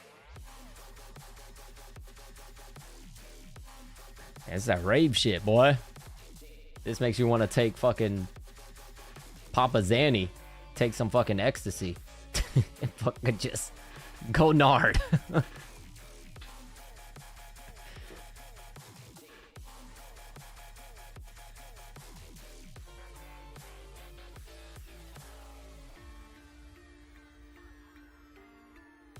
Feel like most of the 22, 23 class of yeah, they just disappeared, man. They just completely stopped fighting. I'm not too familiar with any of those people either before they started, you know, so I don't even know what they did or what they were like content wise or anything like that.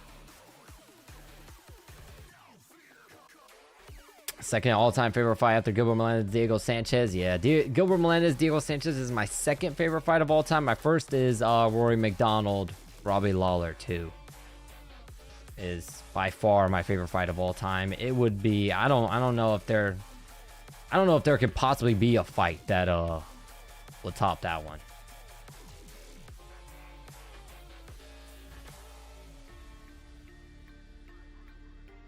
What? Let's see OnlyFans.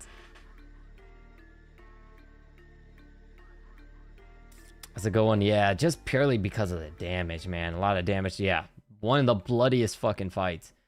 Just the damage, the freaking, oh my god, Robbie Lawler's lip. Jesus. After that fight, Robbie Lawler's lip is probably one of the most insane things you could see. Yep, and it was also because of the fact that Robbie was losing that fight. If that fight goes to the last bell, Robbie Lawler loses that fight on the scorecards for sure. So it was just sick fight, man. Sick fight. Yes, and the pose, yeah, his iconic speech too. Unfortunately for you know.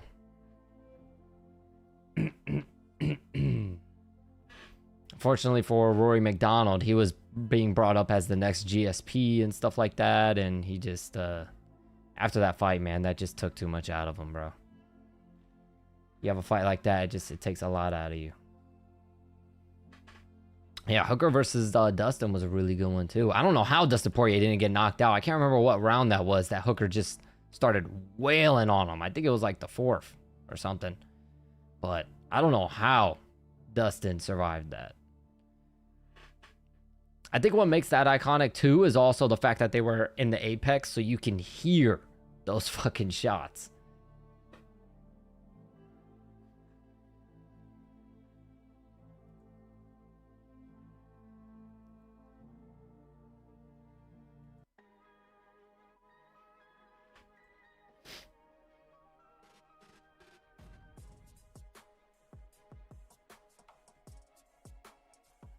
Oh, there's Lord Silva, John Silva there holding a baby behind Joanna. Remember when Joanna was in that, didn't she was in that whole drama thing with Jamal Hill?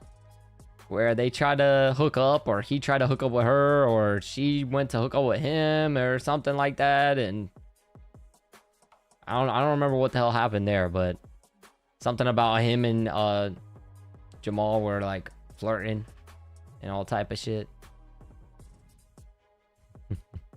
Joanna Young J-Check's a low-key a little freak. She's a little freaky deaky, ain't she?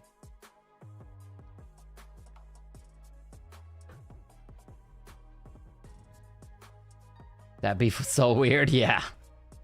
I don't know what the hell happened. I was lost. I was so lost. And Jan was white knighting Joanna. Yeah, that whole thing, I don't even know what the hell was going on. Something about Joanna was flirting, but she said she wasn't, and he released like text messages, I guess, of her like trying to go to his hotel or something, so for them to hook up. I don't even know, bro. I don't even know.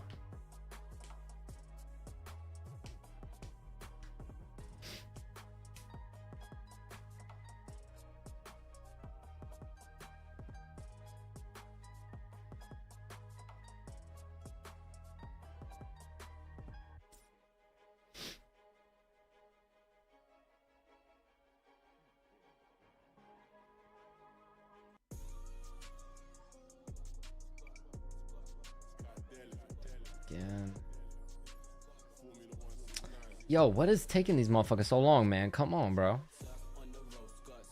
We're literally 45 minutes in. The event the main card should have started at 9 o'clock. We're 45 minutes in with a first round knockout. And still, it's been 45 minutes. How? How? With a first round knockout. What are we doing, bro?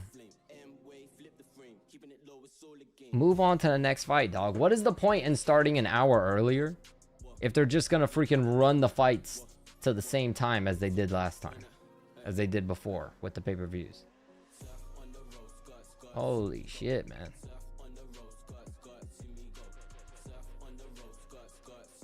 It might be this UK drill. It is UK drill, yeah. That's funny. Alright, let me change that. Gotta get those ads, yeah. Fucking, how long was that fight? Because it wasn't long. We got like a minute and a half of fight and freaking an hour of ads. Because holy shit, man, come on. What are we doing? Like, I appreciate not having to pay for the pay-per-view, but Jesus. I didn't think I'd be watching an hour's worth of ads. Holy shit.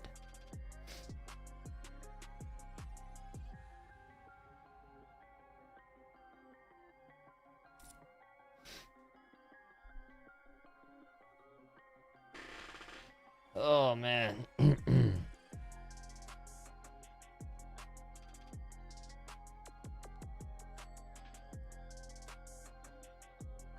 The next fight has racial implications. If Drew Dober knocks him out, people are gonna go nuts, man. People are gonna go nuts.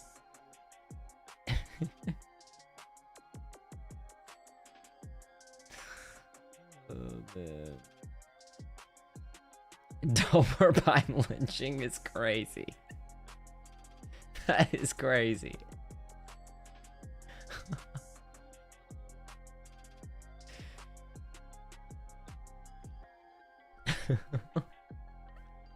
That's so fucked.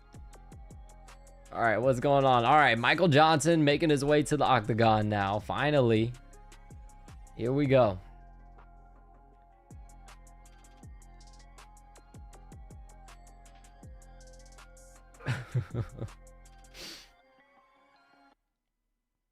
Fuck that. We got not Drew Dober by lynching. We got Michael Johnson via Underground Railroad. That's what we got.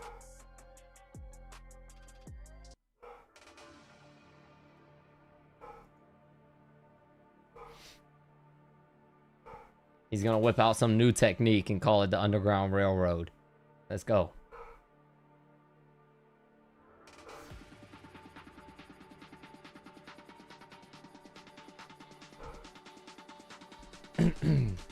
W dog, here I talk. Pretty sure, yep, that's Simba. How the hell can y'all hear, bro? I need to like do my mic settings to where y'all can't, cause how the fuck you hear that? That's definitely Simba.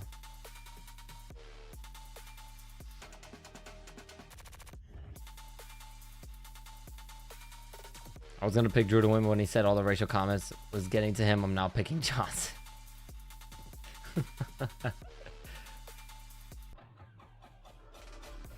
You're gonna pull a dog, okay. Okay, Landon. We all forgot about that and you just brought it back.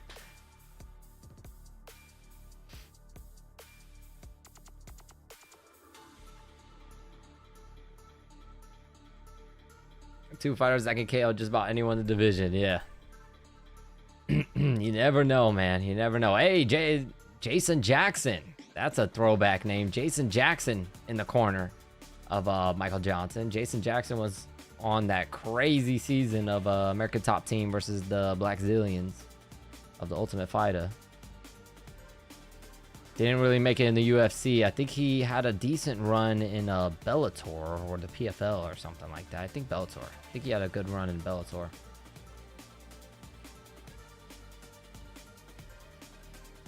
You picking Johnson?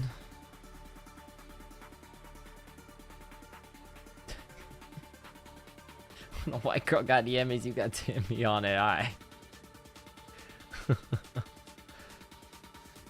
And here's freaking... Here comes the Crimson Chin, because Jesus! The best jawline in MMA history right here. Holy cow. This guy could... This guy could chew lightning and crap thunder, boy. Holy. He could eat through sheet metal. Fucking eats through sheet metal, flosses with barbed wire. This fucking guy.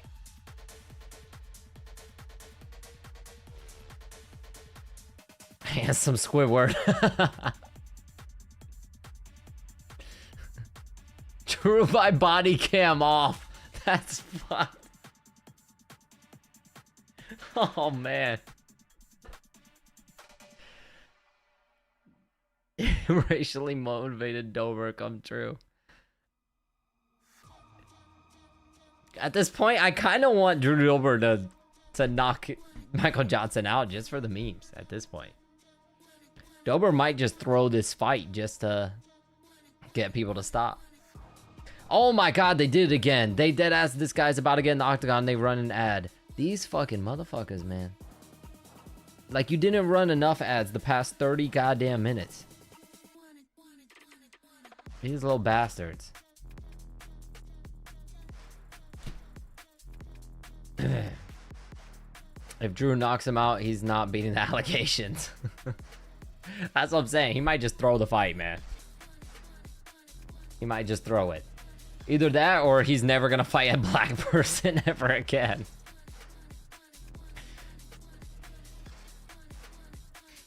He's never gonna fight a brother ever again.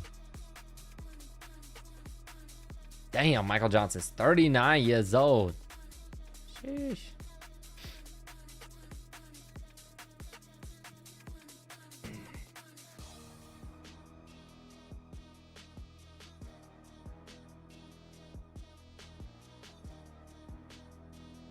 All right, let's see. I think they're probably gonna announce the White House card after this, is what I would think. But I don't know. I could also see them announcing it just before the main event. Okay, Drake, don't. Don't. That's fucked. It'll be different though, because at least Michael Johnson isn't on fentanyl. Okay. Okay, we need to chill. We need to chill. We taking it too far, alright? Trying to get me canceled, dog. Jesus. Trying to get me canceled. Gonna have my family members, bro, be like, "You're a traitor. You're a traitor." Jesus.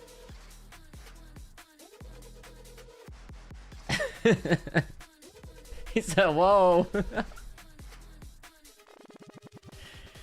Oh man. All right, let's change the subject. The fight started. Let's go. Golly. He said you're bad.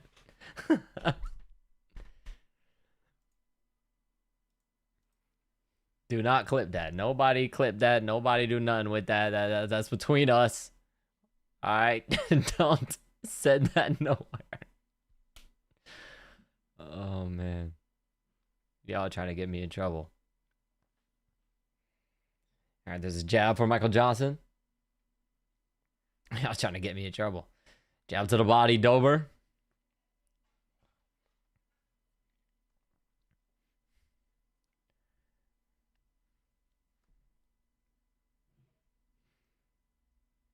There's a jab from Kunta Kinte. All right. We need to chill. Moving on. Leg kick, Michael Johnson. Leg kick, Michael Johnson. No one heard that. It did not happen.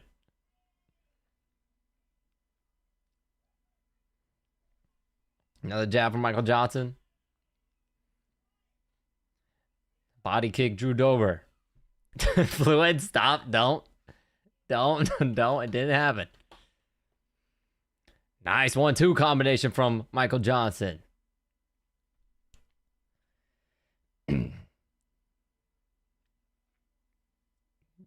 We trying to get canceled this stream, dog.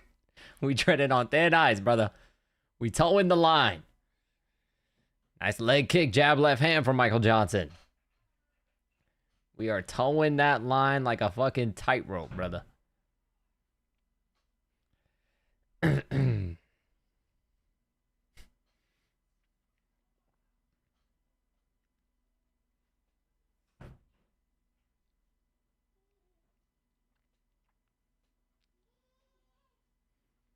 A leg kick, jab for Johnson. Oh, nice left hand from Dober. A body kick for Dober, a jab for Johnson. Leg kick, Dober. I got a little baby trying to come in my room.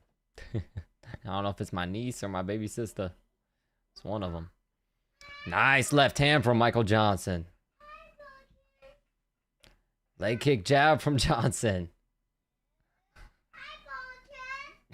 Hi, Brookie. There's a left hand from Johnson, a left hand from Dober. A leg kick, Dober.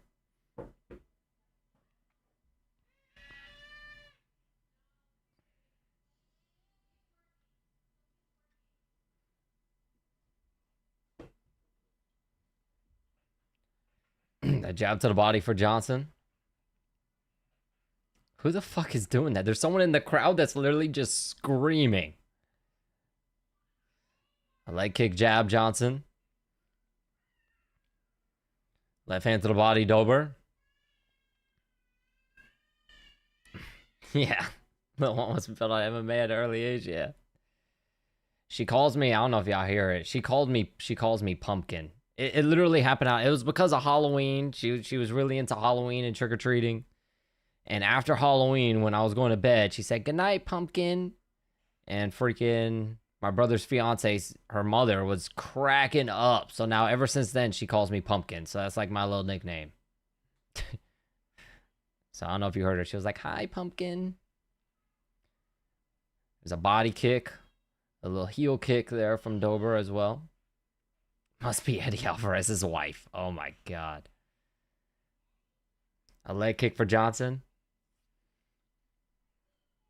Straight left hand, Johnson. Yep. That's what she calls me. She calls me Pumpkin. Okay, Landon. No. You always gotta take it too far, don't you? Left hand to the body, Dober. Leg kick, straight left hand, Michael Johnson.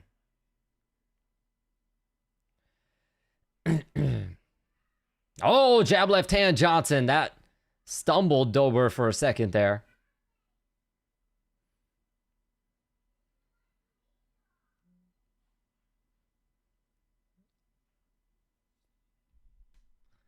Oh, yep.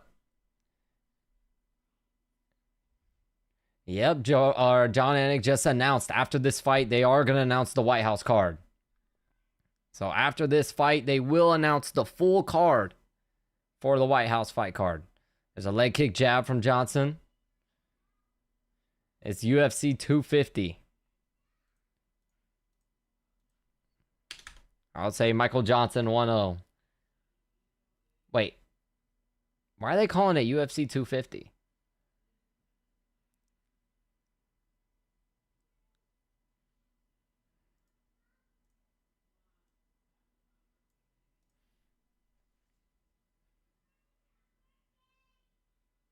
That means more waiting, yeah. Yeah. Oh, Freedom 250. Okay, yeah. Thank you, Drake. Thank you.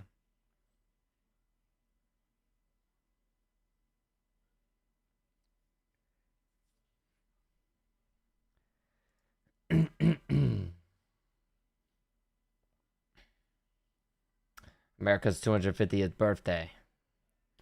Okay. I see it. I see the vision.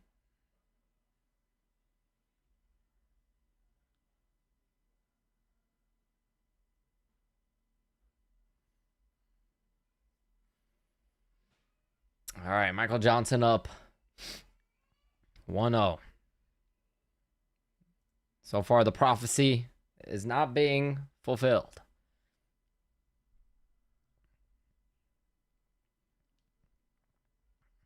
The left hand to the body for Dober. Jab for Johnson. Jab left hand, Dober.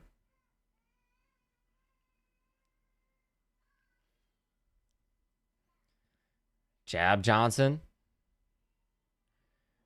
Another jab from Johnson. Another jab. Straight left hand, Dober. Nice. A leg kick, Dober.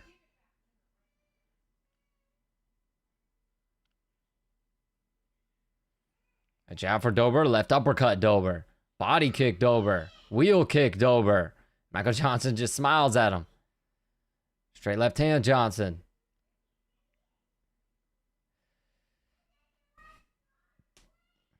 Jab left hand, Dober.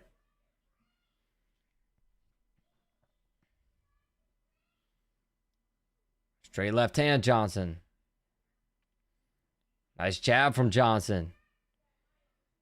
I can hear Jason Jackson in the corner telling Michael Johnson to pop that jab, pop it right in his eye. There's another jab from Michael Johnson.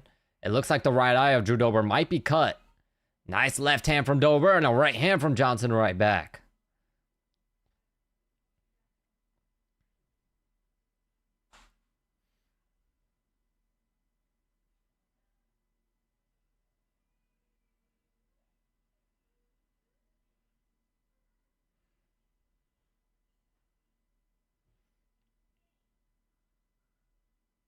Oh, right hook, left hand from Dober. Johnson's out cold. Oh my God. The memes are going to be legendary. Oh my God. He knocked Johnson out cold. Oh my God. Drew Dober's racist confirmed. Holy. Oh my God.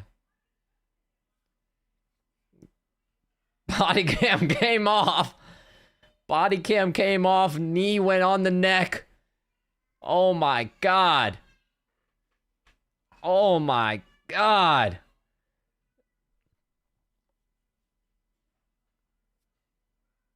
Jesus. Knee went on the neck. Fentanyl was detected. Holy shit.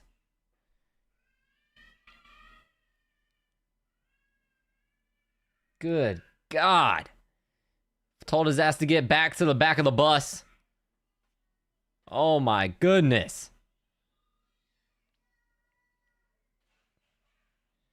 Jesus Christ.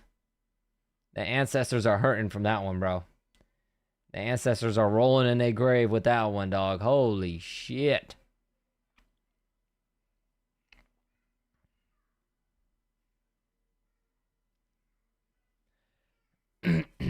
Like Rosa Parks, yep. Send his ass to the back of the bus, son. What the fuck? Such an obvious outcome. Should have been money on it. Bro said, I had a dream, and yeah, Drew Dober sent him to that fucking dream, dog. Holy shit. Holy shit.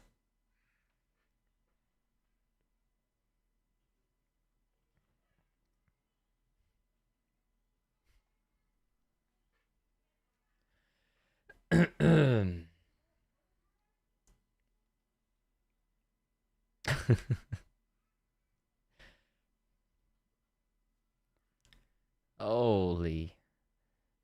Bro, he really did, like, dent his fucking, the side of Michael Johnson's head. Was that like that at the beginning of the fight? He's got, like, a dent in his head.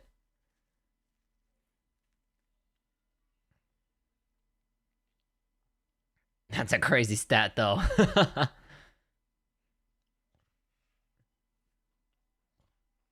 Y'all see that? Did Michael Johnson have that freaking dent in the side of his head before the fight? What the hell?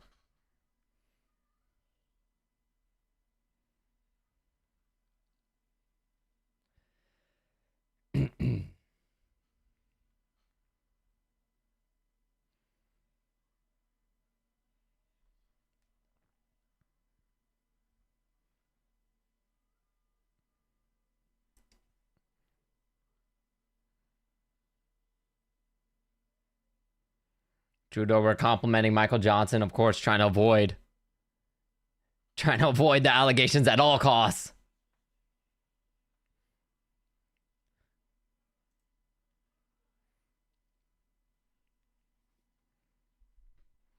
He's trying not to get fired. He's trying to earn that administrative leave.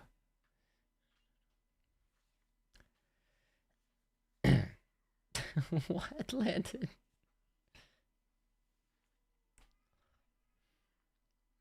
All right, yeah, I'm gonna keep it muted for now because let's run this oh, by the way, 2 for 2 on finishes on the main card. Hell yeah. Now let's run this White House card. Let's see. Drew talks very white. I love it. White America right there. That's white America right there. All right, let's run this White House card. Speaking of white, there's Kid Rock. Mackenzie Dern is in the building as well. John Lord Silva in the building, and they're holding up a Charles Oliveira sign.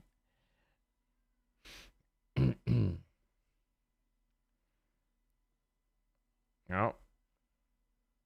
Okay, they're showing Survivor contestants. Oh, the Survivor host guy is going for Max Holloway. That's what I'm talking about.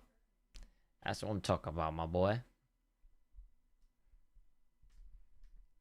Come on. Let's run the White House card. Let's go. At this point, we can't get any wider. We got the white man. We got the Drew Dober knockout. And now we got the White House card. It was all just, it was written in the script. We should have known it all along.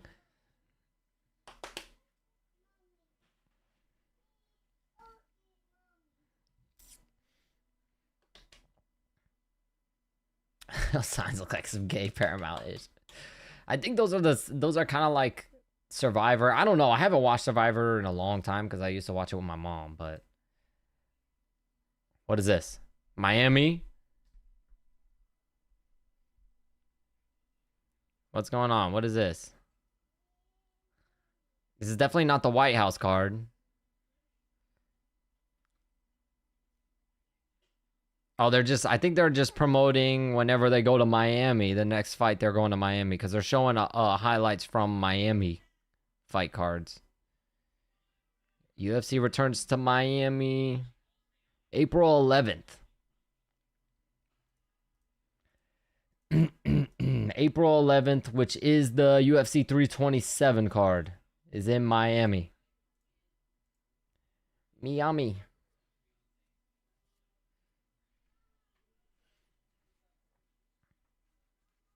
First, we're going to give you 50 ads. Yeah.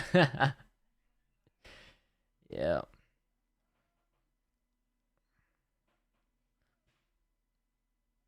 God, they're going to run like 10 ads, then do the White House card, then run like 10 more ads. Oh, no, here we go.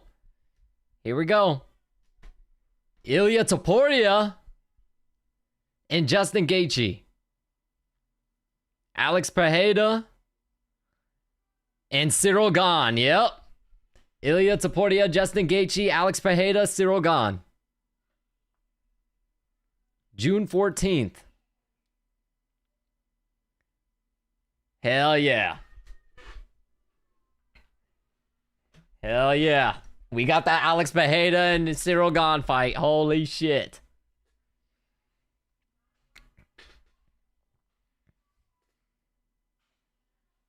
Ilya Taporia versus Justin Gaethje, Alex Pereira versus Cyril Gane, man. Holy.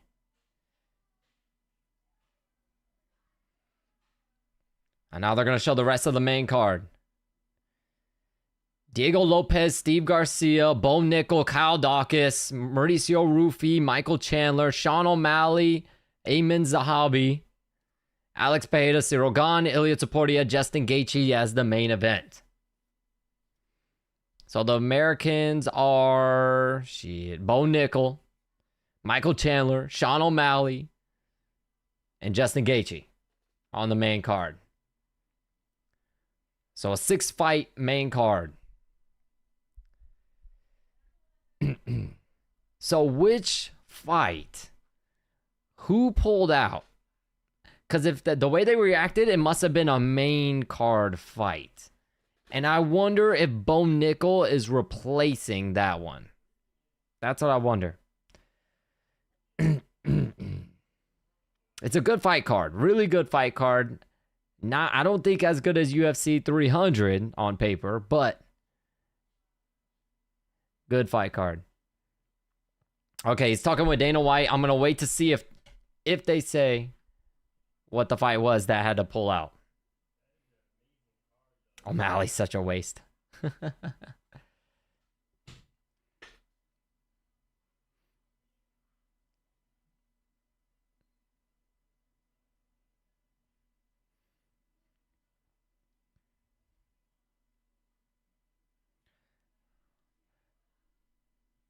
All right, Joe Rogan's with Dana White. Let's see if he announces what fight dropped.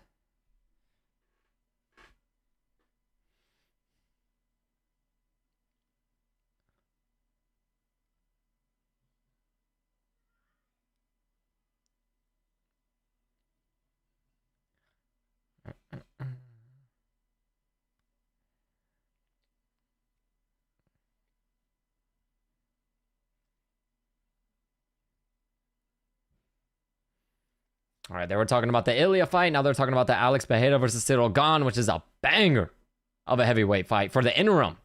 Yep, for the interim UFC heavyweight championship. So Alex Pereira has a chance to become a 3-division champion, the first ever in UFC history. Alex Pereira has a chance to make history.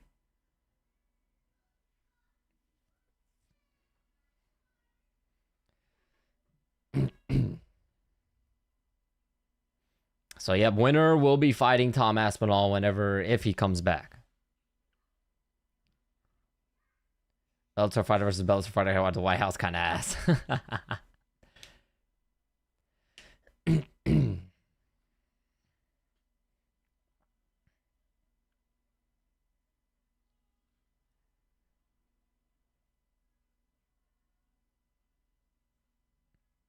Hold on.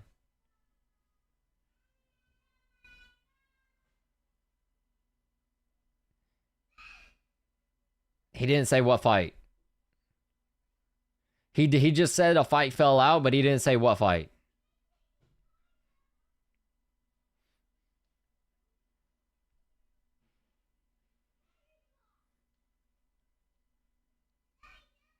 Come on, Joe. Ask the good questions. Ask what that fucking fight is, man.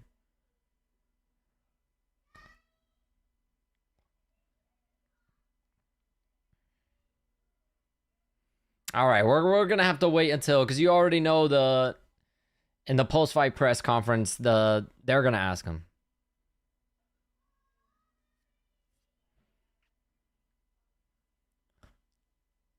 All right, now we got Rob Font versus Raul Rosas Jr.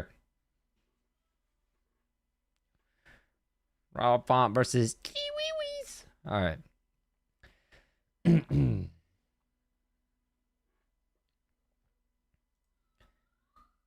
So no, we won't get to hear. I already know the press is gonna ask Dana White on what the fight was that fell out, and then maybe he'll say it then. But if it's a really, really big fight, he still might not say it. He might just say like, "Oh, the matchup will be done. Will be," you know what I mean? He might save it, but he'll probably say it. So we'll have to wait until the post-fight press conference for that.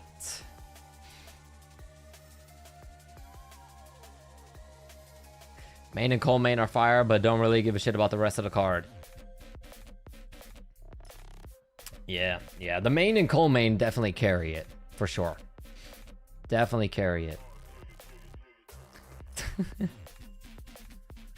I have to go in real quick. I saw Jettis.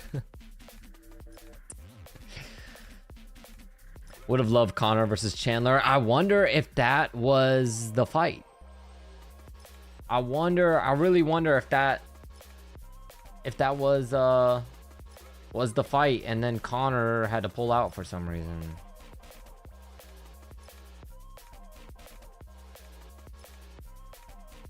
Because that would have been a big one. Because who was Chandler? I don't even remember. Who did I say Chandler was fighting?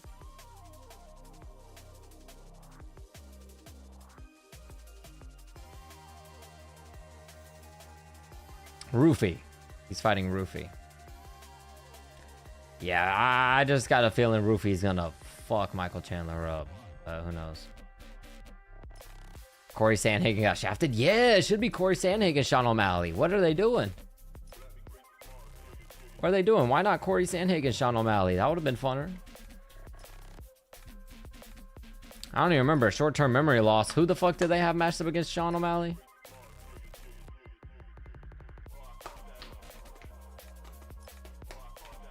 Man, that sucks. Yeah, Sandhagen O'Malley would have been a good one.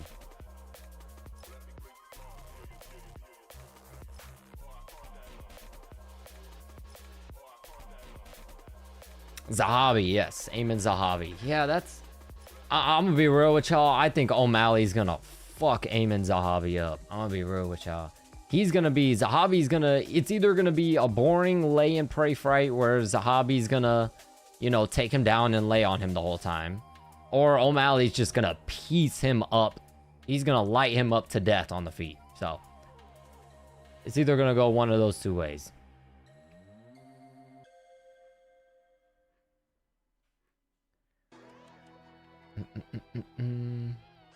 No Strickland? No, actually, no Strickland. Maybe it was a Strickland fight that didn't work out, maybe?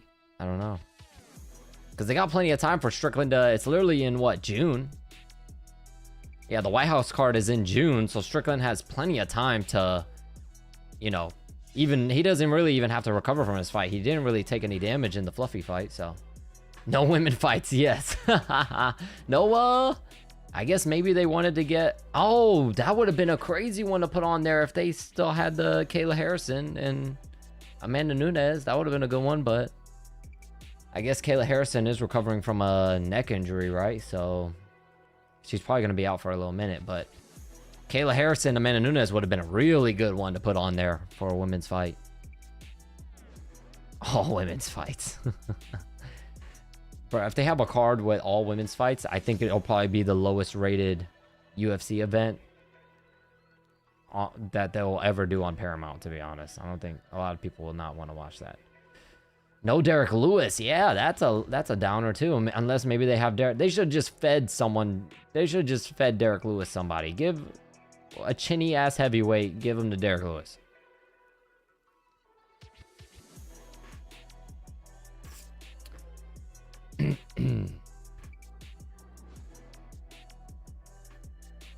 Wanna know something embarrassing? Well, Ed. He said Derek Lewis can barely stand for 30 rounds.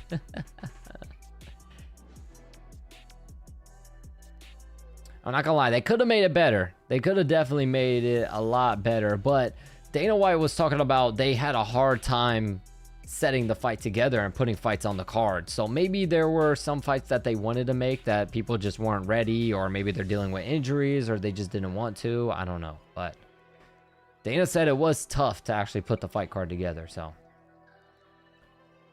Peter Yan pulled out versus O'Malley, or someone did replace Bo Nickal's opponent. That's what I'm wondering. The odd one out on that main card is the Bo Nickal fight, because it's two people that are unranked.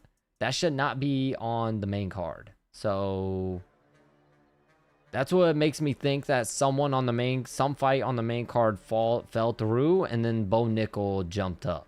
His fight jumped up. That's what makes me think about that, but I don't know. I was crying on Hoods almost. Hi. Or even John Jones, maybe. Still don't know how Bo snuck in there. He always does. I feel like Bo Nickal has fought on the pay-per-view like every single one of his fights. Pretty much. I don't think he's fought on a fucking prelim. Yep, Chiwiwis is here. Chiwiwi getting in the octagon right now. And then we wait. Rob Font, the veteran. So now it's classic veteran versus young gun. And the classic boxing type of matchup, we got Puerto Rico versus Mexico. So that's like a classic boxing type of matchup. But they might add more fights. Yeah. Well, that was only the main card, so definitely got all the prelims still that we don't know about.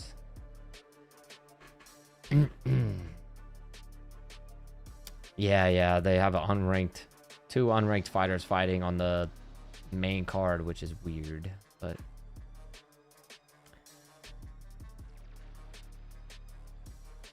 who we got? I'm gonna say Rob Font because I'm Puerto Rican, and I think Chiwiwis is a little too one-dimensional.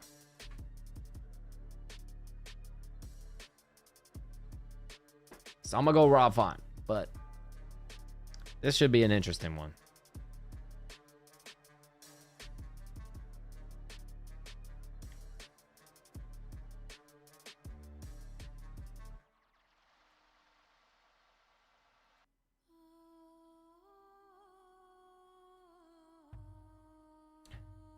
No.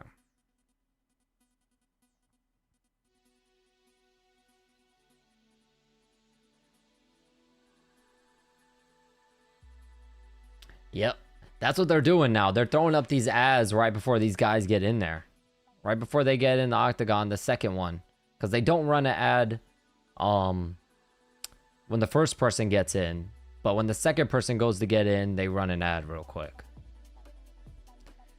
What they need to do, I was telling this to Desi. What they need to do is run an ad without volume and then just split screen it.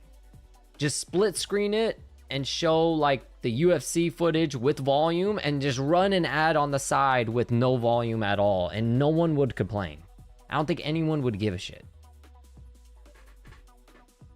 And that way people can, you know what I mean, still see what the fuck is going on, still see the walkout and all that stuff, and then they can also run their ad at the same time. But don't run the ad volume, run the event volume. That's what they need to do. And I don't think anyone would give a fuck. They could do that for every time in between rounds too, when they go to the corner. They can do that in between rounds every time, all that. And I don't think anyone would give a shit.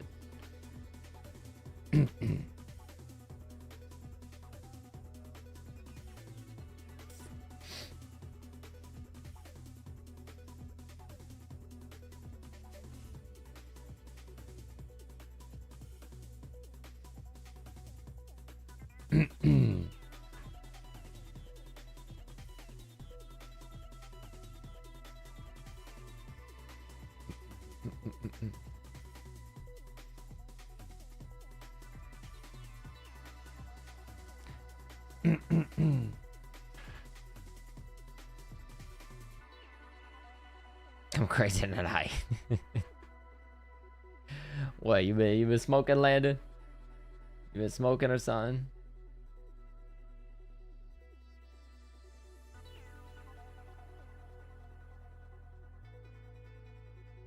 Oh shit, here we go. I'm tripping. I got lost in the sauce. Here we go, Chiwiwi's time.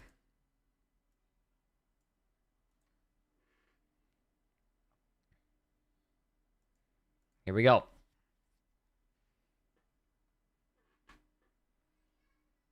Related to the Paul brothers. Fuck no. Not them scammers. Hell no. Not them scamming little scumbags. Logan the scammer and Jake the fake wannabe Puerto Rican. You know, fuck out my face with that bullshit.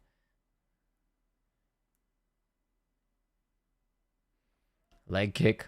Rosas.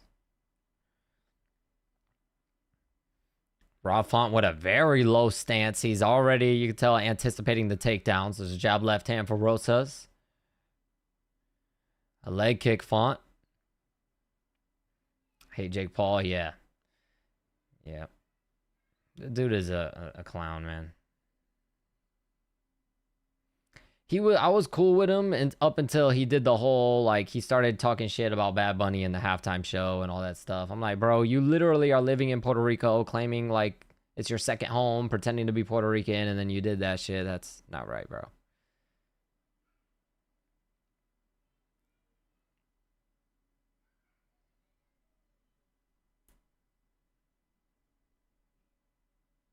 Oh, nice jab from Font. Stuck Rosas. The Mike Tyson shit is what got you. A leg kick for Rosas. But I will say I'll fuck with Jake more than Logan did. Logan is just scumbag. A teep kick for Font. Nah, Landon, I don't care. You're good, brother. I don't care at all. There's a body kick for Rosas.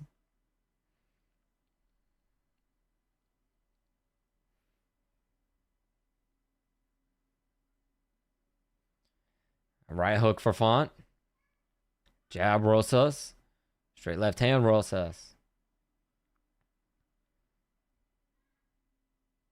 Yeah, I don't know why anyone believes anything Logan says. Nice right uppercut, right hook from Font. Logan just be scamming people, man.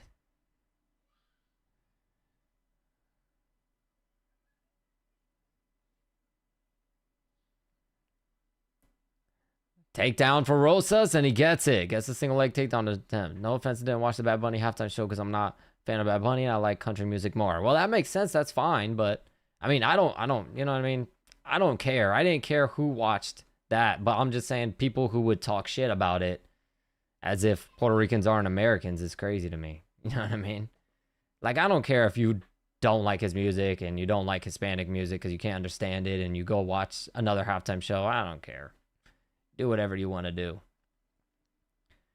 But typically, at least the people who do talk shit, they'll be consistent with it. Jake is living in Puerto Rico, pretending to be Puerto Rican, and then talking shit about Bad Bunny being the halftime show. It's like, all right, then you're just faking it. You know what I mean? At least if the people were hating on the halftime show and they watched the other one, they're being real. Jake is just pretending to be Puerto Rican. But yeah. Anyways, right now, Rosas Jr. riding on the back of Rob Font. Rob Font gets up to his feet. Yeah.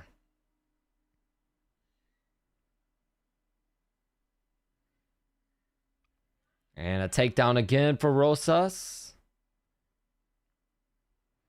Nice little left hand there from Rob Font.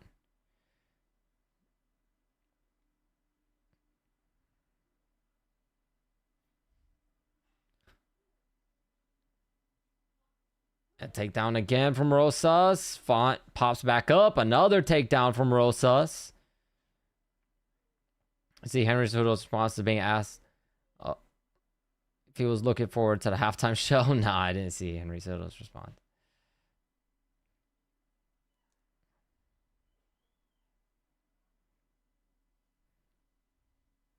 The crowd chanting Chiwiwis. See, I kind of thought in this fight that Font would have a tougher time early defending the takedowns while Rosas is fresh. I think the later the rounds go, the more desperate Rosas will be. That's more when Font can capitalize on the striking, and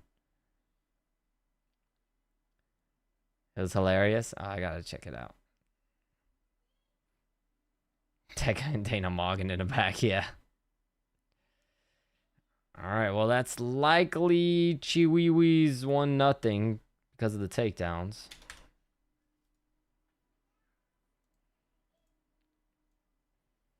In the corner of Rob Font, they're telling him now it's time to break him.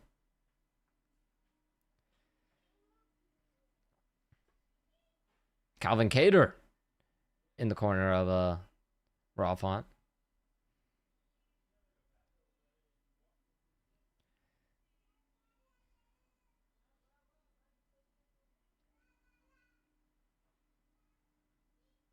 In the corner of Rob Font, they're telling him that we want you to break him, and to break him, you need to sprawl whenever he shoots for a takedown. Just keep sprawling, and if you can't get the takedown, you'll break him.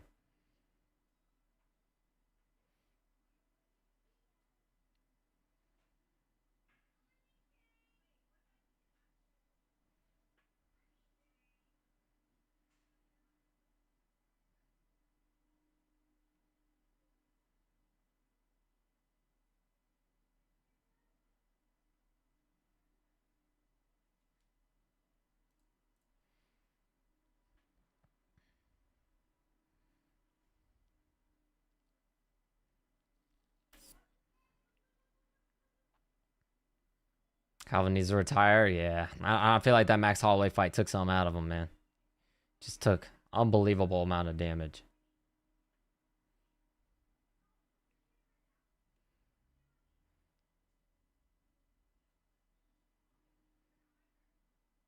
Nice straight left hand for Rosas. I did see too, people are getting on Max and talking shit, talking about because he had single leg takedown attempt from Rosas, and he gets it again. Font let him in too deep, unable to sprawl out. Oh, it's Font's able to sprawl out there now and gets circles around to his back. Good job from Rob Font, but he needed to do that to get back up. The problem is Rosas forced to scramble and now ends up on top, but Rob Font might have Rosas in a triangle. Nope, Rosas puts his arm in and gets out of it. Good job from Rosas. But yeah, I saw people talking shit about Max having like the record for the most significant strikes, and they were saying like, oh, that shows that he has no power. It's just like, well, maybe he's just fighting motherfuckers that are tough, like Calvin Kattar, that can't be knocked out, and Brian Ortega, who has knocked them out. You know what I mean? He's just fighting tough motherfuckers. Yeah, he should have just got up. That was a mistake from Rob Font.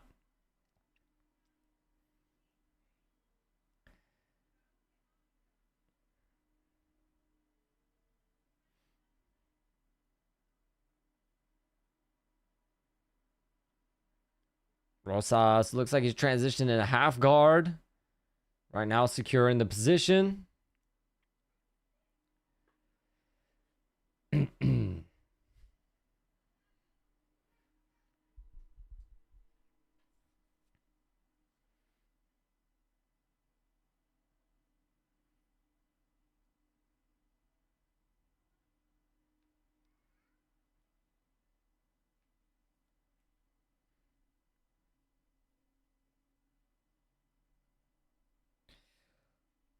Right now, Rob Font looks like he's trying to either do like a rubber guard. I won't even call this a rubber guard because it's like he's trying to set up an omoplata, but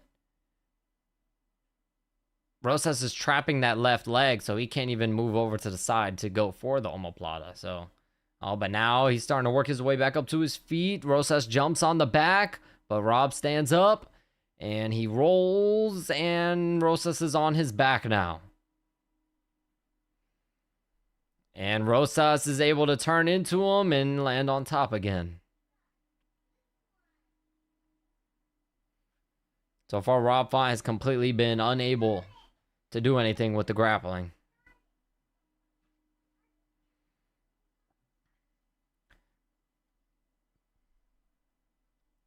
Rosas Jr. Chiwiwis is winning so far. He's won the first round, and he's winning this round so far. There's a little left hand there from Rosas. Rob Font popped back up, but Rosas immediately jumped on him and easily got him back down again.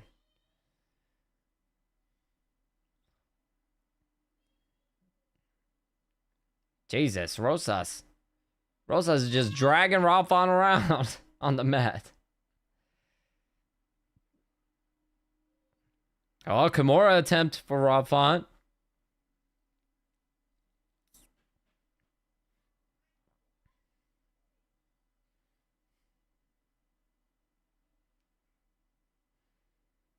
Uh-oh. Rob Font, Rosa's doing a good job not letting him get this Kimura. Rob Font wants that Kimura. He wants to try to roll him. Oh, nope. Rosas got out of it. And Rosas is right back on top. Here's the thing, though. Rosas isn't doing any damage. No damage. He's kind of just holding on, holding position.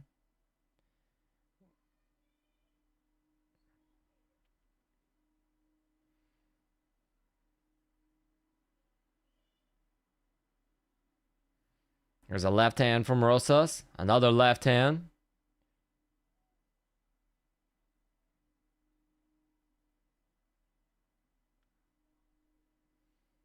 Couple of hammer fists for Rosas.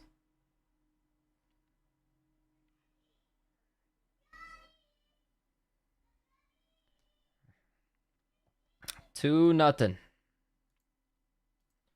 Not a entertaining fight by any means. Yep, in the corner of Rob Font, they're telling him we gotta finish him.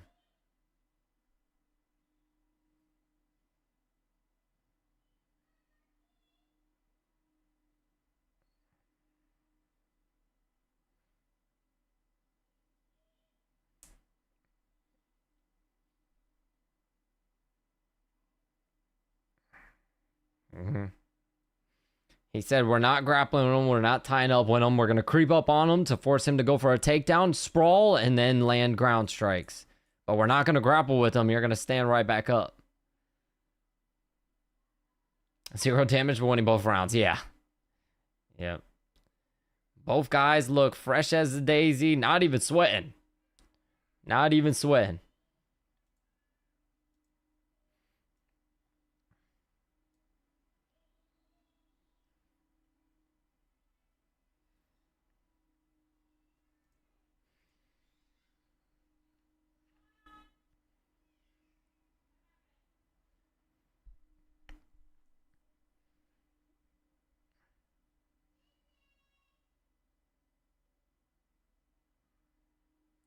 Rob Font is practically in a squat right now. Couple of right hands for Font. But yeah, he is practically squatting. Oh, nice right hook from Font.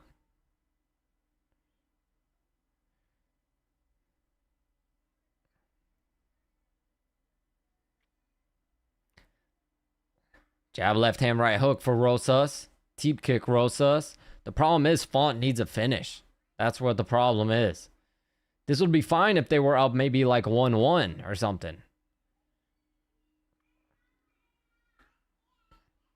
Right hook for Font. Right uppercut Font. Rosas goes for a single leg takedown and finally gets it. Font just can't stop the takedowns. Man, I thought he would be a lot better at stuffing them, but nope. I don't even think Font has stopped one. Rosas now traps the legs, going slowly climbing up into mount. There's a right hand for Rosas. The only thing I don't like about Rosas is he's not trying to finish the fight. He's kind of just holding him and laying on him. He's not doing anything to finish the fight. Couple of right hands for Rosas. Another right hand.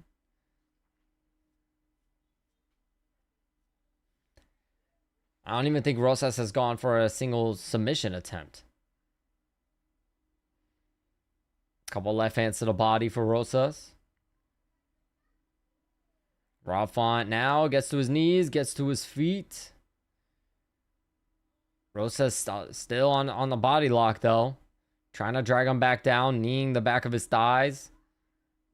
Like a Marab. And Rosas takes Font back down. Rosas trying to jump on the back. Font rolls into him, and instead, Rosas ends up in half guard.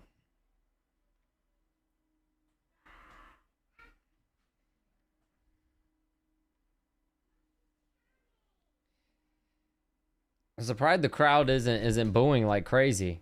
They booed the earlier fighters like crazy for shit like this. But they're not booing Raul. Font gets back to his feet. Raul's trying to drag him back down, and he does. And he jumps on the back. Raul's trying to jump on the back. Font again turns into him.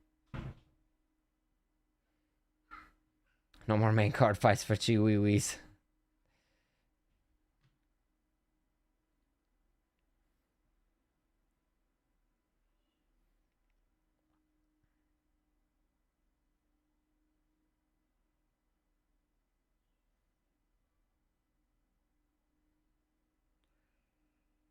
Rafa gets back up to his feet.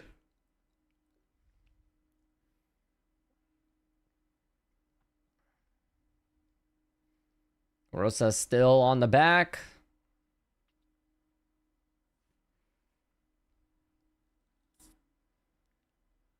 And Rosas takes him back down again.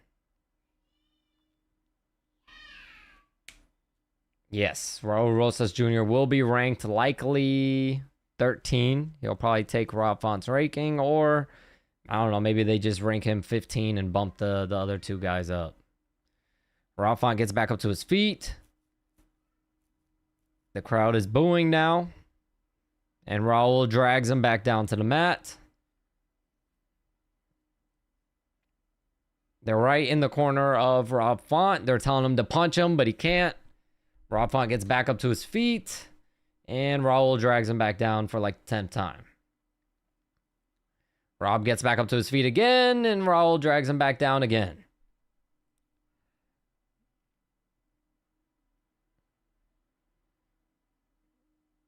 You'd think with Rob Font being such a veteran that he, you know what I mean, would be able to at least defend the takedowns somewhat better.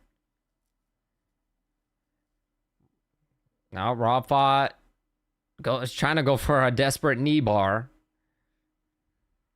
And that's it. 30-27, Raul Rosas, 0 damage done in the fight.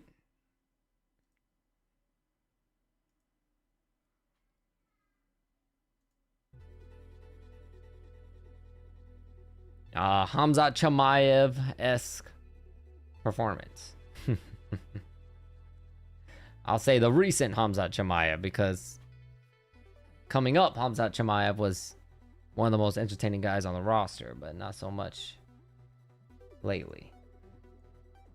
A fight between him and Strickland would be interesting, though, even though he's fighting Imavov now.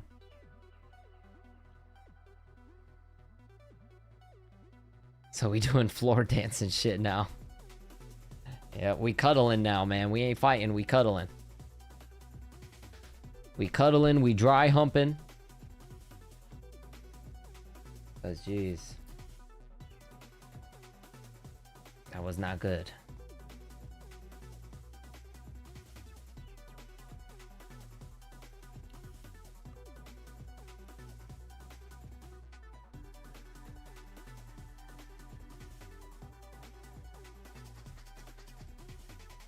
Yuri Prohaska versus Carlos Ulberg. That's going to be a good... Isn't that a rematch, by the way, or no?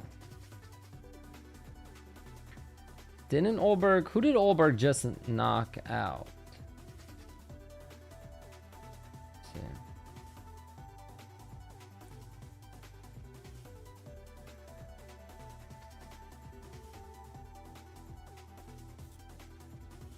Oh, he knocked out Dominic Reyes. He knocked out Dominic Reyes, yeah.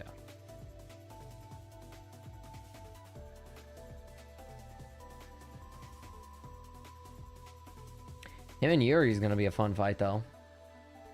Somebody's getting put to sleep. Unfortunately, I love Yuri Prohaska. I'm gonna be rooting for him. Unfortunately, though, I think Ulberg's gonna knock Yuri out, but we'll see. You never know.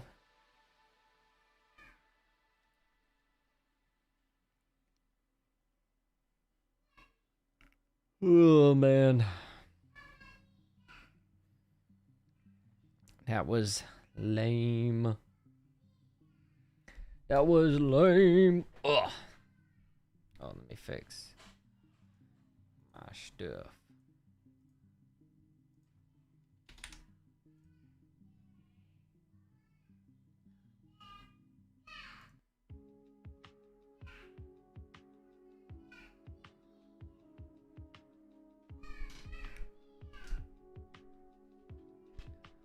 I don't know if he deserves that.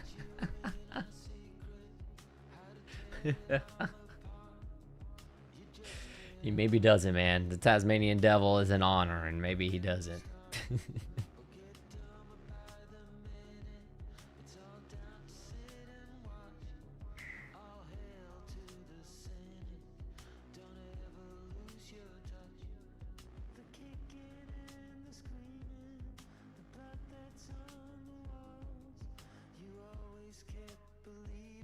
I'll be honest, there's no noticeable main card start time. How come when I leave, they start getting finishes? Yep. Yep, you come back and we just get, by far, not only the most boring fight of the night, but definitely the most boring fight of 2026. That's for sure. Mark Wahlberg in the building. Robbie Lawler, the legend, in the building. Holy gay, that gay dude behind him. Mark Zuckerberg, let me borrow a dollar. Let me borrow a couple dollars. Puka Nakua in the building. Marab Davishvili.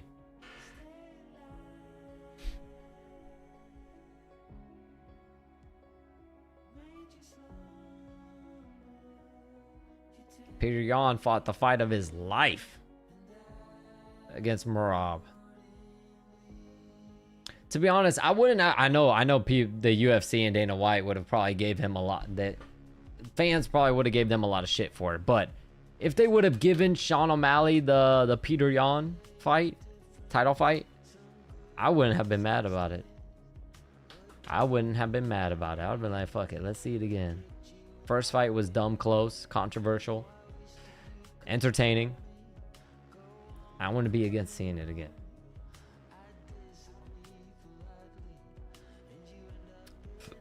Just saw the Dana announcement. Honestly, Alex versus Cyril Gane for interim is hella smart. Yep. That's a great fight. That's a great fight. That's a guaranteed knockout right there.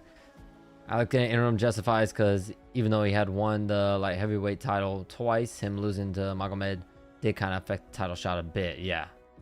Yeah, when he did lose. So it's better to capitalize on it now, especially because Alex Pereira isn't getting any younger. And maybe Alex probably expressed to them like, yo, I've made plenty of money. I don't want to have to fight anymore. You know what I mean? He's not getting any younger. He probably wants to have the big fights. He probably, honestly, I won't be surprised if he fights this one. If he wins, he fights Aspinall, and then he retires after that. I won't be surprised. I do not expect to see Alex Pereira much longer.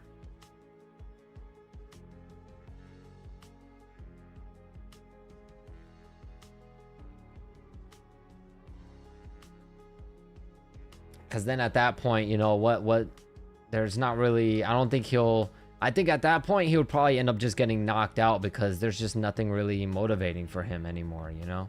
We saw what happened when nothing was really motivating for him and he ended up losing the Ankalaev fight. And then that fight lit a fire under his ass and we saw what he did to Ankalaev. So, and now he has something to look forward to, making history in the heavyweight division. So, I think once he does that, I don't think he's going to have that fire anymore. And, you know, I think there's a good chance he ends up losing or getting knocked out, you know, so he'll likely retire. Ain't a heavyweight title fight with Cyril Gane, ain't in it. Yeah. Cyril deserves it too, man. Cyril deserves it too. He was looking phenomenal against Tom Aspinall. He was looking real good. He definitely changed a lot of people's mind, and, you know, a lot of people that were doubters, definitely, I don't think they are now.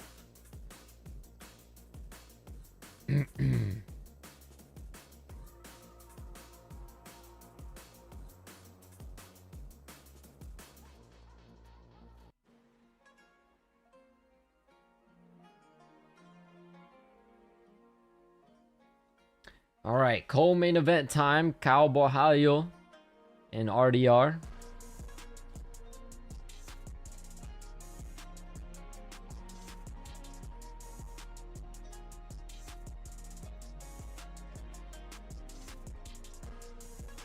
Come on, they need to hurry up.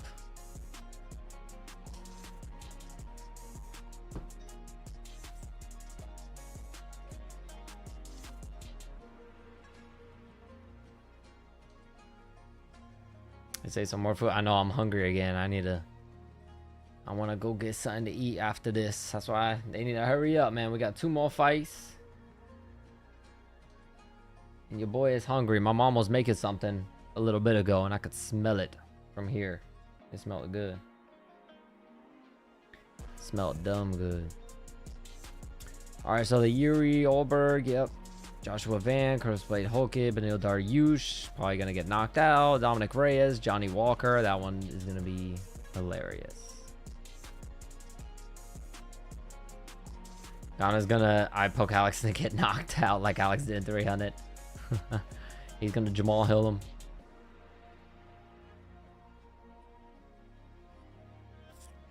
He's going to Jamal Hill him.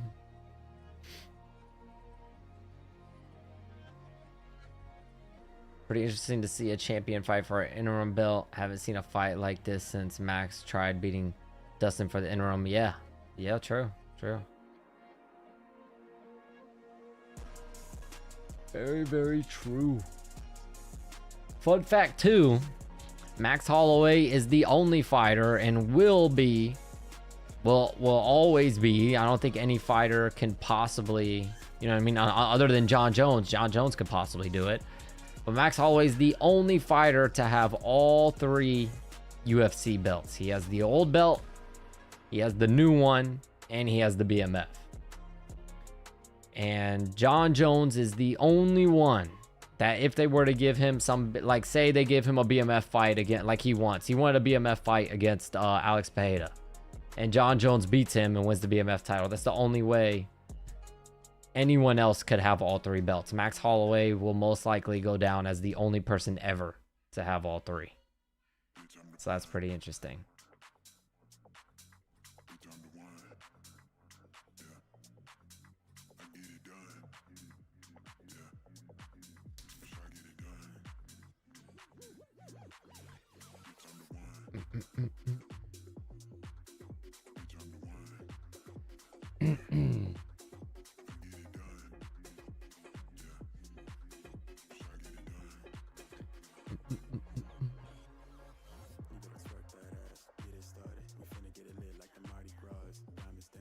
What the hell?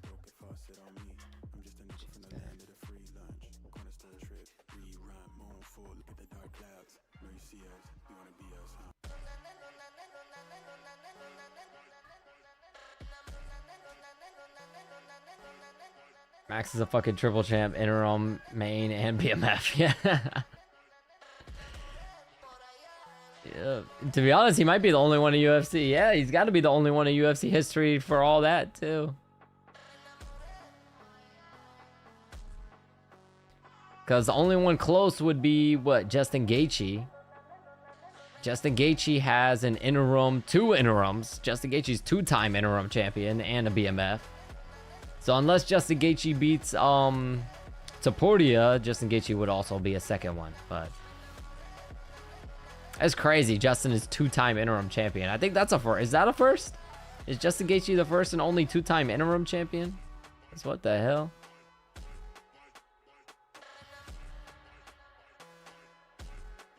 All right, here comes RDR, making his way to the octagon. Max is secretly on the Mount Rushmore. It's actually pretty crazy because I could see it because Max has also been in the UFC for so long. So long.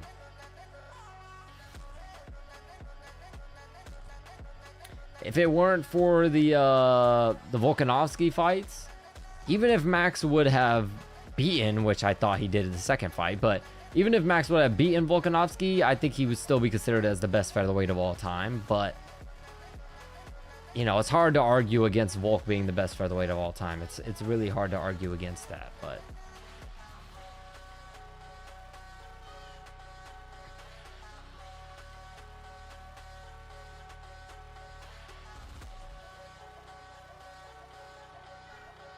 Two-time interim equals champ. Yeah, it's hard to argue against Volk, especially because Max, you know what I mean, he's still a young guy even right now, but yeah, even then when he fought, I think Volk really stamped it though on the third fight. That's when the third fight was just an ass whooping, man. That was a hard one to watch for me personally. But yeah, if Justin win, he's gonna be a legend and would no doubt go to the Hall of Fame. Oh, for sure, especially because it's gonna be a fight. Trust me, everyone is questioning Justin Gaethje's chin. Everyone is going to be saying that Ilia Topuria is going to knock him out. I guarantee you. I guarantee that. So, if Justin Gaethje goes out there and beats Ilia Topuria, it not only will cement him as like one of the best lightweights, but also he will pull off one of the biggest upsets in recent MMA history. So,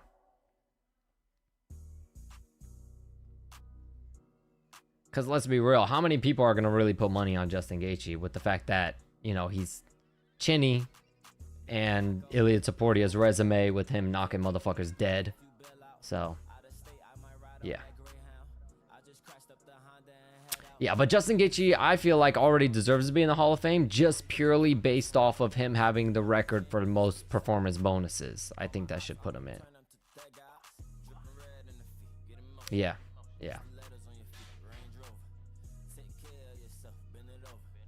I'll put money on Gaethje.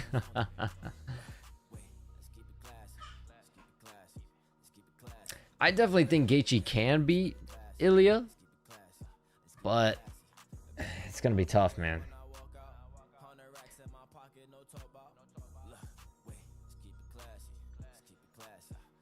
Because here's the thing, I think Justin Gaethje hits harder than Topuria. I think Justin Gaethje has more punching power. But the problem is he's got to land, and Justin Gaethje gets a little wild and crazy. And I just think Ilia's his precision and accuracy is just way too good that I don't know. I just have a hard time seeing Justin knocking him out. I just have a hard time seeing it. Smell an upset like he did against Patty. The thing is, if he fights Ilia like he fought Patty, he's gonna get knocked out. So that's the thing. I wonder what the game plan is gonna be from Justin Gaethje, and we always know that he just tends when he gets in there just to brawl anyway. So I don't know, man. Think Topuria hits harder? I don't think so. I don't think Topuria hits harder. I think he's just more precise, and he has better timing. He catches people at the right time, on the right spot, on the chin, when they're not expecting it, and that's how he knocks them out. But in terms of actual raw punching power, I think Justin Gaethje and like a Dustin Poirier, I think they hit harder. Yeah.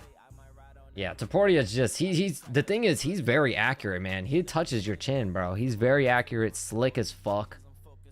But that's what I'd be worried about, because Justin Gaethje gets wild. He gets absolutely wild.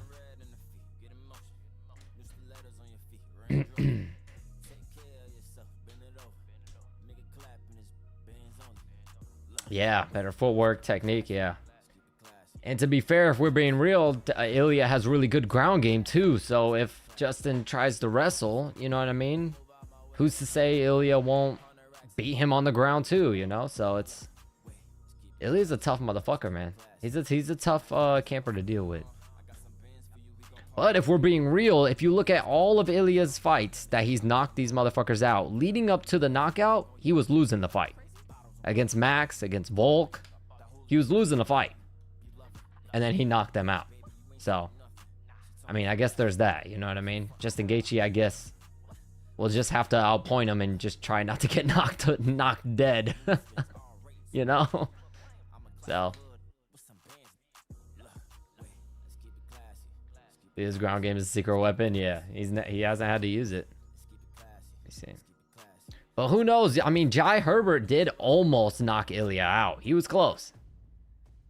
He was very close. So, anything can happen, man. Anything can happen. Like I said, I do think Justin Gaethje has the power that he could catch him and possibly put him away. but it would be still pretty crazy if he did.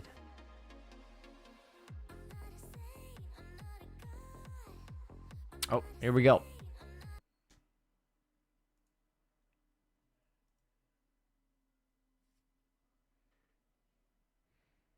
All right, let me pull this up. Boom, boom, boom, boom.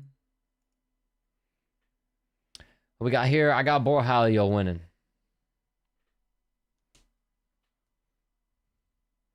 The range between him and Jai was this. Yeah. Jai's a lanky dude.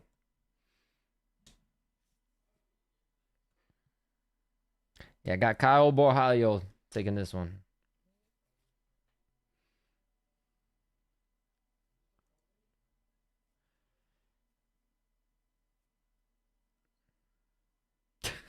They show John Silva. He's fucking in the crowd screaming and shit.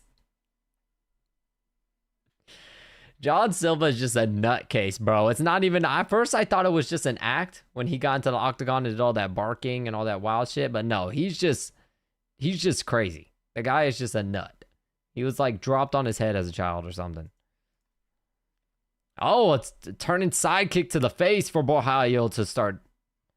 Just came right out with turning sidekick. Leg kick RDR, jab, Borjalho, leg kick Borjalho. Leg kick RDR, teep kick RDR. Jab Borjalho. Leg kick Borjalho. Another leg kick. A straight right hand for RDR. Nice right hand for Borjalho.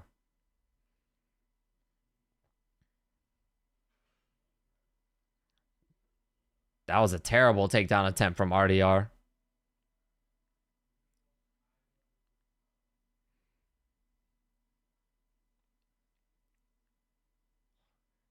They both trade the same exact leg kick.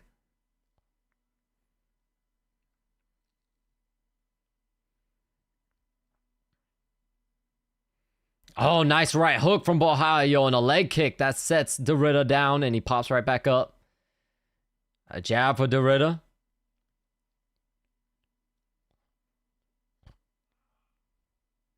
The crowd is chanting Uvamu head. Oh, the left hand for Borjalho looks like it hurt him. And he knees him in the nuts. Here we go again. We're at Nutgate Part 2. It looks like Borjalho might be cut under his right eye now also. Yep, it was a knee to the nuts. And it looks like RDR did land a left hand there after the knee. And that looks like it might have cut Borjalho under the right eye. Yep, small cut.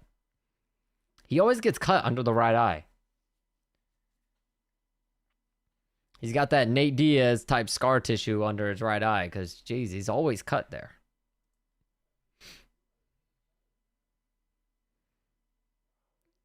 Yeah, nut shots in the trend.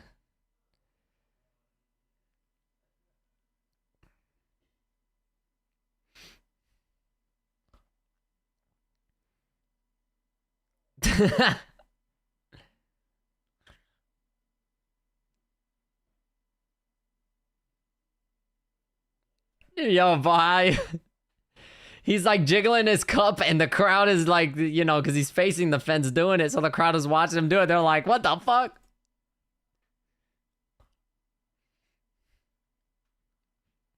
He was jiggling his McNuggets right in front of Zuckerberg. All right, Borjalho says he's good. Maturity non-existent. Yeah. Yeah. And Joe Rogan's still talking about why they shouldn't wear steel cups. Jab to the body, Borjalho. Yes, Joe Rogan constantly talking about they should wear steel cup. Leg kick Borjalho. Left hand, right hand from Derrida. Teep kick Derrida. Jab left hand, Borjalho.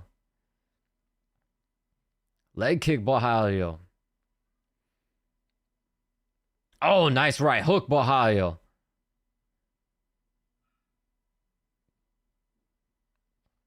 Oh, nice jab to the body, left hand to the head for Borjalho. A jab for Derrida. Jab Borjalho. They trade jabs. Jab left hand, Borjalho. Choke up Inspector Rogan. Jab to the body, Bohalio. Nice left hand, right hook. Left hand from De Ridder.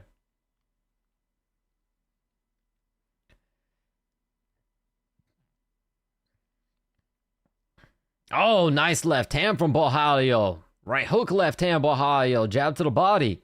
Leg kick. Oh my God, right hook, Bohalio. Jab, Bohalio. Man, RDR is eating some shots.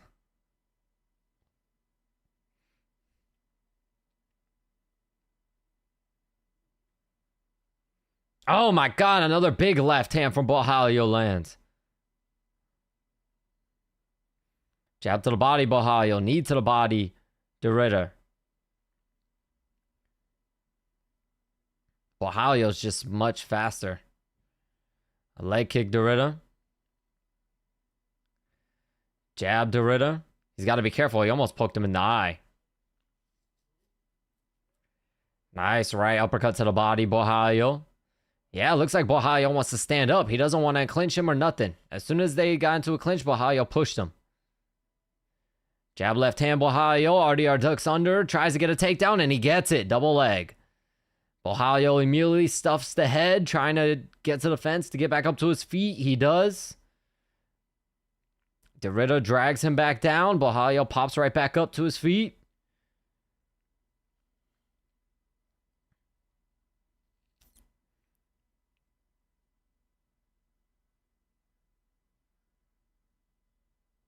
In the corner of De Ridder, they're complaining that Kyle Bohalio was grabbing the fence, but I didn't see no fence grab. No, that's not a fence grab. He just has a fist. No, he's grabbing the fence there. Yep, Herb Dean saw it and pulled it off.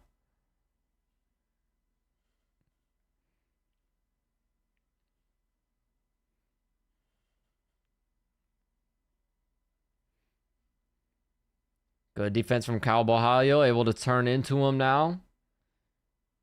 De Ridder's trying to get that outside leg trip to pull him back down. That doesn't work.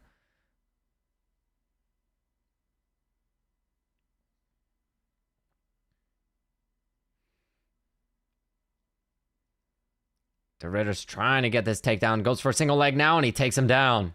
Bohalio ends up on top, though. There's an elbow for Bohalio. Now up against the fence on one knee. Stands up to his feet. That's the round. I'll still give that round to Bohalio, 1-0.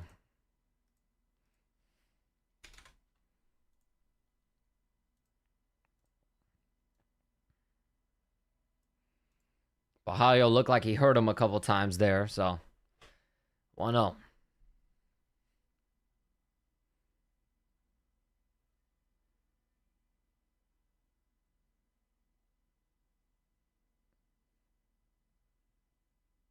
He's basically telling him to be more patient.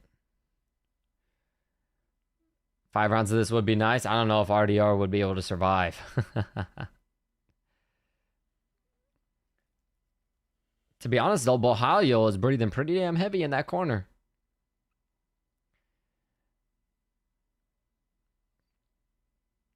It's fun. I was saying they got to add eye pokes, fence grabs, and nut shots. WWE have featured. I remember the old school WWE games. I don't know if they still do them now because I haven't played them in a long time. But I remember when I was younger, you can get the women to fight and then make them like take their fucking clothes off. And my little horny little fucking... Oh, nice right hook from Bohalio. RDR tried that stupid ass knee that he does without setting it up, and he got lit up with a right hook. I don't know why he does that knee.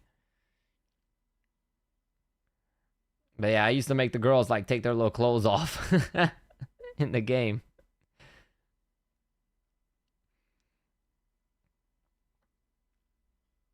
There's double jab for De Ridder. Leg kick Bohalio. Jab to the body Bohalio. Jab left hand right hook De Ridder. He said I'd do it IRL. Down bad. Hey man, I was a little kid, like less than 10 years old, man. Jab left hand Bohalio. Talking about like PS2 days. I think it was the play. Yeah, it had to have been the PlayStation 2.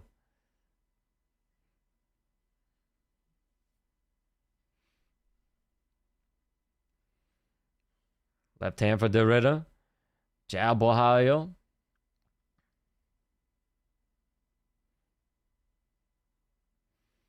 Left uppercut Borralho. Derrida ducks down for a takedown attempt.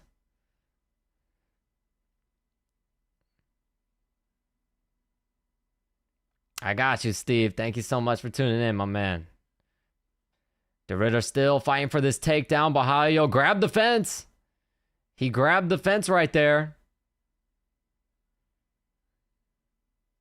And he got away with it. He didn't even get a warning from Herb Dean.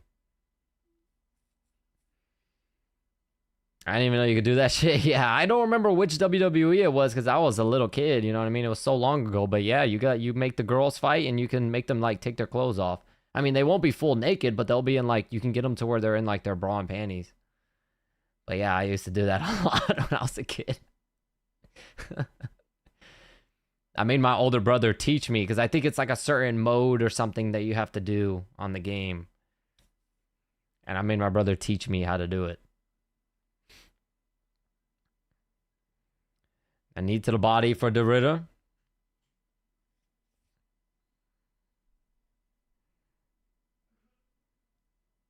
The crowd is booing.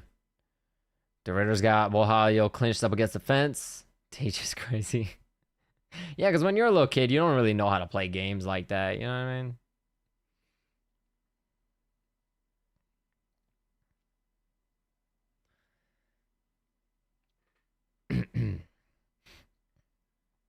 Derrida trying to go down for a single leg takedown. Borralho with the underhooks. Defending. High crotch. No. Nope, Derrida doesn't get it. Had a specific match name, but I forget what. Yeah. Yeah, it did. Because I remember in the regular matches, they wouldn't do it. But there was like a, specific match name that you would have them do, and they would do it. All right, Borralho able to push him off and break the clinch. Leg kick Borralho, double jab Derrida. Jab to the body Borralho. Double jab left hand Derrida, but a left hook from Borralho lands. Derrida now backing up. It looks like some blood coming from the nose of Derrida now. There's a left hand right hook, knee to the head. Left hook from Derrida. Teep kick Derrida.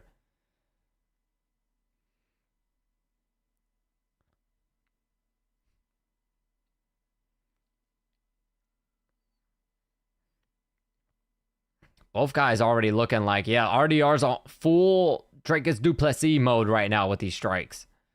There's a leg kick for Borralho. Jab left hand. Right hook left hand from Derrida. Jab Derrida. Derrida's full on Dracus Duplessis type strikes right now. Jab for Derrida. Nice left hook from Derrida. Is this main event? No, main event is up next. Max Holloway, Charles Oliveira are up next. Yep, a decent amount of blood coming from the nose of Reinier Derrida now, but Borralho has slowed down significantly. Nice couple jabs from Derrida land. Clinch for Derrida. A little left uppercut there from Derrida to break the clinch. Yeah, goofy ass striking, yep. That's what I'm saying. Him and Dracus would be full on retard fight. And Borralho slowed down so much that he basically gave this round away to Derrida. So one apiece. One apiece coming into this third round.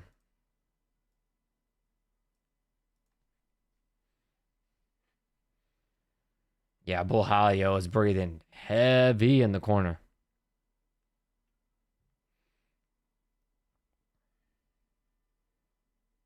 They did this IRL in WWE where you had to win the match by stripping your opponent. What the hell?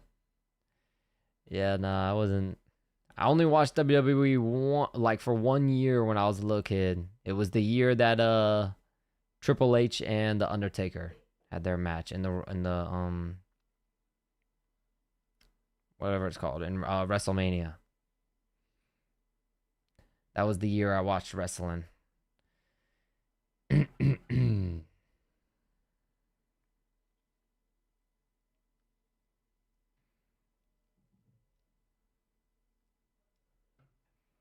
There's a bunch of people. There's literally a bunch of people that are literally going on like their little bathroom break or going to get a snack or something. Oh, nice right hook from Bohalio. Jab left hand, right hook, Bohalio. Leg kick, Bohalio. A jab for Dorita.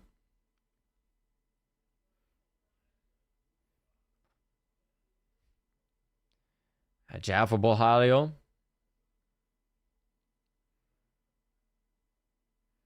Right hook, Bohalio. Jab left hand, Dorita. Oh, Dorita fell down. That was a slip, though. I was going to say, I don't think Bohalio landed anything. Dorita just slipped. Oh, nice step in knee to the body for Dorita. And Bohalio gets a takedown off of it. He stopped after they ruined Cena's retirement. Oh, damn. How did they ruin it? His retirement that happened like most recently? You're talking about?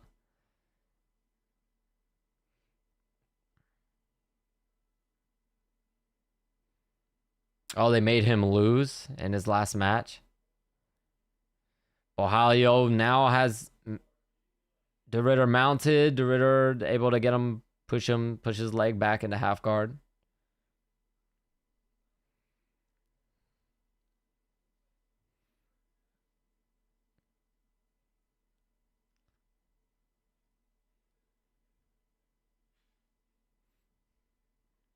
The crowd's starting to boo again.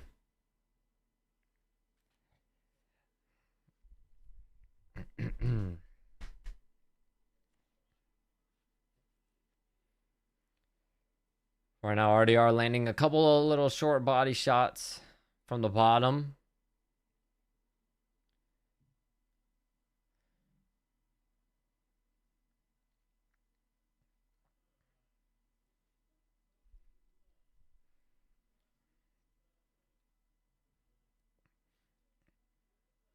RDR is constantly landing body shots now from the bottom.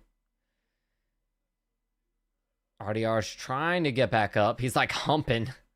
He's like bridging, but it looks like he's like humping Bohalio. RDR is trying to use the fence. Oh, he might be going for an armbar. Nope.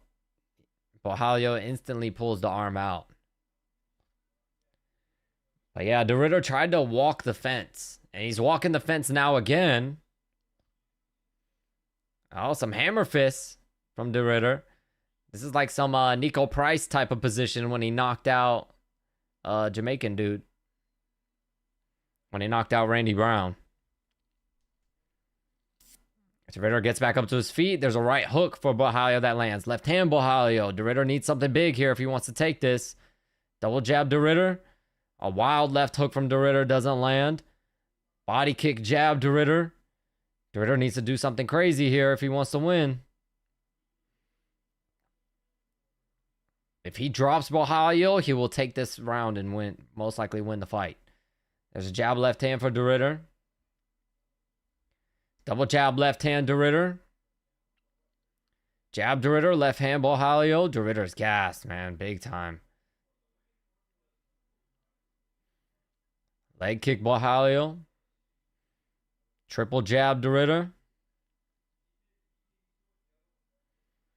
Nice. Double jab left hand, right hook Dorita. Right hook jab Dorita. Dorita needs to capitalize on this. Bohalio might have fatigued himself big time from the groundwork. Nice knee to the body for Dorita. They trade jabs. Left hand Dorita, right hook Bohalio. Dorita slips. Pops right back up on his feet. Left hook, right hook, left hand from Bohalio. Double jab Dorita, jab to the body Bohalio. Dorita tried that knee again, but Bohalio just changed an angle, landed a left hand to the body. Straight left hand Dorita. A jab Dorita, leg kick Bohalio. Double jab Dorita, right hook Bohalio. Looks like it stunned him. His legs kind of did a little thug shake there.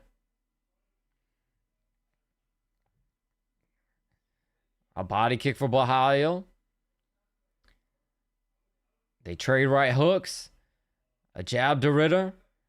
Body kick to Ritter. And that's it. I think 2-1 Borralho.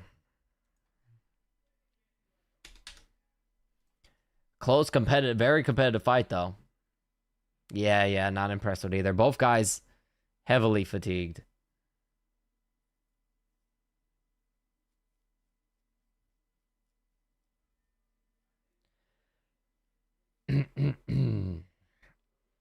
Borralho should win this fight.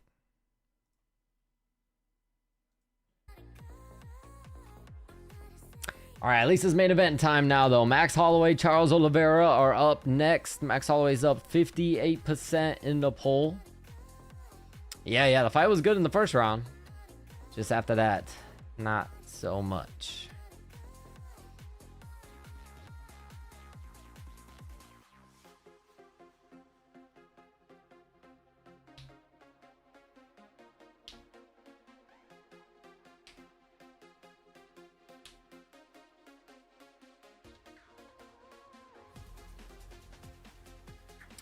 RDR striking too funny.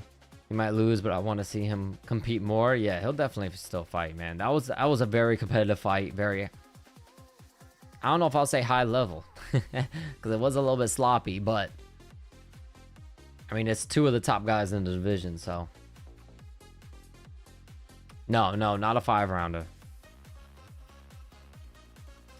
But if it was a 5-rounder, one of these guys might have passed out due to fatigue.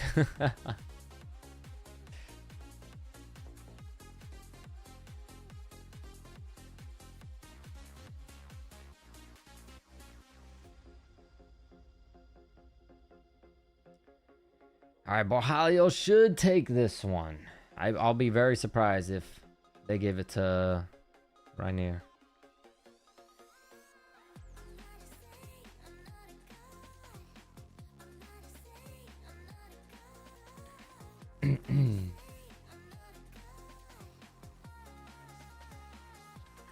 Yep. Kyle Borralho takes it.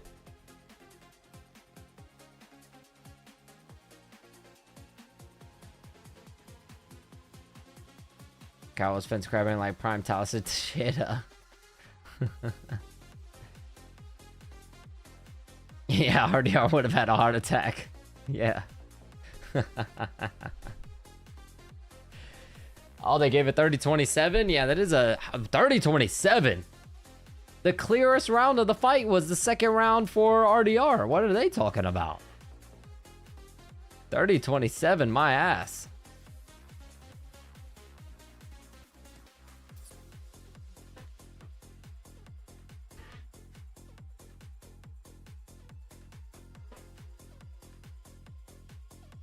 Fighting nerds are back. Hey, to be honest, they're all winning. They're all winning again. Rufy looks great again after that last performance.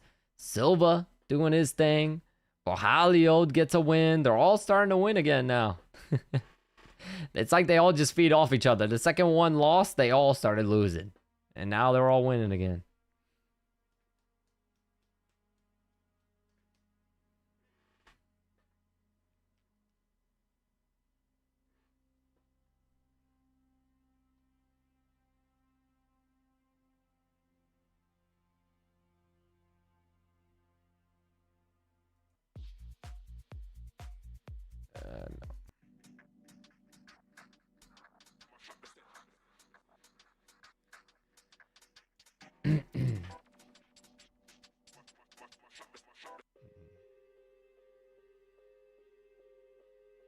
There we go.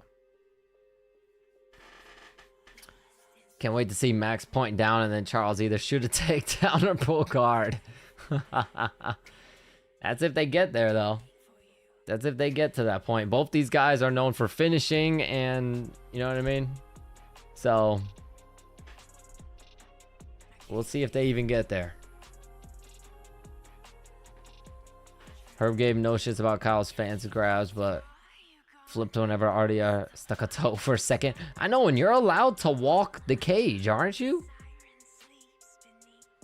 I'm pretty sure you are allowed to walk the cage and kick off of it and stuff. So I wonder,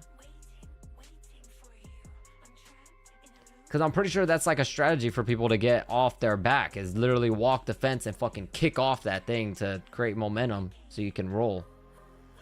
I don't know.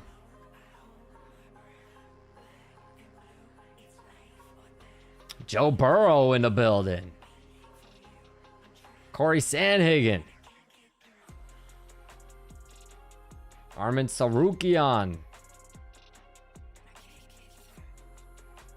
Diego Lopez. Now, all the fighters are out for this one. Taylor Lewan in the building. NFL player. Of course, Justin Gaethje. Hope Olives wins my first round sub.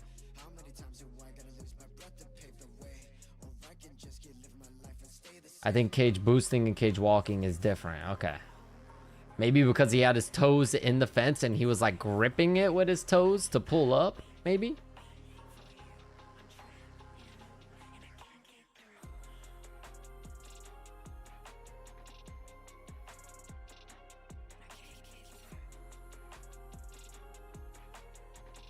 Main event time.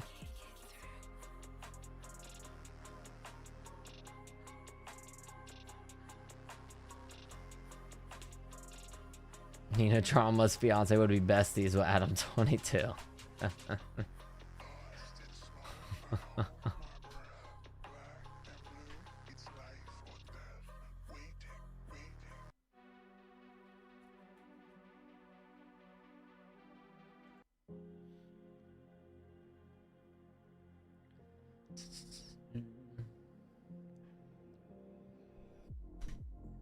Toes in the fence is technically fence grabbing. Connor got various warnings for doing that against Habib. Yeah, maybe his toe. I mean, I didn't really see it, but I'm assuming because he did get a warning for it. So I'm guessing his toes probably were in there and he was kind of like grabbing them and using them to walk up.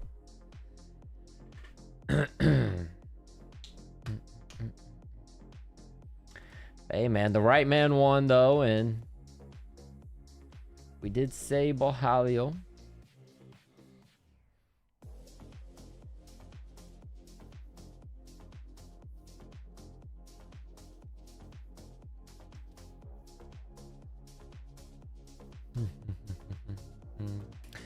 One more fight left. Let's go. Let's go.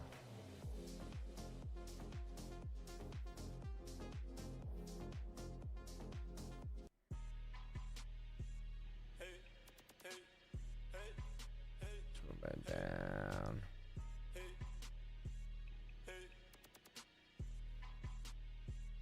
I've been a seven figure. Honestly, I can never trust no. We was passing grams like Magic Johnson used to get it off on the road. Yeah, true. Yeah, you can break your damn toes like John Jones did. John Jones broke his fucking... I remember when John Jones back in the day broke his toe. That shit was disgusting. That motherfucker was sideways. Michael Johnson should probably do 2 or 3 more fights and then retire. Yeah. Unless he gets knocked out like that again. If he gets knocked out like that again, he should probably just retire.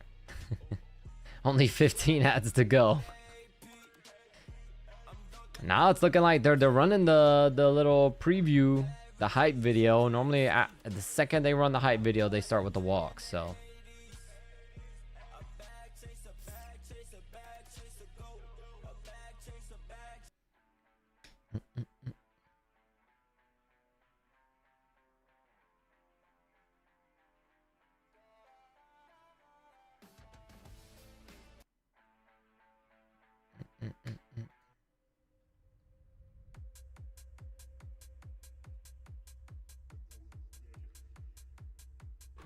what'd you miss? Not much, brother. Not much. Bohalio just won by decision. Raul Rosas won in a very boring fight. Drew Dober knocked Michael Johnson out freaking cold. And RoboCop knocked out Fajeda out cold too. But yeah, racist stuff. Yep, Drew Dober knocked Michael Johnson out cold. The Rosas fight, you didn't miss anything, brother. That fight was probably going to go down as the most boring fight of 2026. That one was bad. And then the Bohalio RDR fight was pretty good, pretty competitive. Bohalio took the decision, though. Clear decision.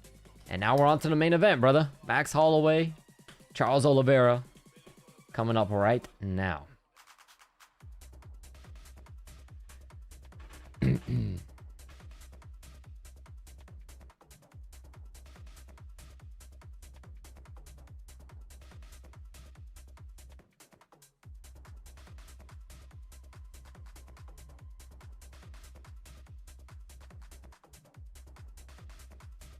Let's see, Max Holloway is up 58% in the poll still.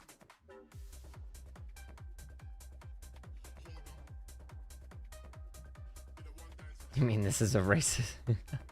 No, there's just, it's an ongoing joke that, you know, Drew Dober's racist because he always knocks out black guys when he fights them, and then it didn't help when he just literally knocked Michael Johnson dead.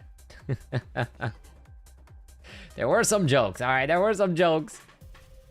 We're not above the dark humor over here, all right? It's all good.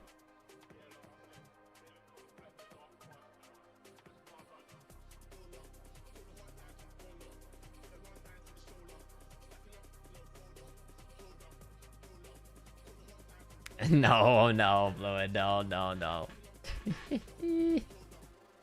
Swallow away. Okay.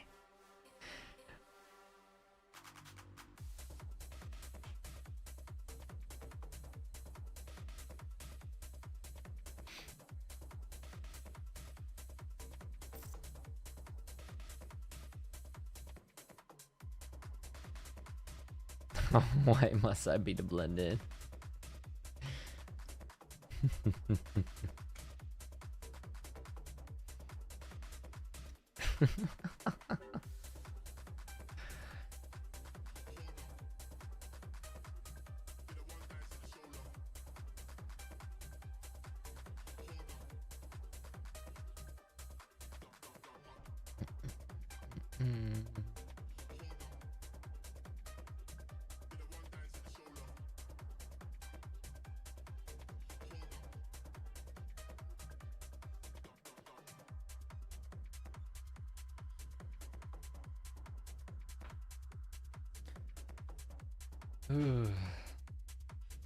All right, here we go. Charles Oliveira is going to be the first one to make the walk.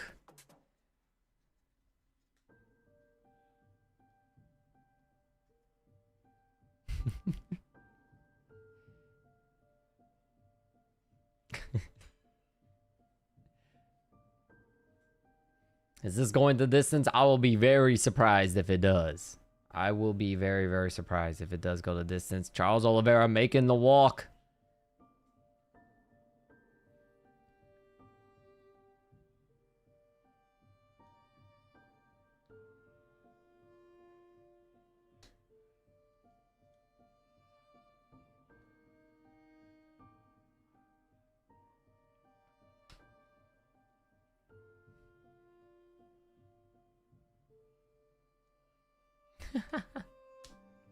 Those guys trying to be slick.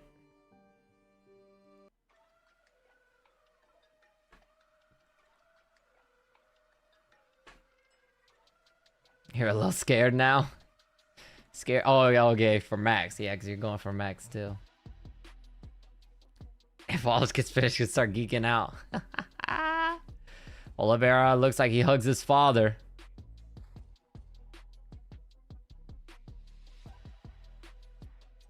I think that's his mother as well. This is his first fight fighting in front of his parents. He kisses the wife and the kid. And he starts to tear. He's tearing up a little bit. You know, Brazilians, man. The Brazilians get to cry over everything, dog. Brazilians be crying a lot.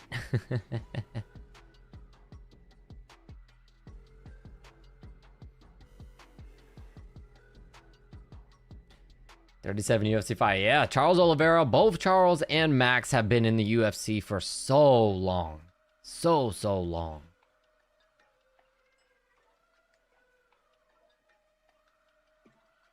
You got all of yourself. I got Max. I got Max. Oliveira hugs the team. Didn't Oliveira say that he wanted his father to wrap the BMF belt around his waist if he won? Yes, Oliveira wants his father to wrap the BMF belt around his waist if he wins, and Max Holloway wants his wife to wrap the belt around his waist if he wins.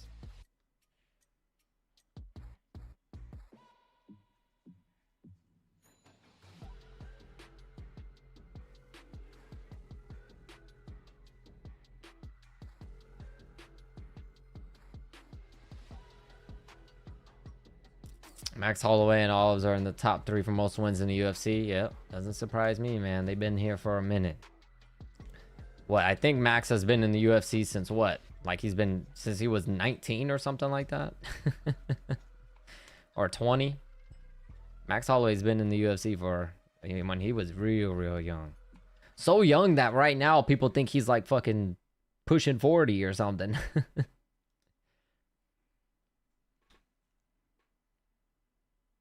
He said apart from the hairline.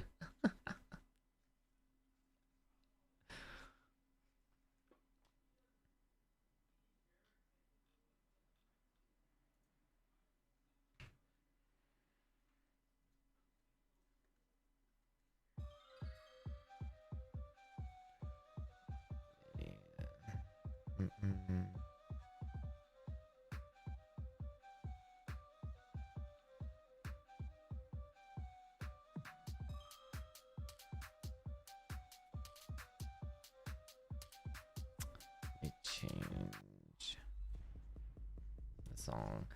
All right, here comes Max Holloway now.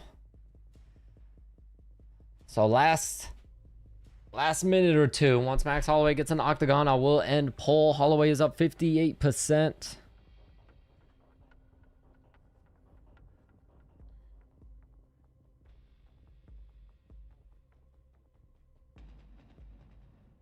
About to find out. It is what it is.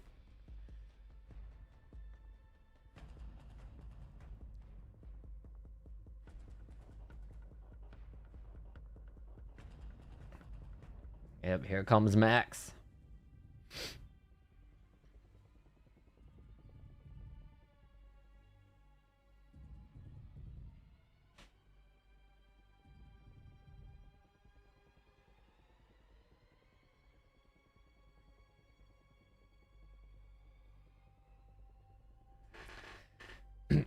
What the hell is this song, by the way?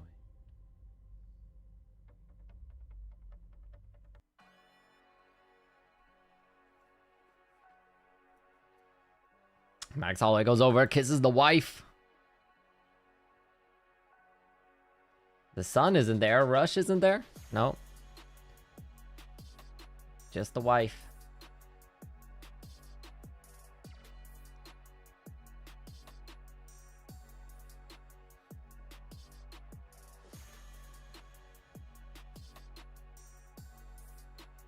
If Oliveira plays it smart, he will take it to the ground. Yeah, he could try, but Max Holloway, known for a good takedown defense, though. So, I mean, we'll see. Plus, Max is strong, man. Max is real strong. So, I don't know if Oliveira will be able to, if he does take him down, if he'll be able to hold him down. I know he'll be from bottom, probably, but from top, I think it will depend on where he takes him down at, is what I would say. Because I don't think Oliveira is necessarily much of a wrestler. He's more of a jiu-jitsu guy. So they're not really known for taking people down, aka Chrome Gracie. So I think it's more of a, I'm either gonna pull guard, grab your ass and pull you into my guard and fucking control you that way, or you knock me down, and if you want to come try to finish me, come down and play my game type situation. Yep, and standing in front of Max, yes, is very dangerous. Max is also very, everyone, you know, because Max regularly talks about his boxing, people forget Max has a good arsenal. He does a lot of kicks. The spinning, remember the spinning side kick to the face was what broke Justin Gaethje's nose in that fight.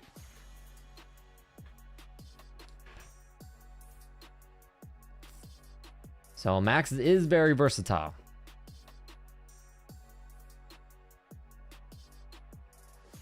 Yeah, Max is getting stronger and stronger.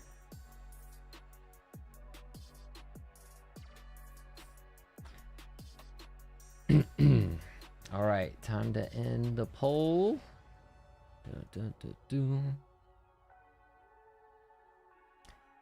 All right, here we go. Just got to get through these introductions, and it's time. The fight we've all been waiting for.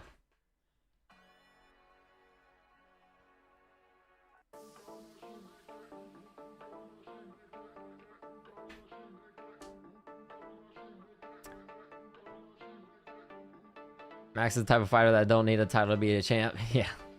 This might be one of the very last fights of Charles. Appreciate it. Yeah, that's true. That's true. I don't know how much more Charles is going to have in him, you know, especially if he loses this fight in devastating fashion. I could see Charles retiring. I could see him retiring.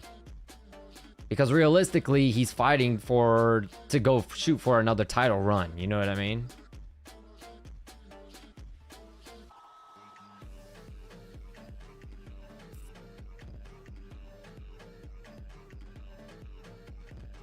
Also, I will confess that I first heard the fight was announced. I jokingly said Ilya's kids.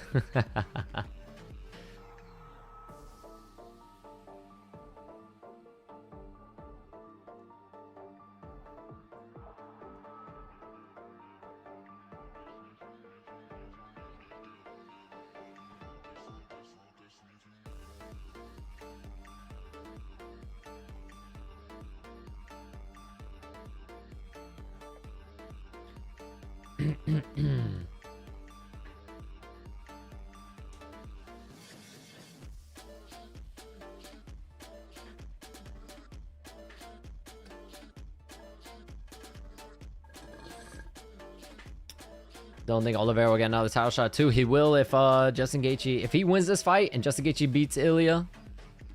I can see they'll probably give Ilya the rematch, but I can see Oliveira hopping right in there. Could easily see it. But yeah, the problem is Armin's also in the mix too. Yeah, keep forgetting about him. He's honestly kind of getting screwed in this whole situation.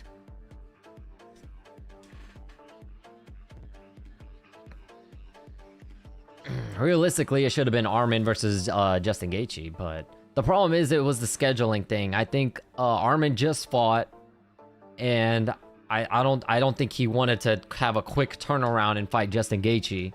So they said, okay, well then it's for the interim title. We're gonna just give it to Patty.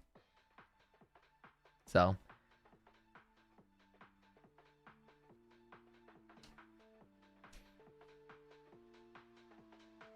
All right, here we go. It's time. Come on, Max. Woo! I'm a little nervous now. I wasn't nervous this whole time. I just got a little nervous.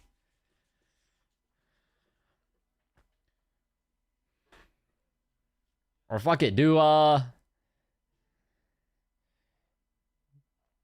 could do Max versus Armin, no BMF on the line, just #1 contender fight. Max versus Armin if he wins. All right, here we go. It's here. It's time. The time is now. The crowd is amped up. There's people literally hyped up, jumping in the background in the crowd. Everyone is standing up. Puka Nacua is like fucking yelling. You already know he's backing Max Holloway. Here we go. A leg kick for Charles. A jab to the body, Max. Leg kick Charles again. Teep kick Max. Jab Max. Jab right hand, jab Max. Jab to the body, Max. Crowd already making a ton of noise, man. Jab right hand, jab again for Max Holloway. Double jab right hand, Max Holloway. A couple right hooks for Oliveira. Right hook, left hook, Oliveira. Right uppercut, right hook again, Oliveira. They clinch. Oh, good takedown from Charles Oliveira. He picked Max up and dumped him flat on his back. Charles Oliveira straight into side control.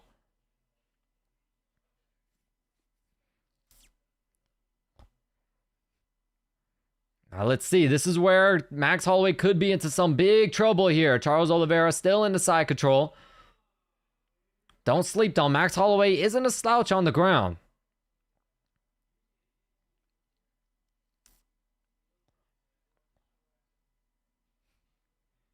Knee on belly for Charles Oliveira. He's trying to go into mount. Charles Oliveira stands up. Goes right back down. A couple of elbows for Charles Oliveira. Right back into side control. Max Holloway needs to be careful and not give up his back.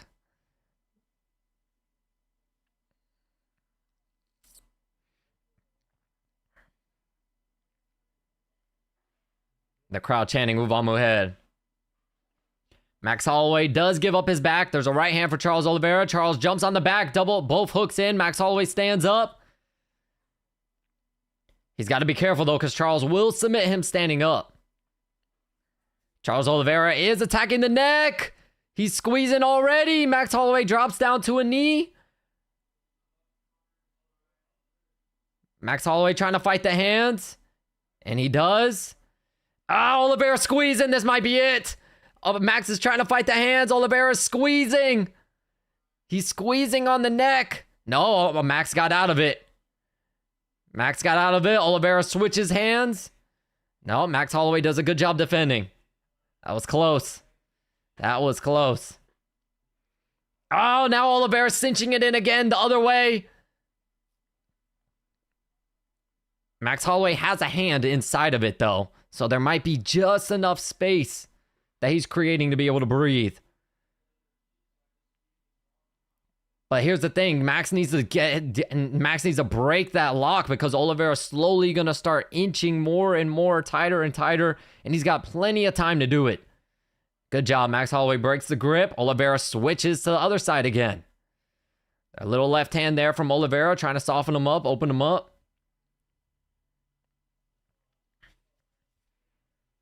Oliveira now grabbing Max's face, restricting his breathing.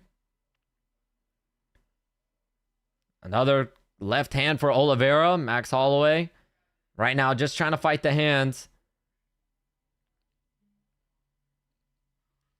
The crowd is starting to boo now. But this is what Oliveira's got to do to win. A left hand from Oliveira again. Oliveira's trying to punch his way under the neck. A nice elbow from Oliveira. Elbow to the body also for Oliveira. Charles is cut somehow. Looks like Charles is cut right here. Like right in between his eyebrow. A left hand for Oliveira to the head and to the body. One more minute. At this point, Max Holloway, you lost this round. He probably just needs to survive this. Just don't get finished. You still got plenty of time left. At this point, just survive it.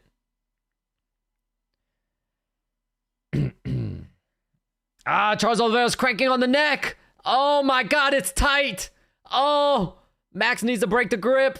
Oh, it's tight. Oh my God, Max breaks it. Holy shit. That was dangerous. Charles Oliveira now changes to the other side. Max got 30 more seconds to survive, man. That was close. Max Holloway is smiling. Smiling to the camera. He winks. He raises his eyebrows. The crowd is going crazy.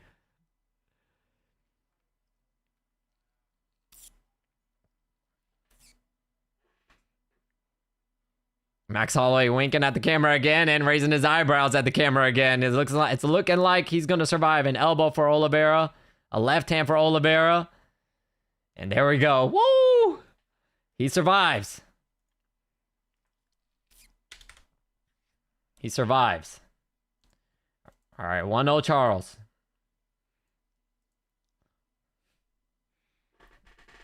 1-0 Charles. Max just needs to not let Charles close the distance. Dear God. The Hawaiians are screaming. Puka is going crazy, dog. Puka is going nuts back there.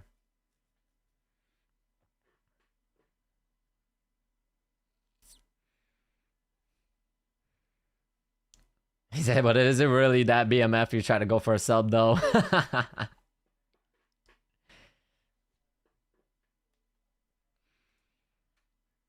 Here we go.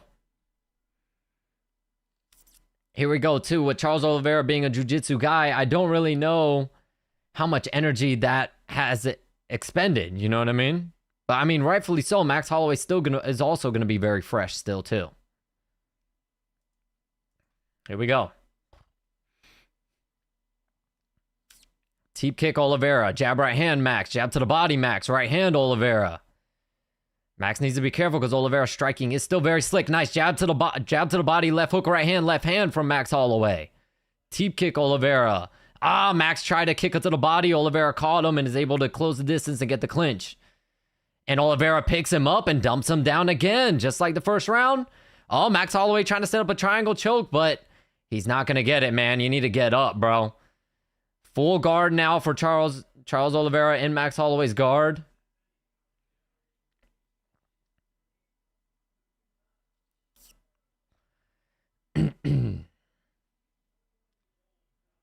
The crowd is booing like crazy.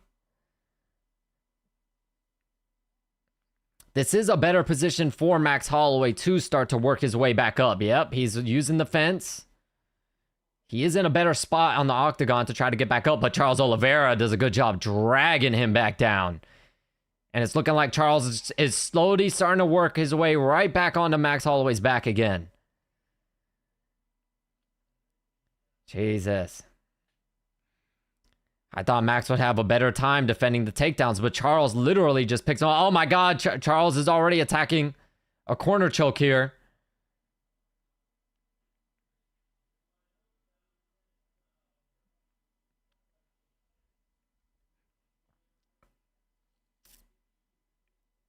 Oh, Max is trapped, man. Max is trapped big time. This is bad. This is bad. Here's the thing. Max is either going to have to give up his back or give Oliveira the corner choke, and he gives up his back. And this is tight, man. Oliveira's on him like a fucking boa constrictor, bro. Oh, my God. Oliveira's going for the choke. Oh, my God. Max needs to fight it. He does so far. Oh, it's over. It might be over. It might be over. It looks like Charles has it. No, Max Holloway is out. Oh, nice elbow from Oliveira. Another hard elbow. Another elbow. Another one. And another one. He's got him in the body triangle, so it's going to be hard for Max to get out. Max Holloway is going to... He's walking the fence right now. No. Still on his back.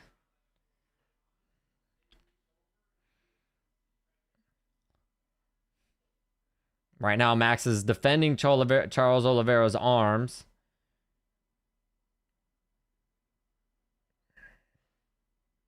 A nice elbow for Oliveira. Another elbow. Another elbow. Max is trying to get out of the body triangle. Oliveira's landing some pretty good right hands there. Nope, Max still. Charles Oliveira trying to choke him again. Oh my God, he's got the neck crank. Max needs to fight the hands. This hurts. It's tight. Max might tap. Max might tap. Oh no, good job from Max fighting the hands and getting out of it again for like the 5th time. Jesus Christ. I'll tell you right now, a lot of guys would have tapped to that. That was a clear neck crank. Max's whole head was twisted to the side.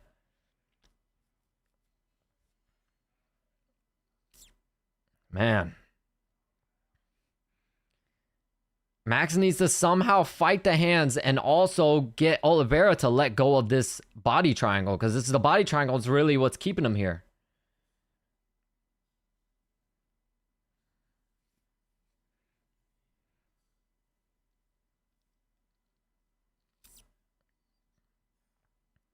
At this point, you know what I mean? Max Holloway knows he's down 2 rounds, and he knows he's going to need to win the next 3. So, at this point, I would say, again, just try to survive, I guess. You know what I mean? You can't do anything. You can't go anywhere. The best thing you could do is just not let him submit you so you can live to fight another round.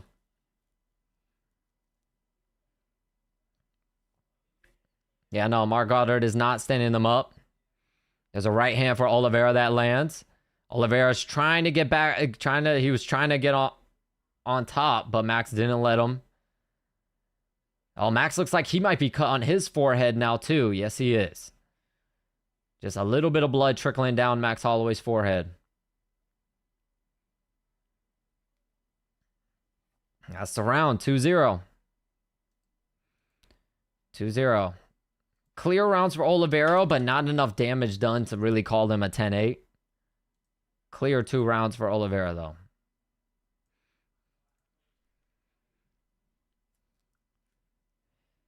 All right, here we go. Max definitely knows he's down to 2.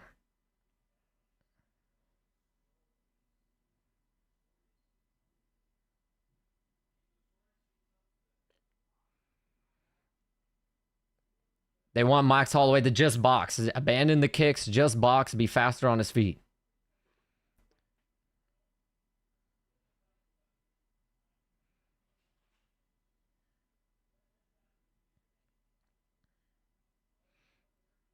And Oliveira still looks fucking fresh there in the corner.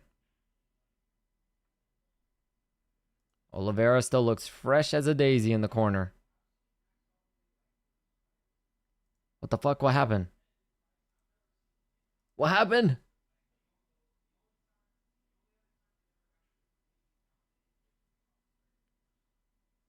What the fuck?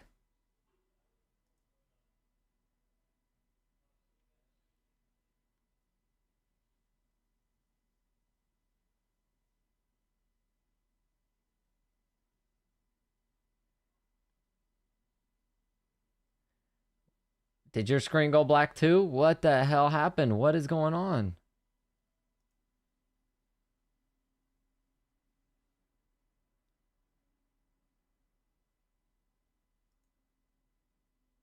Yeah, your went black too? What the hell? Why? Why, Paramount? Why? What is going on? Let me try to go on the multicam.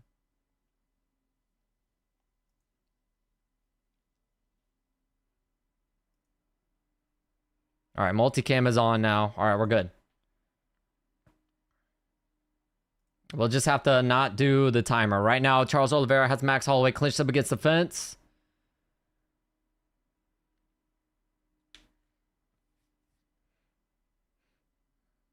Max Holloway so far defending the takedown, has the underhooks. There's a knee to the body for Charles Oliveira. Oh my God, and Charles gets him down again. Jesus, Max, he just can't defend the takedowns, man.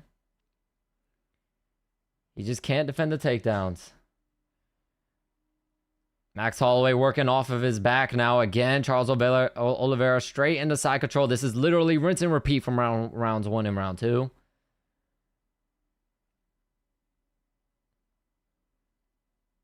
The crowd is booing, of course, immediately. Charles Oliveira now working his way. Let's see if he goes knee on belly. He doesn't, still staying in side control. He's got his elbow smushing in Max Holloway's face. Knee on belly. There he goes. Probably trying to transition into mount. And yes, he transitions into mount. And now here's the problem. Max Holloway's either going to get screwed in mount or he's going to have to give up his back again.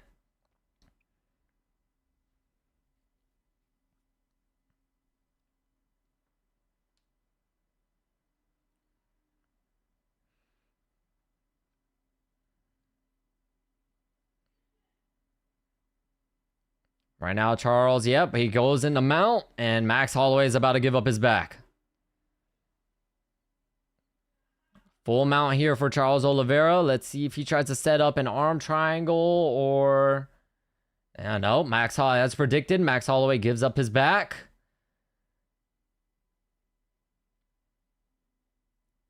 Oh, nice elbow from Charles Oliveira. Nice job from Max Holloway. He puts Oliveira in half guard now. There's a knee to the body for Oliveira. An elbow for Oliveira.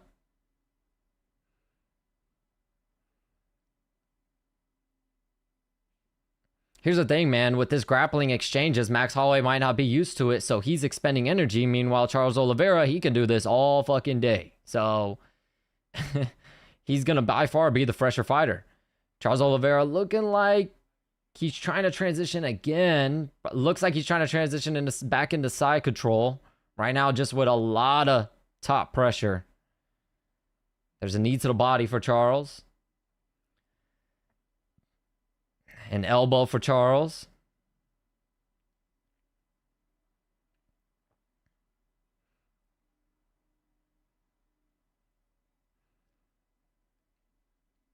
The crowd is booing like crazy.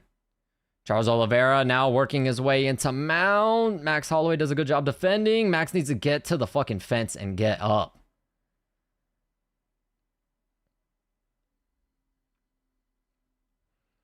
A right hand from Max. You can see in the corner of Max Holloway, you can see the fucking... his corner. They seem very worried.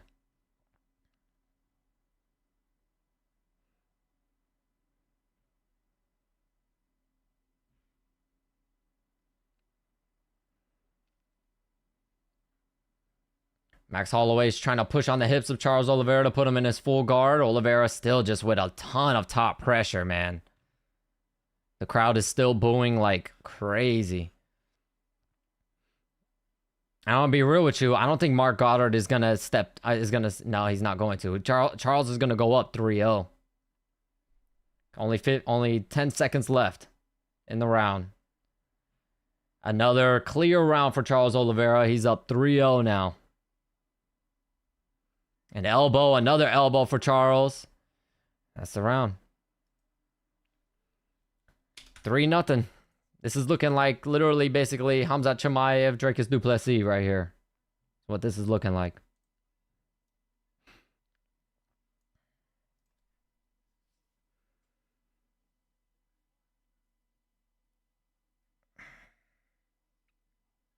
Man.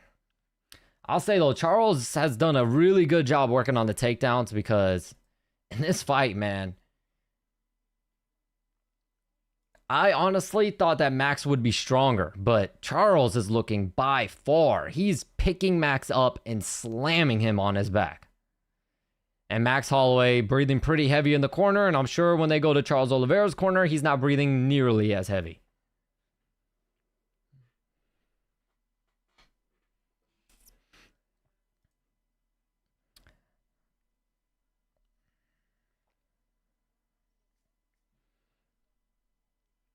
Yep, Charles Oliveira still looks fresh.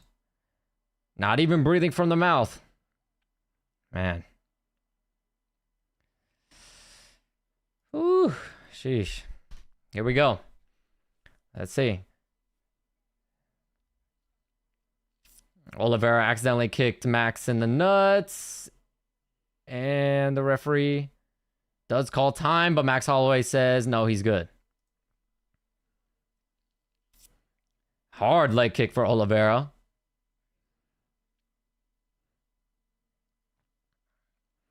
Body kick Oliveira. Right hand Max. Left hook right hand Oliveira. Jab right hand Max. Right uppercut jab Max. Right hand jab Max. Right hand Max. Right hand Oliveira. Oliveira double leg takedown attempt now. Got Max clipped up against the fence. Max needs to disengage. He needs to disengage as soon as possible. The crowd immediately starts booing like crazy. Good job by Max Holloway so far defending, but he lets Charles lock his hands again.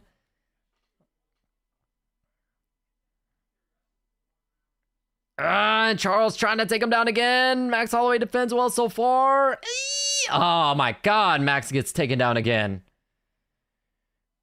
Rinse and repeat, bro. Here's the thing. Here's the problem, though. With Charles Oliveira doing this and winning the fight like this, people are just going to talk shit and say that Charles isn't deserving of the BMF title.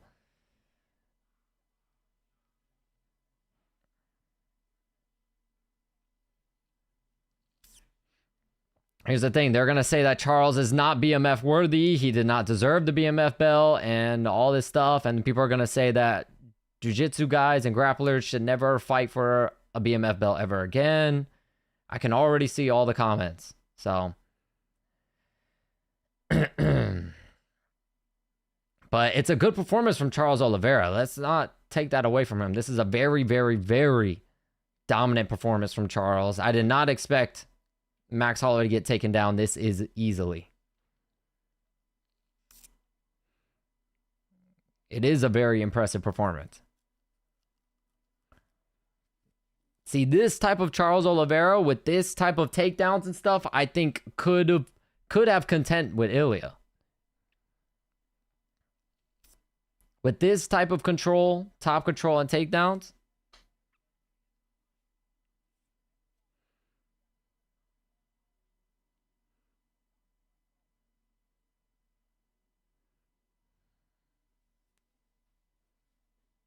yeah, we good, Landon. We good. It's all good, man. I mean, Max is getting dominated, but he's not getting his ass beat. You know what I mean? Like, he's not going to walk away from this fight with crazy. Oh, my God. That was a nice elbow from Charles. Another nice elbow. Max Holloway gives up his back. A left hand for Charles. A couple more elbows for Charles. Charles now with the body triangle again.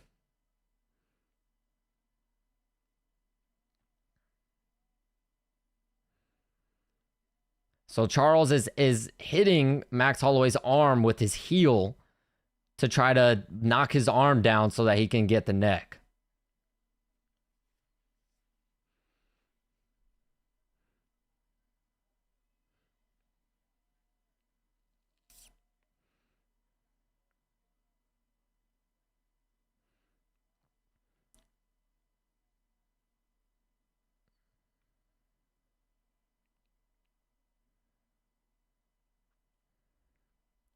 The crowd is booing like crazy.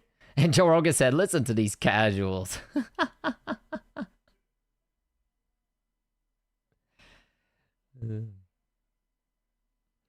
I mean, yeah, but people don't, he's got to understand, people aren't paying money to see this. I mean, yes, it's a masterclass and it's very impressive.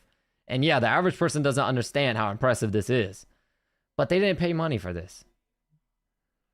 The regular people are just, they don't pay money to watch a fight like this. They don't care for fights like this. Yeah, Joe Rogan's always going to defend the BJJ guys anyways. But like I said, the casual person, the regular person, they're not going to understand how impressive this type of performance against someone like Max Holloway really is because, you know, Max Holloway, they think is just a boxer or something. Max Holloway does have really good ground game.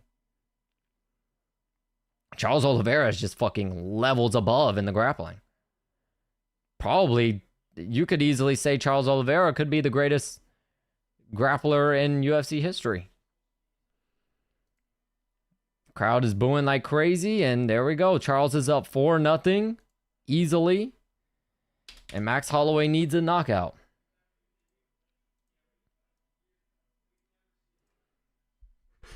At the end of the day, you can get on Charles all you want, but it's up to Max Holloway. It's his job to not let Charles take him down. So, you know, it's not all the blame to put on Charles.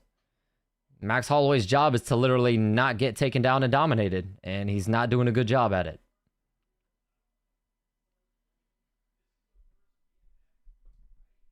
So, I've always done rule of thumb. You can't really blame Charles for fighting like that. He's doing what he has to do to win. I personally more so blame the guy for not defending the takedowns. You know his game plan, especially by now. You know what his game plan is. You know what he's going to do. It's up to you to stop it. If you can't stop it, that's on you, bro.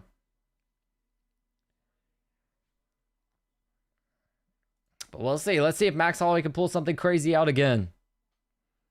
If he knocks Charles Oliveira out, it'll be another crazy viral moment.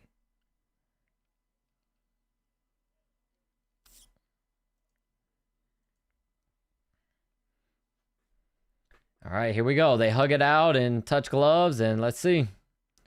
Teep kick Oliveira, leg kick Max, leg kick Oliveira, right hand, left hook, right hand, left uppercut, right hand Oliveira.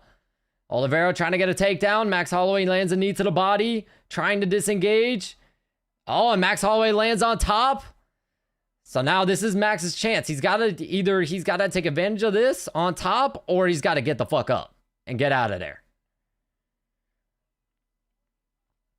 Either Max Holloway needs to take advantage of this or get the fuck up. Ah, Max needs to get up. Charles is about to reverse him. Get up, bro. Get up and get the fuck out of there, bro. Charles is starting to reverse him. Oh my god, Charles is collecting the ankle.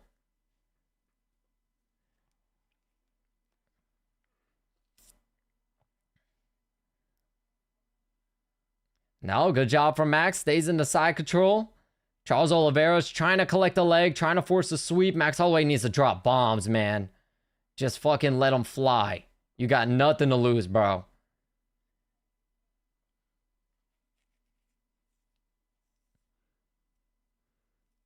Max Holloway landing some hammer fists to Charles Oliveira's head. But it's not anything significant. He's not gonna knock him out with these shots.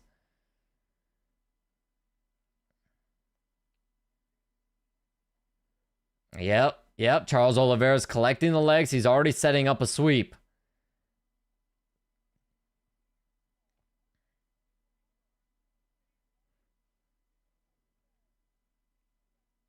Looks like Max Holloway... Oh my god, get up, bro. Yes, Max Holloway gets up, but the problem is he got up against the fence, bro. You need to get up in the center of the octagon. Now Charles Oliveira has the leg and he takes him back down.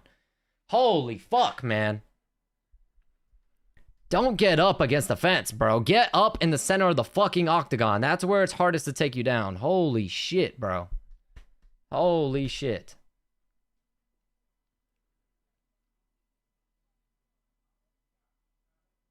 It's literally Fight IQ 101. The hardest part to take you down is the center of the octagon, bro. I don't know why he stood up against the fence. Oh, man. So now Charles is back up on top, and it's looking like this is likely where the fight is going to end.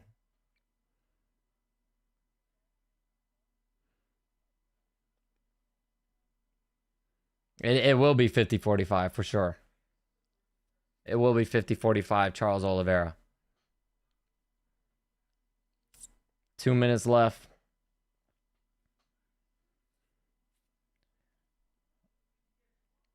Charles Oliveira really not even landing shots or anything. Kind of just controlling posture. Just willing to stay right here.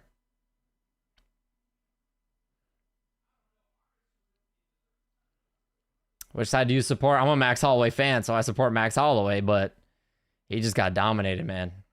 He got absolutely dominated this fight.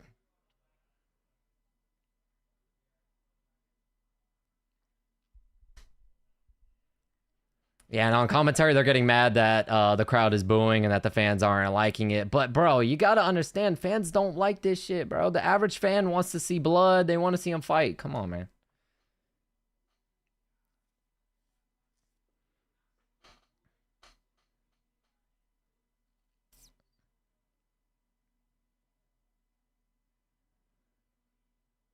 Charles Oliveira transitioning.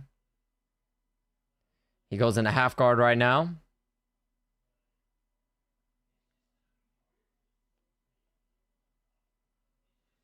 They're saying, imagine if Oliveira decides to jump up, stand up, and go to the center of the octagon and point down.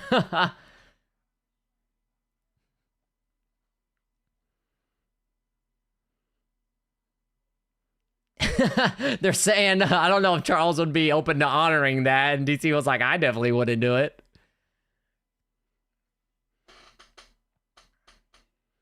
Oh, Max gets back up to his feet. Max is gonna have to pull out a fucking miracle, bro.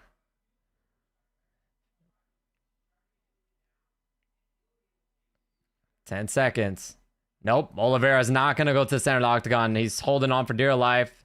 There's a left hook, Max. Oh, they point down. Right hook, left hook, Max. Right hand, Oliveira. Right hook, Max. And that wobbled Oliveira, but that is it. That is it. 50-45. 50-45, Charles Oliveira. Clear.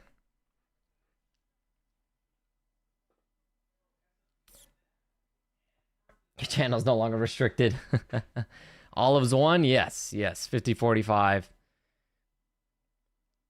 On all scorecards, for sure. Charles Oliveira jumps out of the octagon and he goes to go meet his family. That was a clear Charles Oliveira win. 'All rounds.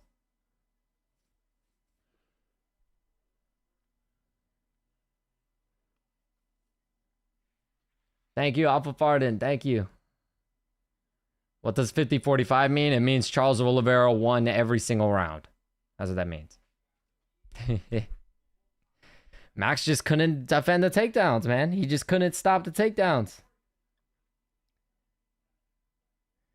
Charles Oliveira just looked, Charles didn't even really do any tricky takedowns. He just muscled him. Charles just body lock, picked him up, slammed him on his back. Charles looked very strong. Stayed up till 5 a.m. for this.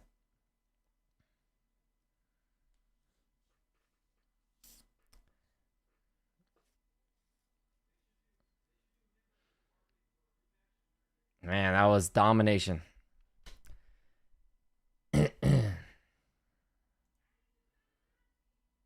Absolute domination.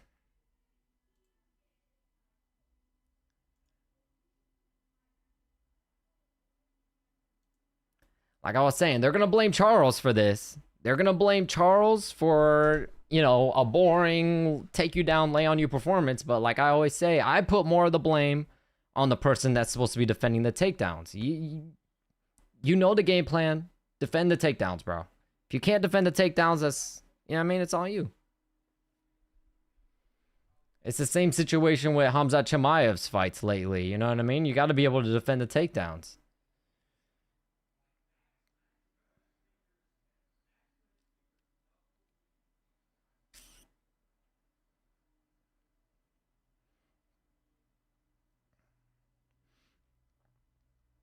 So who's next? I don't even know who Oliveira should fight next.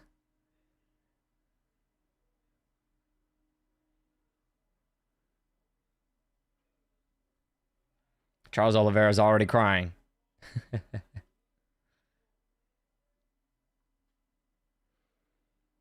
Yep, all three have it 50-45. Yep.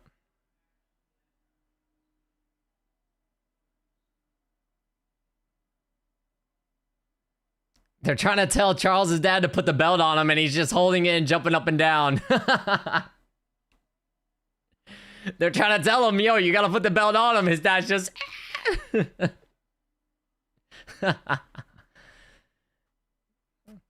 That's funny as hell.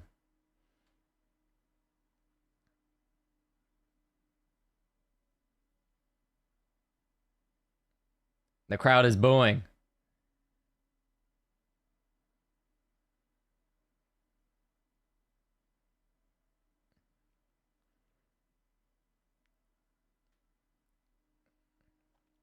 I think we retire the BMF tonight, probably. Probably.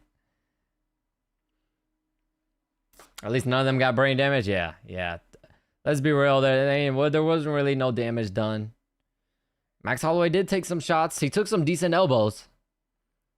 But, I mean, nothing compared to his other fights.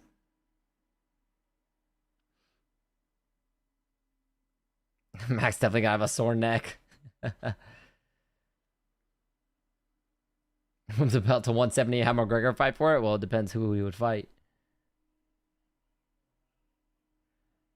Looks like Charles hands the belt to his daughter. And he's holding his son, who looks like he don't know what the fuck going on.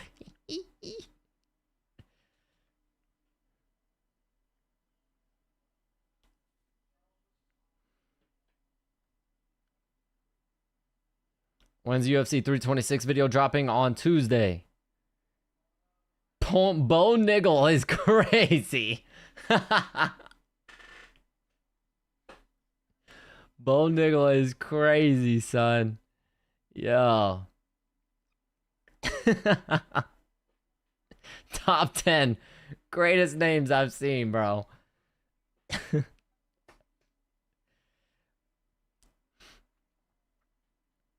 Thank you for tuning in, Valerie, as always. Thank you so much.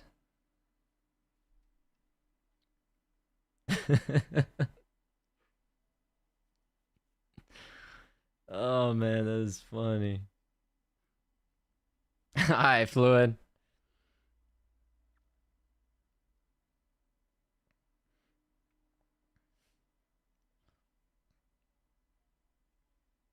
All right, he's gonna ask Charles who he wants next.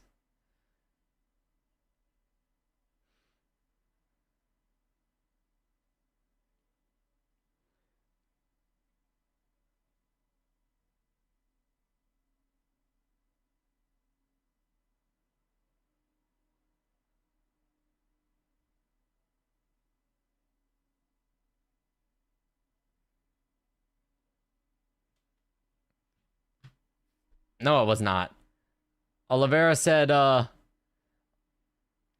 if there's another fight available on the White House card, he's willing to fight there. If the title is available, he's willing to fight that. This was the fight of the night. It was not the fight of the night, though.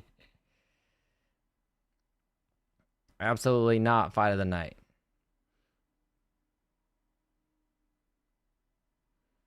All right, now Joe's gonna go over to talk with Max. All right, Drake, I appreciate you, man. Thank you, Bull Niggle. Thank you. All right, Ken, I appreciate you.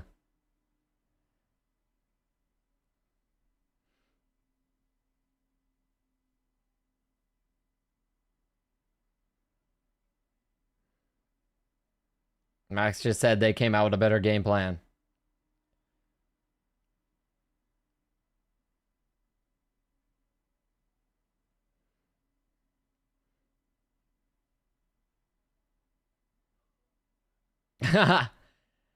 Max said, I'm gonna come back, whoop somebody's ass, and try to get right back into title contention.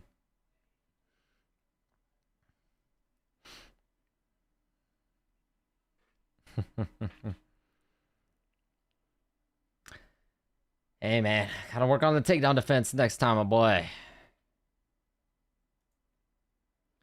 Man, that was rough. That was a rough one, bruh. That was a rough one.